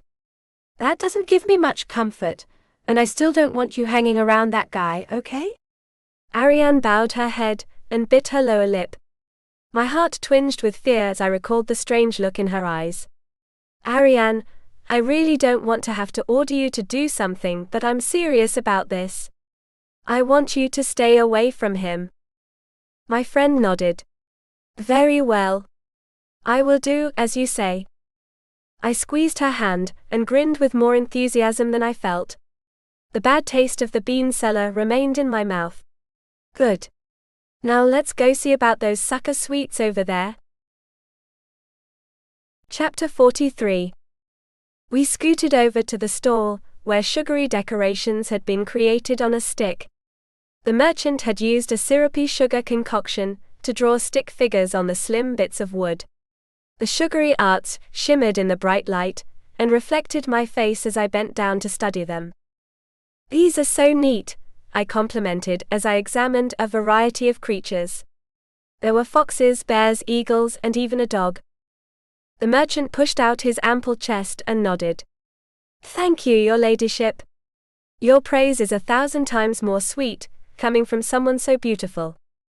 I laughed and shook my head. "I don't think so, but thanks for the compliment." The man looked aghast at me. "Does your ladyship not own a mirror?" He stretched out his arms and looked about us at the other lords and ladies. "You are like the moon among stars." The temperature went up in my cheeks, and I waved away his sweet words. "Not so loud," I hissed. He put his hands on his hips and shook his head. "I say only what I believe, your ladyship, and as proof of my words I give you this." He grasped one of his delights, and held it out to me. "This is my most prized creation, but I will give it to you for free." The creation was a large twirling dragon, with 2 pairs of wings on its back. The serpentine creature seemed to glide up the stick, and had its mouth open in a great silent roar. I was captured by the still scene, but I shook my head and dug into my coin purse. "I can't let you give that to me," I insisted as I pulled out a few coins. The man grasped my empty hand, and shoved the stick into it before he backed away. He crossed his arms over his chest and shook his head. "I will not accept it back, nor will I accept your coins. That is my word, and I will keep to it." My shoulders fell as I found myself holding the bag. Dragon. You have to let me give you something." I turned to my companion, who smiled at our interaction. "You want one of them, right?" Ariane shook herself from her humor and nodded. "Very much so." "Then I'll buy one for you," I insisted as I nodded at the assortment. "Take whichever one you want. Take the whole lot if that means I can pay him back." The man chuckled. "You are very kind, your ladyship, but some of my sweets are very precious. I sold one only a moment ago for a single gold coin." I looked down at the silver coins in my hand, and bit my lip. "That's a lot, right?" He curtly bowed his head. "Very much so." Ariane pointed at a bear, with one claw outstretched as a warning. "I will take that one." A knowing smile graced my lips as I paid the man the silver coin. "It suits you." She blushed as she accepted the stick from the merchant. "I thought perhaps I might give it to Jin if we find him." I stretched my neck and viewed the crowd, but a great many of the people were taller than me, so I couldn't see very far. "I don't see him." "Would he be somewhere special?" Ariane scoured the stalls and nodded. "He may be at the—" "I'll take on any comers. Anybody can try their hand at besting me." The crowing came from the center aisle between the middle 2 rows of stalls. That corridor was twice the width of the other 2, and featured games like ring tossing, mallet smashing, and other more physical contests. I wasn't surprised there wasn't a balloon popping event, but the games that were there were anything but ordinary. The ducks in the pond came alive when the thrower tossed the ring. Sometimes that was to the advantage of the tosser, as the quackers crashed into each other to escape the ring. The mallet smashing allowed elemental magic, and a contestant stepped up to the plate, as Ariane and I scooted between 2 stalls. The man was Kang, and he had a broad grin on his face. The merchant pointed at a wheel behind him that featured pictures of the different elements. I noticed that fire wasn't present. "Which one are ya?" the man asked him. "Lightning," Kang replied. The man scoffed. "You sure you want to do this one? You guys don't have much force in you." Kang cracked his fingers together in front of him, and focused his eyes on the button at the bottom of the tall tower. "Really? Then you have never seen me in action. The vendor beckoned to him. I'll see you in action after you've paid your fare. Kang reached into his pocket and tossed a coin to the man. He stepped up to the push mechanism and rolled up his sleeves. The tamer flexed his arm muscles, and a faint static charge emanated from his arms. The air came alive with his energy, and the ends of my hair stood on end. The crowd laughed at each other, as their hair and cotton clothing did the same. Kang stretched one arm high into the air, and a dark cloud gathered in the sunny sky above him. He gave a great cry and swung his hand downward. A huge bolt of lightning shot out of the cloud and slammed into the push button. The metallic bell was ringing before the wooden block on the tower shot up and crashed into it. Everyone cheered and clapped. Kang turned in a slow circle and waved at the crowd. A great big grin stretched his face, as the vendor lurked in the background with a dark shadow on his brow. All right. You've made your point, the stall master snapped as he dug into his pocket and drew out some coins. Here's your winnings. Kang took the coins and bowed his head. Thank you, sir. I look forward to next year's bout. Not if I can help it, I heard the man mutter. Kang strolled a few steps before he noticed Ariane and me. He puffed out his chest and sauntered over to us. Good afternoon. Did you see my bout with the bell? I hid my bemused smile behind a more impassive expression and nodded. It was really spectacular. Can every lightning user do that? He stretched himself a little higher and broader in the chest. I only have the lightning hammer. Hardly anyone has survived its blow, much less a bell. Then I'm glad I got to see it, I commented as I looked about us at the various games. How are you enjoying the fair? Kang wondered, as he deflated his ego long enough to remember I wasn't from these parts. Do you like it? I nodded. Very much. I went to these in my old world, but there wasn't any magic to make it as memorable. He swept into a low bow. Then I am glad to have shown you the wonder of our fair festival. He straightened and tossed the coins in the air before catching them in one hand. Now if you will excuse me, I have some meat to buy. He bowed his head and strolled away. I grinned and turned to my friend. Now what's next? Ariane licked her sucker and smiled. Whatever you wish. The coins Prince Yuxia has given us are enough to buy almost anything in the fair. He mimicked Kang's move by tossing the coin purse into the air and catching it. Well, sort of. I juggled it a few times before I got a good grip on it. Well then, let's see what we can buy. There was so much to see and do that the hours flew past, without a moment's thought to the time. The only thing that marred the wondrous event was the occasional judging pair of eyeballs on me, as people recognized me as that new goddess. I didn't notice the thinning of the crowds until a family passed us. The young daughter clung to her dad's hand and tugged on it. Can't we sit on the grass? He shook his head. We have a blanket that will keep us clean from the night dew. I turned and watched them stroll through the stalls toward the pond. The grass in front of the pool was already crowded with picnickers, many who munched on food purchased from the stalls and chatted with their neighbors. A steady stream of people now made their way toward the grass, and even some of the stalls shuttered shop to join them. So what exactly does happen during this twilight ceremony? I inquired of my more knowledgeable friend, as I turned to her. Oh my gosh! Ariane yelped as she grabbed my hand. We must hurry before all the best spots are taken. Ariane dragged me into the flow, and we hurried toward the expansive lawn. The crowds whispered among themselves, and many among them cast their eyes to the bright heavens. What's going on? I asked her as she found us an empty spot on the grass, only 30 feet from the edge of the pond. His Highness is about to perform the spell of twilight, she told me as we took our seats.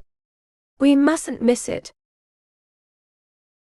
Chapter 44. I lifted an eyebrow. What exactly are we going to miss? Nearly everyone in the park joined us on the grass, but I noticed nobody dared sit past the halfway point of the pond. Families and lovers spread out blankets and took their seats, and many hurriedly opened their lanterns. There was soon a forest of paper decorations, and a few of the children hopped up and down before their parents tugged them back to the blanket. Prince Yuxia strolled past us and gave me a wink. He took up a position at the edge of the pond, and turned to the crowd. Any hint of noise was stifled, and the people fell silent. "A warm greeting to all of you, and thank you for coming to this year's Twilight Fair," he spoke as he clasped his hands behind his back. "We hope you enjoyed the wonderful stalls and our lovely park. Now, without further ado, I will open the Twilight Ceremony." He turned away so his back faced us, and swept an arm in front of him. A light blue aura surrounded him, and dozens of thin tendrils of magic flowed from his person. The magic floated across the pool, before it stopped in the center, and began a slow circular dance a few inches above the surface.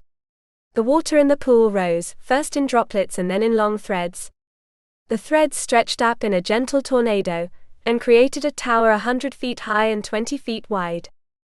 Yuxia lowered his hands so they were in front of him, and he moved them in slow gentle motions, flicking his wrist as he did so. The threads split and crashed into the droplets, creating a forest of glistening tears. The threads moved faster, colliding with the tears and creating thousands of smaller round balls of water. That's when I saw it. The frenzy of water created a picture of the sky realm, with its countless islands, palaces, and vegetation. Delicate trees stood beside imposing palace archways, and bridges glistened as they crossed over the gap between islands. The threads of water created the rivers, and the canals that meandered through the walkways. I had forgotten he was a water user, but even if I had remembered, I would still be in awe of the wonders he created from the water. Everything glowed with the soft blue light of his element, and shimmered against the sunlight overhead. The audience gasped and clapped, creating thunderous applause. The maestro finished his masterpiece and turned to the audience. He smiled and bowed to them. I leaned toward Ariane, and lowered my voice to a whisper. "Is this easy to do?" She shook her head. "Such precision is very difficult." Yuxia raised one hand and snapped his fingers. The whole beautiful picture collapsed into the pool, and the crash was deafening. Water sprayed out across the pool, and onto the banks where it sprinkled some of the closer spectators. Yuxia's voice cut through the applause. "I am glad you enjoyed the show. Now I will step aside, and allow you to see the main event." I lifted an eyebrow as the prince left the stage. He passed us again and his eyes twinkled with mischief. I prodded my friend's arm with my finger, and could feel the tense excitement in her muscles. "That wasn't the ceremony?" She pressed a finger to her lips, and pointed ahead of us. A hush fell over the crowd, as a figure clothed in white materialized out of a wispy red fog on the far side of the pond. It was Lord Eastwei. I sat up and watched as he took up a position 10 feet from the pool. Confusion clouded my mind, as I recalled Ariane telling me that he used the fire element. He spread his arms wide, and a giant red glow surrounded his body. I recognized the familiar sparkles that had surrounded me when he saved me from the fall into the canal. Those same glints like embers multiplied around him, until I could hardly see his person. And that's when they appeared. A huge pair of bright leathery wings burst from his back, stretched out on either side of him. The glow was so bright that the light stretched across the pond and illuminated the crowd. A faint gasp arose from the crowd and myself. I whipped my head about to face my companion. Is he some kind of shifter?" Ariane blinked at me. "Do you not know? His Highness is able to transform into a dragon." I choked on my spittle. "He can do what?" "He can transform into a large dragon," she repeated as she stared in wonder at me. "Has no one told you?" I shook my head. "I just thought he was, that he was just," I threw up my arms. "I guess I never really thought about him being anything other than what he looked like. And that kid. I knew he could change into that, but I would never have guessed he was a dragon." "The child form is merely his younger self," Ariane explained. So can a lot of immortals transform into their younger selves? I asked her. She shook her head. Only Lord Eastwei and a few others have that gift. Eastwei's magic was so bright around him that he appeared to be a small sun. He focused all of that energy close to his body and flung up his arms. The embers flew high into the air in a tight column, piercing the sky like the blade of a sword. The crowd tilted their heads back to watch the glints leave beautiful glistening trails until they reached high above us where they exploded. The loud noise made me start back, but it wasn't only the noise that surprised me. The embers spread across the sky in parting waves, and as they did so they peeled back the bright sun and revealed a starry night. My eyes widened, and I sat up on my legs to watch the wondrous night fall over everything. More than one child squealed, and many others gaped as I did at the darkness above our heads. A crescent moon shone in all its wonder, and its soft light caressed the watchers. The appearance of night wasn't the only wonder. The bursting embers created pictures in the sky, like one could do with fireworks. Eagles and bears and countless other images appeared above us, twinkling like constellations before they descended into glittering trails, before they vanished completely. He threw up more ember dust, and more of the fireworks exploded, crafting more pictures more beautiful than I could have imagined. I gazed up at the fireworks in awe and wonder. They filled the dark sky with all imaginable colors and designs. Flowers bloomed and dragons slithered across the blackness, leaving behind a trail of glitter that cast a curtain beneath them. One of the brilliant lights caught my attention. The fireworks had exploded in the very center of the bright colors, and the white lights formed themselves into a familiar figure with pointed ears and a long slender tail. I leaned toward my companion and nodded up at the bewhiskered face. Is that a small cat? Ariane looked at where I indicated and nodded. Oh yes. His Highness uses that one every year, or at least for the 2 years I have seen. I lifted an eyebrow. Why does he show a cat? She shook her head. Nobody knows, though I am sure some have asked. I did hear Lady Xian ask Prince Yuxia last year if he had convinced Lord Eastwei to tell him, but the prince could not get an answer out of him. That's when I noticed something else happen. The embers fell from as small flakes, and they vanished the moment they touched the ground. However, many people held out their hands, and the embers landed in their palms but didn't disappear. The catchers had opened their lanterns, and now placed the ember inside the paper towers. The embers filled the lanterns with a soft glow, but it was much more than that. The people lifted the lanterns, and the paper lamps floated up into the sky, stopping at the same level as the fireworks. Eastwei crafted a huge slender dragon with 2 pairs of wings, and a long snout with slender horns drawn backward toward its serpentine back. The fire-breathing serpent meandered through the floating lanterns, and the glow from its scales rubbed off onto the paper light. They glowed brighter, creating tiny red stars in the sky. Hurry before they finish, Ariane advised me as she opened her lantern. I did the same and we both held out our hands. Embers floated into our palms, and I giggled at the gentle heat that emanated from the flakes. We placed the embers in our lanterns, and lifted them above us. They floated upward, and joined the forest of glowing paper. It was a wondrous sight to behold, and I was sad when the lights began to fade.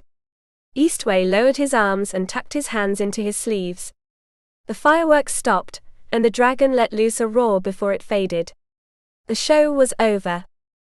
And an unscheduled one was just about to begin. Chapter 45. My heart sank with the last lingering bits of embers. It's done? Ariane sighed and nodded. I am afraid so.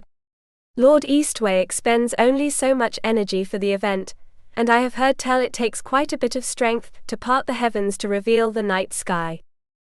I studied the shimmering stars, created by all the lanterns. What about the lanterns? Lord Eastwei will keep the lanterns aloft until daybreak when he revokes his magic, and they fall to the grass, Ariane told me as she sat back down on the grass. Anyone may fetch theirs for next year, but most allow the vendors to pick them up and restore them to sell again. Lady Anna. Lady Anna. The shout came from our right, where little Lia scurried across grass and blankets to get to us. She was nearly out of breath when she crashed into my lap. I caught her by the arms and smiled down at her, as Keen raced up behind her. What's wrong? Why are you here, and not with your parents?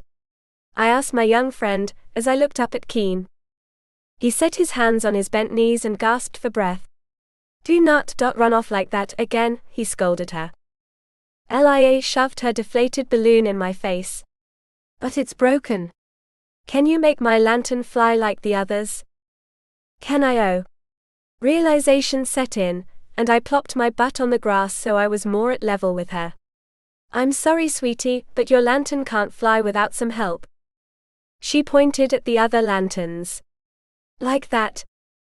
I looked up at the dozens of floating paper lamps and furrowed my brow. I suppose stuffing one of those flames would work, but it wouldn't be easy to get it into the balloon. You'd really know how to work that fire in there. Lia sniffled. Daddy said he couldn't figure out how to get it in there either. I grasped her arms and offered her a smile. Well, why don't we try to put one of those flames into the lantern, okay? Leah's eyes lit up and she bobbed her head. Yeah. I fear that will no longer work, Lia spoke up. Her eyes were fixed on the starry sky. We followed her gaze upward and my heart sank. The last of the fiery crisps fell to the ground and vanished.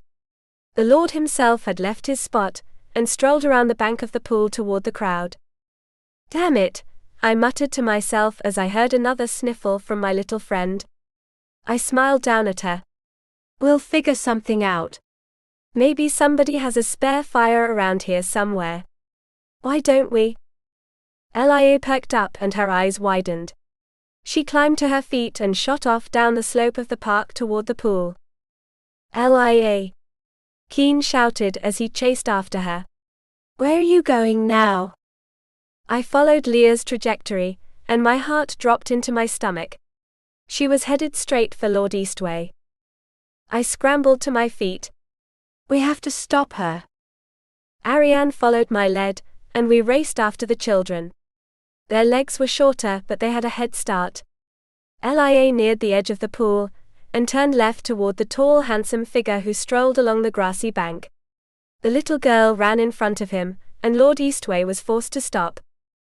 Lia shoved the balloon up at him, and her large pleading eyes stared up into his. Please make my lantern fly. There was such a look of confusion on his face that I had to stifle a laugh. Ariane had a look of horror on her face, as did the young Keen who reached his little friend a second after her request. He grabbed her shoulders and bowed his head to the Lord. I'm sorry, Lord Eastwei. Please forgive her. She doesn't know what she's doing. Nor do I, Eastwei commented, as Ariane and I joined the party. I was a little winded by the excursion, but I managed to bow my head. It's my fault, my lord. I gave Lia the balloon, and told her fire could make it fly like the other lanterns. Did you? He mused as he returned his gaze to the little girl. And you thought I could use my magic to make this thing of yours fly? Lia bowed her head, and bit her lower lip. She clutched the flat balloon against her chest and nodded. Yeah. Eastwei held out his hand to her. Let me see this balloon. Leah's head popped up and a smile brightened her face. Will you make it fly? She asked him as she eagerly handed it to him. Eastwei studied the balloon with an impassive expression, but the corners of his lips turned down. We shall see. I pointed at the slender part. The stem can open and you breathe into it. The Lord pulled at the mouth, and it opened slightly before he released it, snapping it back into place. I see. He flicked his wrist and held up his palm. Strands of fiery light floated out of his hand, and formed themselves into a creature I was familiar with. It was a tiny salamander. The animal, if you could call a creature made out of shimmering flame such a thing, lifted its slender head and looked around. Its small flat tongue flicked out and tasted the air, and its slender tail flipped to and fro. Lia let out a gasp and stepped closer. It is so very pretty. And useful, Eastwei replied. He set the mouth of the balloon close to his palm, and the creature scampered over to it. Its tongue flicked out and tasted the balloon before it wriggled itself inside. The fire creature's outline could be seen through the slim skin of the balloon, especially when it lifted its head. The balloon walls stretched and clung to its head, creating a perfect copy of it. Lia laughed, and I couldn't help but smile at the silly creature. The salamander ducked out and stood still. The faint glow from its body grew brighter, and the balloon began to expand. Eastwei lifted his hand and set the balloon adrift above us. The heat from his magical creature lifted the toy into the air where it joined the rest of the lanterns, though the silhouette of the salamander made it stick out from even the most impressive of paper beacons. Lia hopped up and down and clapped her hands. It is so pretty. Thank you so very much. Keen grabbed her hand and tugged on it. Come on. I need to get you back to your parents before they worry. He bowed his head to Eastwei. Thank you for your help, Lord Eastwei. The Lord inclined his head, and the children scampered off up the hill. I want to thank you too, I spoke up, which caused the Lord to turn and face me. I blushed under his unnervingly intense gaze. Lia came up to you without thinking, but you still helped her. That was very kind of you. He studied me with that impassive expression, before he slightly inclined his head. No need for thanks. I was glad to assist you. He turned and strolled past us. I breathed out the air I didn't realize I'd been holding in. Ariane scooted close to me and lowered her voice. I had no idea Lord Eastwei liked children. I could barely hear what she said. Eastwei's words still rang in my head as I tried to understand their meaning. He hadn't said he liked helping Lia. He said he was glad to assist me. Little old freshly made goddess me. Ariane set a hand on my arm.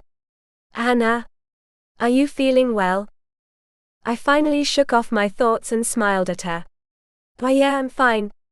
I was just thinking I wanted to take another spin around the stalls and then go home. My friend pursed her lips as she examined me. Then let us hurry through them and return home. Ariane handled me like I was a box of expensive china. We walked up the hill through the vendors, but my attention couldn't be bought by the shiny bling and baubles.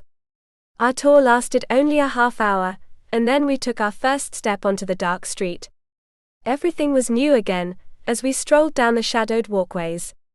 The lanterns hung earlier now showed off their brilliant light. They cast their soft glow over everything, and created a magical realm of gentle shadows. I felt a little bad when I recalled my cute little balloons. They were decorations made for the light, and now they'd be overshadowed by the lit lanterns. Are you sure you are well?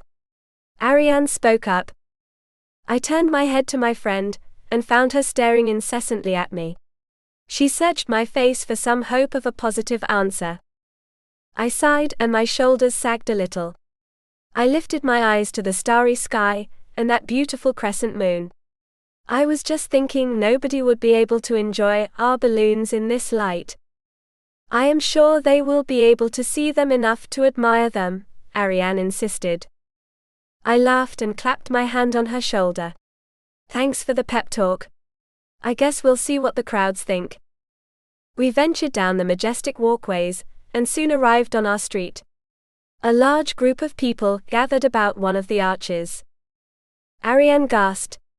Anna, those people are gathered about our home. Ariane's eyes hadn't failed her. The people were indeed crowded about the entrance to our home.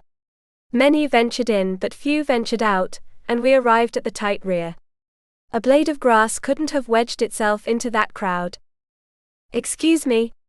I shouted above the murmur. Could we get through? The onlookers noticed us, and realization dawned on their faces. The owners are here. Let the owners through. The crowd parted enough to allow us through, and we squeezed through the arch to find the walkway up to the house was equally packed. The visitors were polite enough to stay off the grass except for a few little scamps, and they formed a packed line up to the house. Their gazes were fixed on the balloons. The lit balloons. My mouth fell open when I beheld the illuminated bladders. A faint reddish light scurried about inside every one of them. The glows were all shaped into different animals. There was a cat, a bear, even a fish. And there was a salamander. Ariane gasped, and wrapped her arms around one of mine. She tugged hard and caught my eyes with her gleaming ones. This is wonderful. Our lanterns are the most beautiful in the whole of the city. I swallowed the lump in my throat and nodded. Yeah. It does look that way. The people thought the same as they oohed and ahed at the silly little animals. The slow line moved down the cord of balloons and flowed back out, and more than one person smiled and bowed their head to me. Your lanterns are so original. You must do this again next year. One of the older women stopped, and grasped my arm in her wizened hand. Her face was open and friendly, and she offered me a gentle though curious smile. However did you do it? I shook my head. We just set them up, and hoped they would make people smile. You must be congratulated on a fine showing. And your first year here too. Yeah. She moved off, leaving me to my stupor. However, I wasn't so far gone that I didn't know I had one God to thank for it all. Chapter 46. I was glad to assist you. Those words echoed in the mind of not only Anna, but Lady Sheehan. She stood stock still amid the crowd of fireworks onlookers, a statue among the greenery. Her eyes were fixed on the small group of people near the edge of the pond. One of them was Lord Eastwei, and the other two were those hateful people from Fanch Hall. Sheehan clutched her hand over her heart, and unbidden tears swelled up in her eyes. Lord Eastway's reply had seared itself into her memory, and she couldn't stop it from playing over and over again in her mind. Dardan had never favored her like that before. How could this new goddess earn his gentle words? She had only been among them a few months. What right did she have to his attentions? Damn her, she hissed as she stomped down the sidewalk. She hardly noticed the compliments from sightseers, who admired the lights. You have done a wonderful job, Lady Sheehan. I look forward to seeing your plans for the next fair, Lady Sheehan. My gate has never worked so well, Lady Sheehan. Thank you for having those men come and repair it. Sheehan smiled and bowed to each of the compliments, but her shattered heart wasn't into it. She didn't even realize where she was until someone grabbed her arm. There you are. Lady Biddau scolded her. It was she who had latched onto her friend's arm. She leaned down and examined Sheehan's face with a wrinkled brow. What is the matter? You look as if you have lost all purpose in life. Sheehan sniffled. I believe that is just what has happened. Lady Biddau pursed her lips and looked about them. Hold your words until I get you somewhere less crowded. She scooted her friend through the crowds and onto one of the smaller islands. The earthen plot was just a wilderness of trees and grass. A gazebo had been constructed to give visitors a place to rest. Biddau guided Sheehan under its refreshing shade, and seated them on one of the benches connected to the walls. Biddau grasped one of her friend's hands in hers and looked Sheehan in the eyes. Now then, tell me what has happened. Sheehan closed her eyes and took a deep breath. You watched the scene at the pool? Where that brat spoke with Lord Eastwei? Biddau nodded. I did, but what of it? And what exactly happened there? She hung her head, and her thumb brushed against Biddau's hand. I cannot say completely, but when he had finished lending his magic to the girl Lord Eastwei, She sniffled. He said he was glad to assist that woman in helping the girl. Biddau leaned back and lifted an eyebrow. Is that all? Sheehan whipped her head up and glared at her friend. An icy tinge of blue light flashed across her eyes. Is that all? He has never given me such a favor. I who have known him for thousands of years. Her friend pursed her lips and turned her face to one side. I see. Did he say anything else? And how did the woman reply? Xian dropped her gaze to the bench and shook her head. I cannot say. I was in such a state that I knew little of what happened around me. I do know that Eastwei left her shortly after speaking. Soft, hurried footsteps caught their attention, and a goddess hurried across the bridge. It was the bulky Miss Fan, and her swift movements were hampered by her hoarse wheezing. She reached the short steps of the gazebo and grasped one of the uprights. Bidao stood and frowned at her. What in the world are you doing? I have found you at last, Fan wheezed as she gulped down enough air to fill 50 balloons. Have you ventured to look at the lights Lady Roberts set up in Fanch Hall? There is such a sight as you would not believe. Xian's heart skipped a beat and she stood. Show us. Fan led the group at a much slower pace back to the white streets and to Fanch Hall. The thickest of the crowds had left, but 36 people still lingered. They noticed Lady Xian approaching and bowed low to her. Have you come to see the wondrous lanterns as well, Lady Xian? One in the crowd asked her. She plastered a tense smile on her face. Of course. I have heard they are most unusual. Most unusual and most wondrous, another chimed in. Then how could I not come? Xian replied, as she sped past them before another could compliment her rival. The trio strolled through the arch and beheld the dancing silhouettes inside the balloons. Xian stopped 10 feet from the string and watched the animals hope, slither, and tumble about. Her sharp, dark eyes examined each one in turn until they fell on the salamander. She couldn't fail to recognize the same creature that Eastwei had crafted for the brat. I wonder how she was able to create such magic, Fan spoke up as she more closely examined the balloons. If I had to guess, I would say it was fire magic, but that is impossible. Bidao cast a worried glance at her old friend. Xian stood as stiff as a statue, and her smile was frozen in place. Perhaps she conjured up something from her old world and placed them inside these strange containers. Good evening.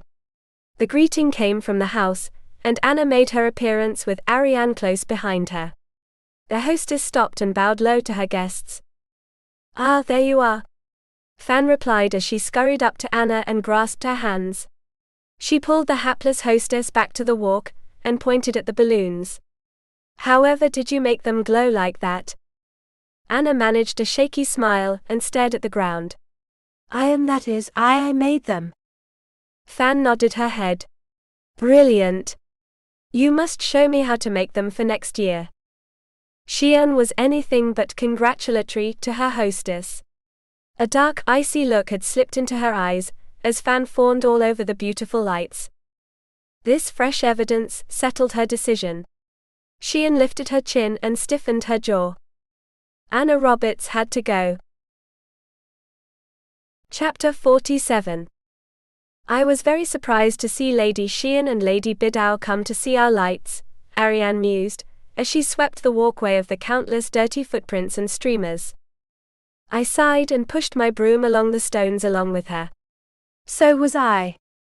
Do you believe she may have come to see if she may copy your design for the next fair? Ariane wondered. I stopped and leaned my body against the handle. A faraway expression slipped onto my face as I recalled the last look Xian had given me. There had been a darkness in her eyes that had frightened me a little. I wonder what that look was for. Ariane ceased her sweeping and looked up at me with a raised eyebrow. What look? I laughed and shook my head as I resumed my cleaning. It's nothing. It was probably just my imagination. How wrong I was. However, the moment was soon forgotten as life slipped back into its tranquil pace. And back to my lessons. Prince Yuxia stood over me from where I sat atop the grassy knoll. His arms were folded over his chest, and he tapped a finger against one of his limbs. I cannot understand it. My arms were raised in front of me, and had been for quite some time. They started to tremble a little from the effort. Maybe I don't have an element. He shook his head. You must surely have an element, otherwise you would not be able to conjure the magic necessary to create your wondrous things. The prince paced the ground in front of me, tapping away at his arm. He lifted his eyes to the bright sunny sky and furrowed his brow. There must be some way to bring out your gift. He paused and stopped his tapping. A dangerous glint slipped into his eyes, and he cast a sidelong look at me. Perhaps a more forceful approach is necessary. My face drooped and my eyes widened. No. Have you ever been in mortal danger, Lady Roberts? Oh no. I protested as I scampered to my feet. I'm not going through that again. You almost gave me a heart attack with that beast test. Disappointment showed on the prince's face. But it may be the only way to summon your magic. My shoulders sagged, and I turned my face to one side. Maybe I'm just not meant to do anything other than make cookies and balloons, or anything else the children might want. Maybe that's why I was put here. The prince tucked his hands into his sleeves, and a faint smile ghosted across his lips. Perhaps it is, Lady Roberts. I know of people who have worse roles in life, and many who were even less pleased with the element granted them by fate. I cast a suspicious look at him. Then you won't be leading me into mortal danger? He chuckled and shook his head. Not at the present. I need to go attend to some duties. We will see each other tomorrow, and discuss where we will go from here. He bowed his head, and left me alone with my thoughts. I folded my arms over my chest and sighed. Cooking for kids and entertaining others was great, but somewhere deep in my heart, I knew I was supposed to be doing something more. There was a reason I was here, I just knew it. Anna? I started and whipped around to discover Jin on my doorstep. He sauntered over to me, with a big grin on his face. Hello, Jin. I didn't know you were still around. We had to break down the stalls and store the wood away for the next one, but I'm supposed to leave tomorrow, he told me. The young lad leaned to one side and cast a hopeful look at the house. Is Ariane here? A sly smile curled onto my lips as I raised my voice. Ariane? Someone's here to see you. Ariane popped her head out of the house. She grasped a damp sponge in her hand, and her eyes widened at her friend. Jin. She hurried over to us, and looked him over. Why are you still here? Jin laughed. Is no one happy to see that I am still here? She set a hand atop his and squeezed it. Of course I am, but what are you still doing in the heavenly realm? I missed you at the fair, so I wanted to visit with you for a while before I left tomorrow, he informed her. Ariane bit her lower lip. I am not so sure. I noticed she twisted the sponge in her hands. You really should go, I insisted. It will not be any trouble, she asked me. I grinned. I think I can manage on my own for a day. You go off and have some fun. I suppose. Ariane murmured. Then it is settled. Jin chimed in, as his twinkling eyes and crooked grin ensured I knew Ariane would have a good time. So let us go, immediately. I took Ariane's sponge from her, and the last excuse fell away. Jin snatched her hand and pulled her toward the gate. See you later, I shouted as they disappeared through the arch. I tossed the sponge in the air, and caught its squishy body in one hand. Cold water dribbled out and down my arm. I yelped and flung my arm about to drain the river. Yeah, Anna, just fine on your own. I rolled my eyes upward and glared at the sky. Quiet you. I have some cleaning up to do. To whom are you speaking? The voice wasn't my inner thoughts, and the suddenness made me jump out of my skin. I landed on shaky legs and spun around toward the arch, half expecting to find my disobedient servant after abandoning her friend. No such luck. Who I discovered was Lady Xian and her friend, whose name I had forgotten. Lady Xian strolled toward me with a smile on her lips, but there was a coldness in the welcome that almost made me shiver. Good morning, Lady Roberts. I have come here today to apologize for not admiring your strange decorations with as much joy as I felt. Yeah, joy. That's the word for it. I tamped down my sarcastic inner self and returned her smile with what I hoped was a warmer one. There's no need to do that. I'm sure you were just tired from handling everything. Of course. I had to resist the urge to step away from this woman. Some dangerous current ran under every word she said. But I still desire to give a proper apology, and I believe I have just the thing. I lifted an eyebrow. You really don't have to do anything.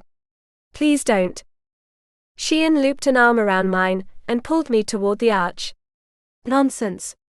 It is the least I can do, after that wonderful display you created. Many of the lords and ladies can talk of nothing else. Flattery wasn't exactly getting her into my good graces, but surprise could work the same way. They said that? She nodded, as she guided me out onto the walk. Oh yes. Some have even asked that their palaces be decorated as yours was for next year's fair. I really don't think you need to do anything for me, I insisted as I squirmed in her hold. She tightened her grip on me, and I felt her nails dig into my arms.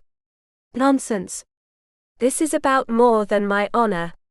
My family prides itself on being gracious, as is required of those who manage the palaces. She leaned in close and lowered her voice. And I would loathe to have my family dishonored due to my lapse. A sharp warning lurked in every syllable. I shrank down, but she kept a tight grip on me. She laughed, but there was no mirth in the sound. It rang as tinny as an empty tin cup. You mustn't look so frightened.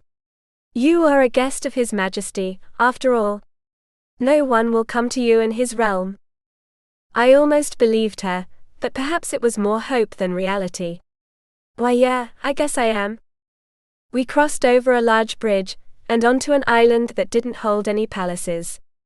The only structure was a huge gate that stretched from one side of the small island to the other. 2 guards with spears stood at attention on either side, and I noticed a lone figure beyond the gate. It was Bidao, and she looked even more nervous than I felt. Her breeding and habits forced her to stand straight and bow her head to me. Good morning, Lady Roberts. I hope you slept well. We passed through the gate, and I glanced at the guards with a tinge of hope. He continued to stare ahead, without even the slightest hint that he saw me. Where exactly are we going? I asked my guide as we joined the nervous Bidao. You have yet to venture out of the heaven realm, have you not? Xian inquired. I see fear wrapped around my heart. Why yeah, but I really should get back. Nonsense, Xian insisted as she tightened her grip on my arm. I have been such a poor friend to you, that I wish to show you the beauty of your former home. You did live in the land of the mortals, did you not? She guided me toward the bright abyss of the edge of the island. My heart pounded in my chest as the precipice loomed. I think I'll stay here, I insisted, as I dug my heels into the ground. Xian laughed. You are so good at jokes.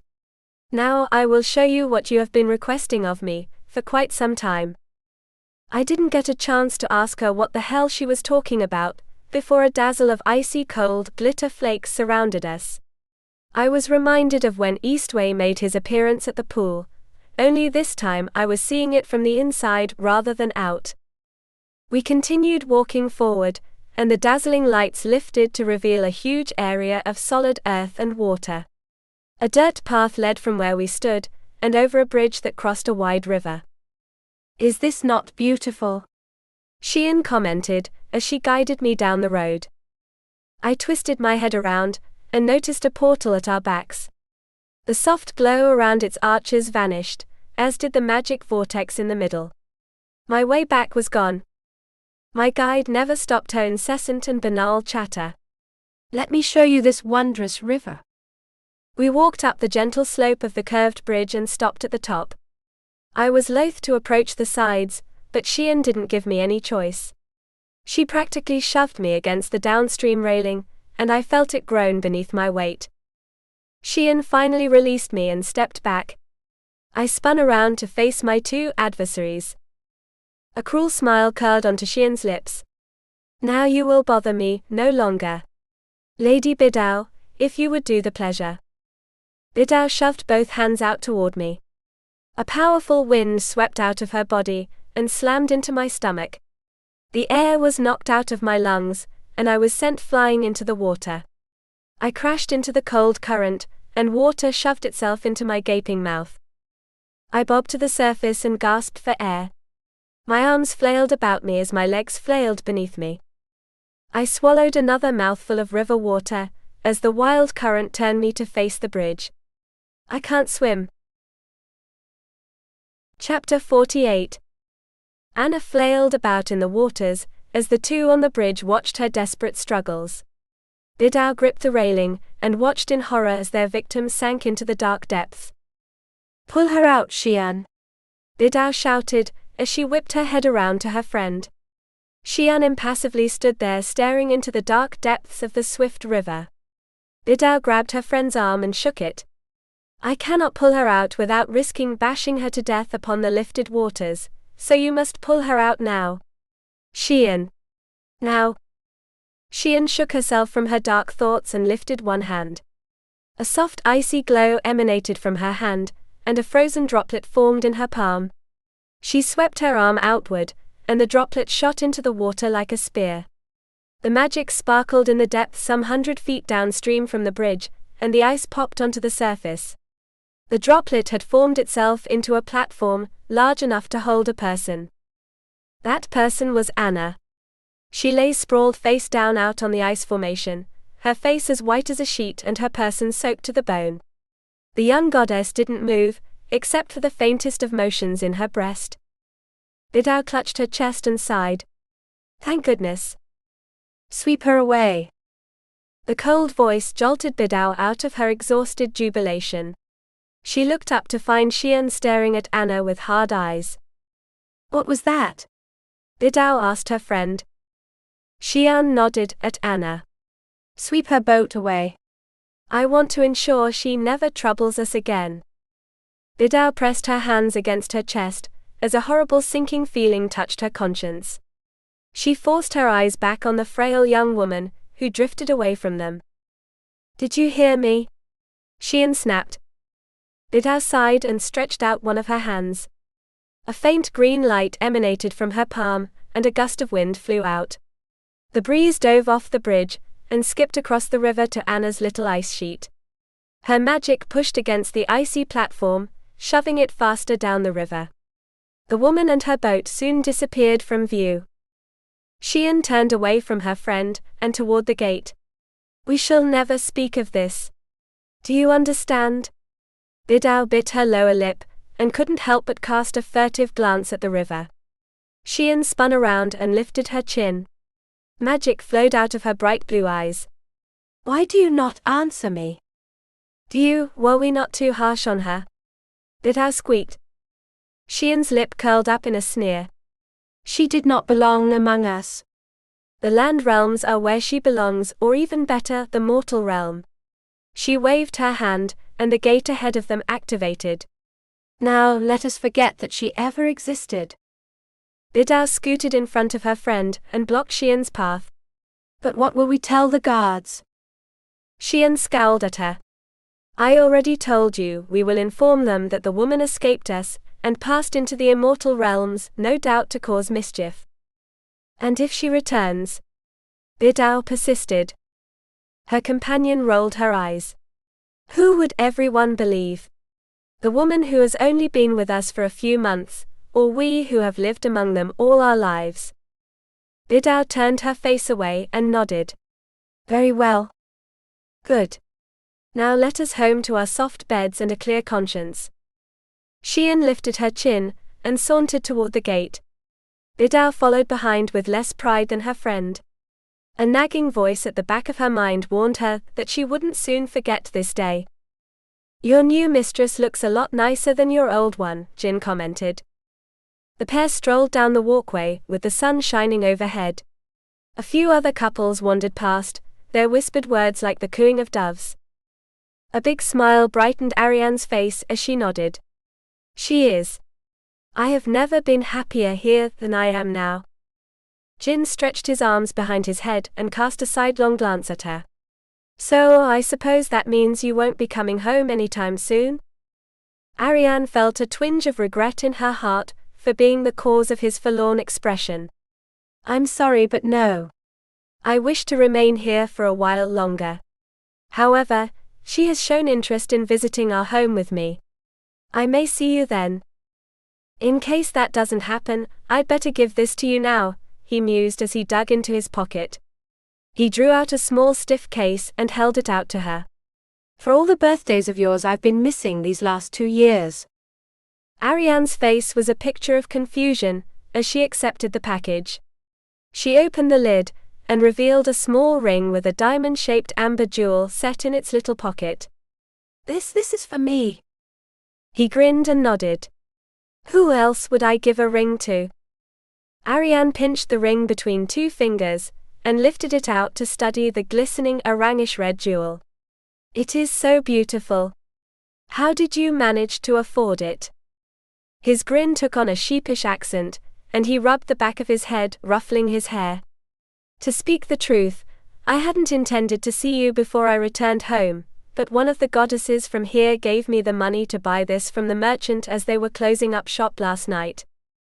Ariane lifted an eyebrow. Why did she do that? He shook his head. I'm not really sure myself.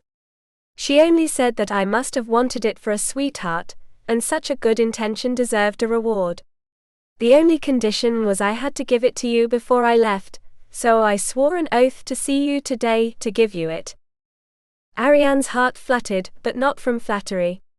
A dark inkling rose at the back of her mind. What did she look like?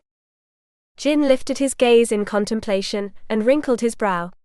I guess she was a generation above ours, and with long brown hair. His eyes widened and he snapped his fingers. And she was a wind user. I remember because a breeze blew past us, and her hair didn't move a bit, and that told me she knew how to control it. Ariane stiffened, and her wide unfocused eyes stared ahead. Jin stopped and turned to face her. He grasped her arms and examined her terrified expression. Ariane, what's the matter? Are you all right? She lifted her dread-filled eyes to him, and the depths of her fear froze even his seasoned veins. Her voice came out in a hush. We must return. He leaned back and blinked at her. Return? To the palace? Why? Ariane grabbed his hand and spun around. She broke into a sprint and yanked him down the walk. There's no time to explain. Jin stumbled behind her, and they returned to Fanch Hall in a short time. Ariane released him and raced down the walk to the house. Anna. Anna. Ariane darted room to room, searching each one for her friend. Jin joined in the treasure hunt, but it only took them a few moments to realize their prize wasn't there. Ariane stumbled out of the last room, her own bedroom, and tears welled up in her eyes. Where can she be? Jin grasped her arms and squeezed them. There's no need to cry. Maybe she just stepped out for a moment. Ariane bit her lower lip, and a loose tear fell down her cheek. I just know something terrible has happened to her. Her old friend pursed his lips, and he draped a strong arm over her shoulders. Well, why don't we start asking around then? Somebody is bound to have seen her. Ariane sniffled and nodded. You are quite right. Perhaps I am overreacting. He comforted her with a smile as he led her to the arch and out onto the walk. And we'll have a good laugh about it later. Is there a problem? The voice stopped them in their tracks and came from their left. Ariane's heart skipped a beat when she saw it was Lord Eastwei who had asked the question. I am not sure, Ariane replied, and she looked to her friend for help. Lady Ariane's mistress has gone off without telling her where, and we're a little worried about her, Jin explained. Eastwei's perfect eyebrows knitted together. When did she leave? Within the last half hour, Jin replied as he looked down at his companion. We weren't gone any longer than that. Ariane slipped out from Jin's gentle hold and stepped close to the impressive lord. Is there any way you could help us find her, Lord Eastwei? Eastwei's reply was to sweep his arm toward the ground, and his fiery flakes floated onto the earth. They illuminated a set of footprints that led all around the walk and even onto the grassy knoll, but the brightest set left through the arch and turned right. Eastwei strode forward with only a few curt words to the others. Come with me. Chapter 49. The trio set off after the illuminated footsteps, and they were led toward the large bridge Anna had crossed earlier. These footsteps lead to the main gate, Jin spoke up. Eastwei quickened his steps, and they arrived at the impressive structure. The two guards stood at the ready, and Eastwei stopped in the middle of them. Have either of you seen Lady Roberts? He questioned them. One of the men nodded. We did, sir. She passed through here with Lady Xian and Lady Bidao only a few minutes ago. Speak of the devil and they will come. Two figures materialized on the other side of the gate, close to the edge of the island. They were Bidao and Xian, and one look at the worried company made Bidao blanch. Ariane pushed through the other men, and moved to the forefront of their group. Where's Anna? Xian lifted a delicate eyebrow. Anna? Lady Roberts. Ariane's voice was in a higher pitch, and she wrung her hands together in front of her. She is supposed to be with you. The guards told us you had left with her. The imperious lady of the palaces closed her eyes, and shook her head. Then I fear I bring bad tidings for you. Lady Roberts has escaped. Escaped? Jin repeated, as he stepped up to Ariane's side. Was she a prisoner?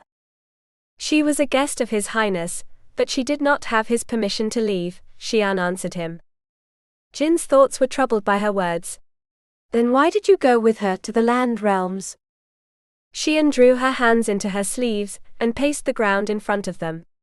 I fear we are the victims of her lies. She told us she was allowed to go to the land realm, and only needed help to walk through the portal. She stopped and abruptly turned to the group, her eyes ablaze with fury and disgust. She lied to us, but we did not learn of her treachery until she vanished over the bridge. By that time we could not stop her, and the last we saw she was headed south. Ariane's eyes widened, and a hand flew to her mouth. That she would not. The visions of Anna leaving her danced in her head. She shut her eyes and shook her head. This cannot be. She would not leave so suddenly, without a good reason. Xian turned her nose up and scoffed. She needed no other reason than to appease her selfish desire to leave this paradise and return to her mortal people. Jin pursed his lips as he grasped Ariane's upper arms. We must try to find her and hear her explanation for these events. Eastwei raised one hand, and a faint reddish hue emanated from his palm. I need only my magic to find her. A brief look of panic flashed across Xian's eyes, but she kept her composure. That will be impossible, will it not, Lady Bidao? She warned him as she half turned to her friend. You used your magic to try to capture her, did you not? Bidao bobbed her head. Why yes, I fear so. I used my magic to try to grab her and missed. Then the trail is no doubt muddied by Lady Bidao's magic, and cannot be followed with any reliability, Xian pointed out. A heavy sigh escaped her, and she shook her head. The fiend is no doubt following the riverbank, to avoid any detection. But she would not do any of what you say, Ariane argued. She trembled in Jin's grasp and tears streamed down her cheeks. Something must have happened to her. We must find her. Xian scowled at the distraught young woman. You dare doubt our words? Jin leaned down and lowered his voice to a whisper. She's right. There's nothing more you can do. I will report this to His Majesty immediately. She strode past them, and Bidao was only too eager to follow. Ariane broke down into sobs, and Jin was forced to hold her up. She clutched onto the front of his shirt, and bawled into his attire. It cannot be. Something is wrong. Jin noticed movement out of the corner of his eye, and lifted his head to watch Eastwei approach the edge of the island. Where are you going, my lord? Eastwei paused on the threshold but didn't turn.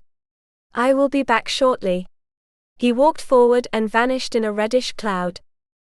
Jin pursed his lips, but the wet stains on the front of his shirt were more pressing. "Come on," he whispered as he leaned Ariane against him. "We will wait at the nearest bench for his return." While they moved over to their seat, Eastwei strode through the gate and into the huge realm of the land gods. He paused a few steps away from the gate, and looked about him. All was quiet and calm.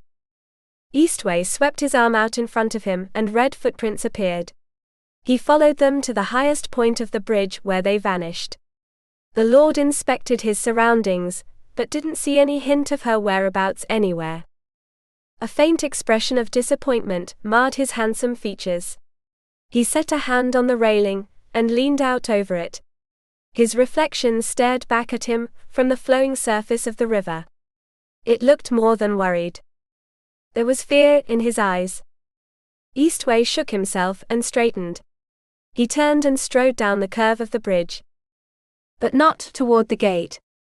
He reached the end of the bridge, and his handsome visage vanished in a soft cloud of red shimmering light. Cold. So cold. I stirred from such a slumber as I never recalled having. Every bone in my body felt heavy and numb. I was weighted down with more than just worries, but with an icy chill that sank into my very soul. Fear rode on its coattails, fear of some unknown darkness that lay just beyond my vision. Then it came. A gentle, caressing warmth. It lit up my whole being, and left me with a sensation of comfort and love. I breathed out, content for the moment. That peaceful period was interrupted by the distinct odor of wet fur. I wrinkled my nose and something brushed against my cheek. It was sharp and thin like a needle. My slumber was permanently disturbed by these mysteries, and my eyes fluttered open. I found myself staring at the bank of an unfamiliar river. A thick forest stood only 10 feet away, its floor a mess of brambles and wild grass. The breeze carried with it unfamiliar smells and sounds. It also tickled my body. I wrinkled my nose again, and again felt the strange sensation of something brushing against my cheek. Something forced my butt to move behind me. I twisted around, and my mouth fell open. A silver-furred tail wagged behind me. My tail. I screamed, and the sound came out in a loud yowl. The cry startled me tenfold, and I jumped into the air, crashing down atop the cold surface on which I'd been laying. It was a dwindling hunk of ice, and my crash landing broke the platform into a few pieces. Half floated off down the river, and the rest threatened to do the same. I lifted my head, and stared down at the ice beneath me. The cold liquid reflected my face. My round, bewhiskered face. Short silver fur covered my body from the tips of my pink padded toes to the top of my sharply pointed ears. My fingers were adorable round digits, and my eyes were a brilliant yellow that stared back at me in wide shock. What the hell happened? I meant to scream that aloud, but the words came out in a hideous yowl. A sudden jerk beneath me brought me back around to the rest of reality. The ice block upon which I lay shifted, as the river's current tugged at its rear edges. I had to get off, or I was about to go for another ride. I stood, but only for a moment. My untrained paws couldn't manage the icy surface, and I danced about before I fell chin first back onto the platform. The icy cracked and parts broke away to drift down the river. The remaining parts shuddered and slid backward. I tensed my leg muscles and leaped forward, crashing down a few feet onto solid ground. The last of the ice broke away, and drifted onto the river, where it soon vanished around a bend. I lifted my head and looked around me. All was quiet and calm, but that only made the hairs on my back stand on end. Stop panicking and think. I closed my eyes and took a deep breath. The last thing I remembered was Xian and Bidao tossing me into the river. Xian was an ice user, so she must have shoved me downstream. That meant I only had to follow the river to find my way back. But how long had I been unconscious? I opened my eyes and lifted myself onto my unsteady forelegs. The tail instinctively helped me balance myself, and I took one gingerly step forward. My opposite rear leg dragged along, and tripped over the uneven bank. I yowled as I toppled forward. A cloud of dust puffed up at my crash and I sneezed. The sound was adorable. This was going to be a hell of a long hike. There had to be some other way to get back. My heart quickened as I thought about a rescue party. The guards had seen me leave. They would know I didn't come back. But who would miss you? My ears fell flat and my tail drooped. That damned inner voice was right. There was nobody to miss me but my two friends, and what could they do to find me? Sheehan had this plan from the beginning, so she undoubtedly had a story to concocted about why I didn't come back with them. I had to get back on my own, so I stiffened my furry jaw and stood. I flexed my legs, and noticed how the opposite limbs moved together. It was just a simple matter of expecting one more leg to move at the same time. I stepped forward and my back leg followed. There was no tripping this time. One small step for me, one giant leap for getting back and explaining everything. Except for how I became a cat. That I couldn't even explain to myself. Still, hope was kindled within me and I sauntered up the riverbank toward the gate. Little did I know, I would have one hell of a diversion before I reached familiar lands.